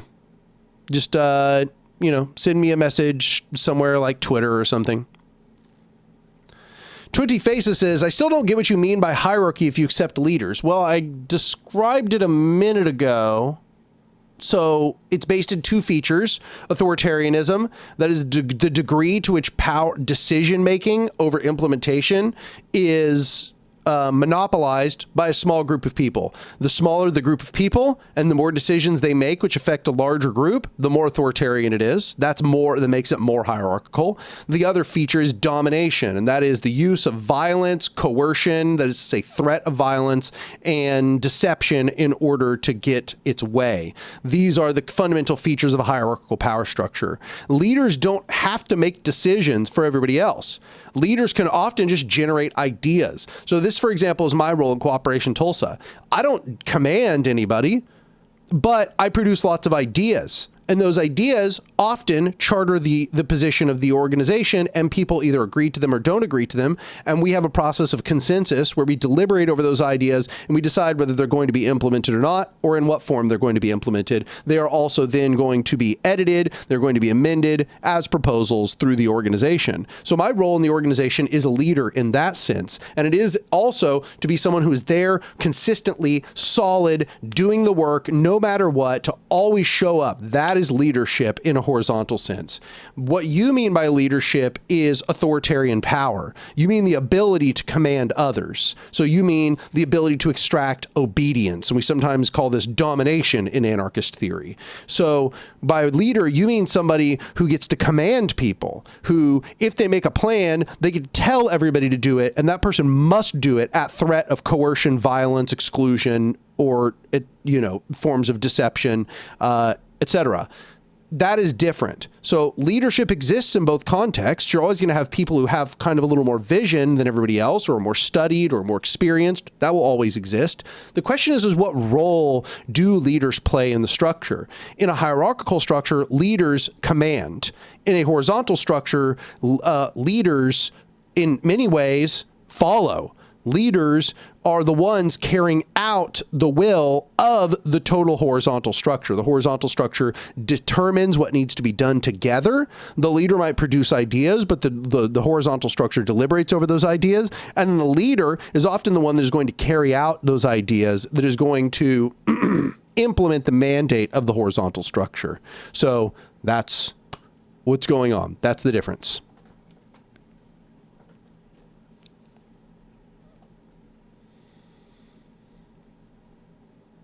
20 Faces says, so is the size of the community also a factor? Would this form of anarchy require smaller communities? No, it does not. It does not require smaller communities. This can scale up infinitely. If you'd like to, excuse me, if you'd like to learn more about how this can scale up, I recommend watching my video After the Revolution.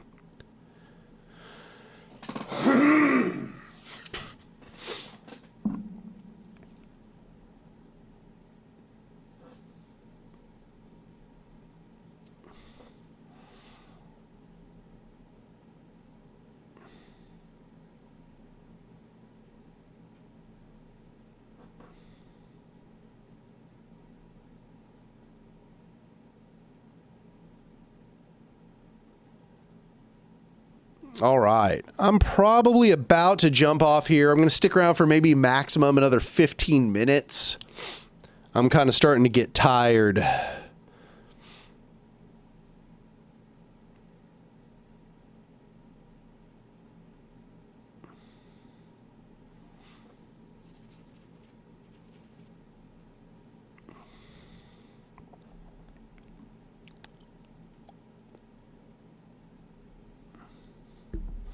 Okay, let me see if there are any questions I missed here.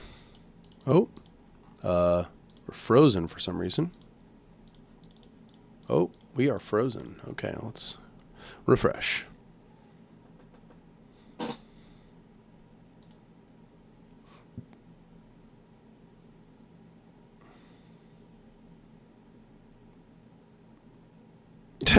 Emilio says, weak anarchist gets tired when faced with the true Marxist facts.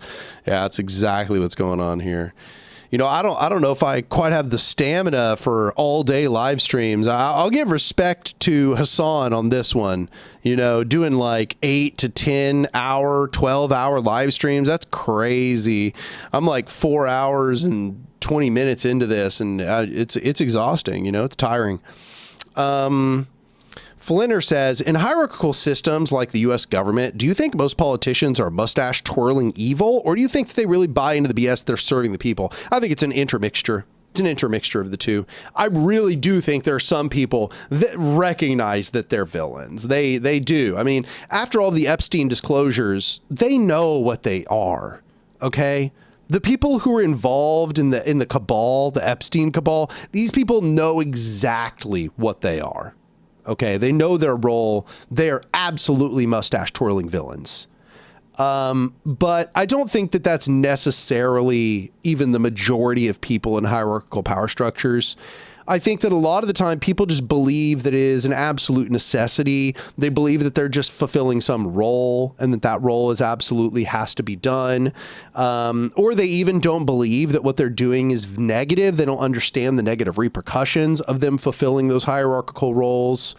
I think that most of the time people are just embedded in a system and that they are just moving with all of the incentives and disincentives, and that they're maybe not even aware the degree to which them operating by those incentives and disincentives causes them to do negative things that harm people, and that they are perpetuating a system that is damaging to the earth and to humanity and to everything else.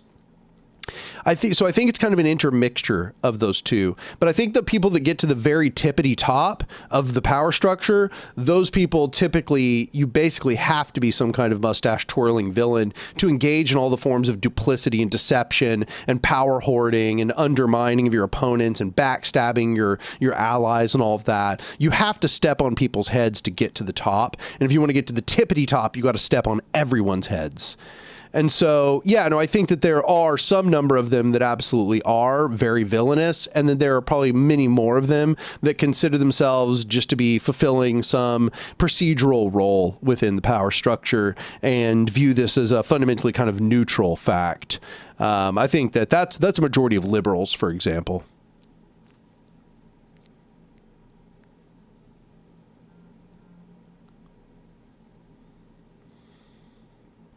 Yeah, Victorious Gardenosaurus says, a la Monroe Nichols. Yeah, I don't think he's a mustache twirling villain. He's just moving by way of the incentives and disincentives, and that means that he does things which are damaging in the process by proxy.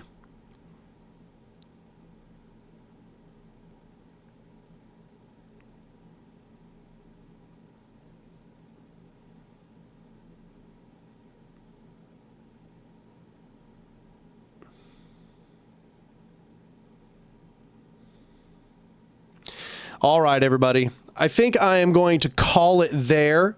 I appreciate everybody showing up. This live stream had more concurrent viewers than any live stream we've ever had. I appreciate everybody asking so many good questions. I also want to emphasize, please go become a patron at my Patreon. Right now, I am barely making ends meet. And if you want to help the channel, please go over and become a patron for any amount, or you can become a member here on YouTube. That's another way. It's almost like YouTube Patreon of sorts. I appreciate everybody who has donated during this stream. That is also an enormous help. I just want to add that lastly, if you go over to Means TV and you use my affiliate code Anark, you will get a discount off of your Means TV subscription. Also, I will be creating exclusive videos, 3 exclusive videos for Means TV. So if you go over to Means TV and you subscribe, you'll be able to see the exclusive videos that I'm creating for Means TV, which are about Occupy Wall Street, Stop Cop City, and Chaz Chop. So if you're interested in learning about those subjects, I'm going to be releasing those 3 videos onto Means TV. Go over and become a subscriber for using my affiliate code. And I think that is about it. Oh yeah. Lastly, go pre-order my book, A Modern Anarchism. It will be releasing October 27th. I think that's it. I appreciate everybody showing up, and I'll see y'all next time.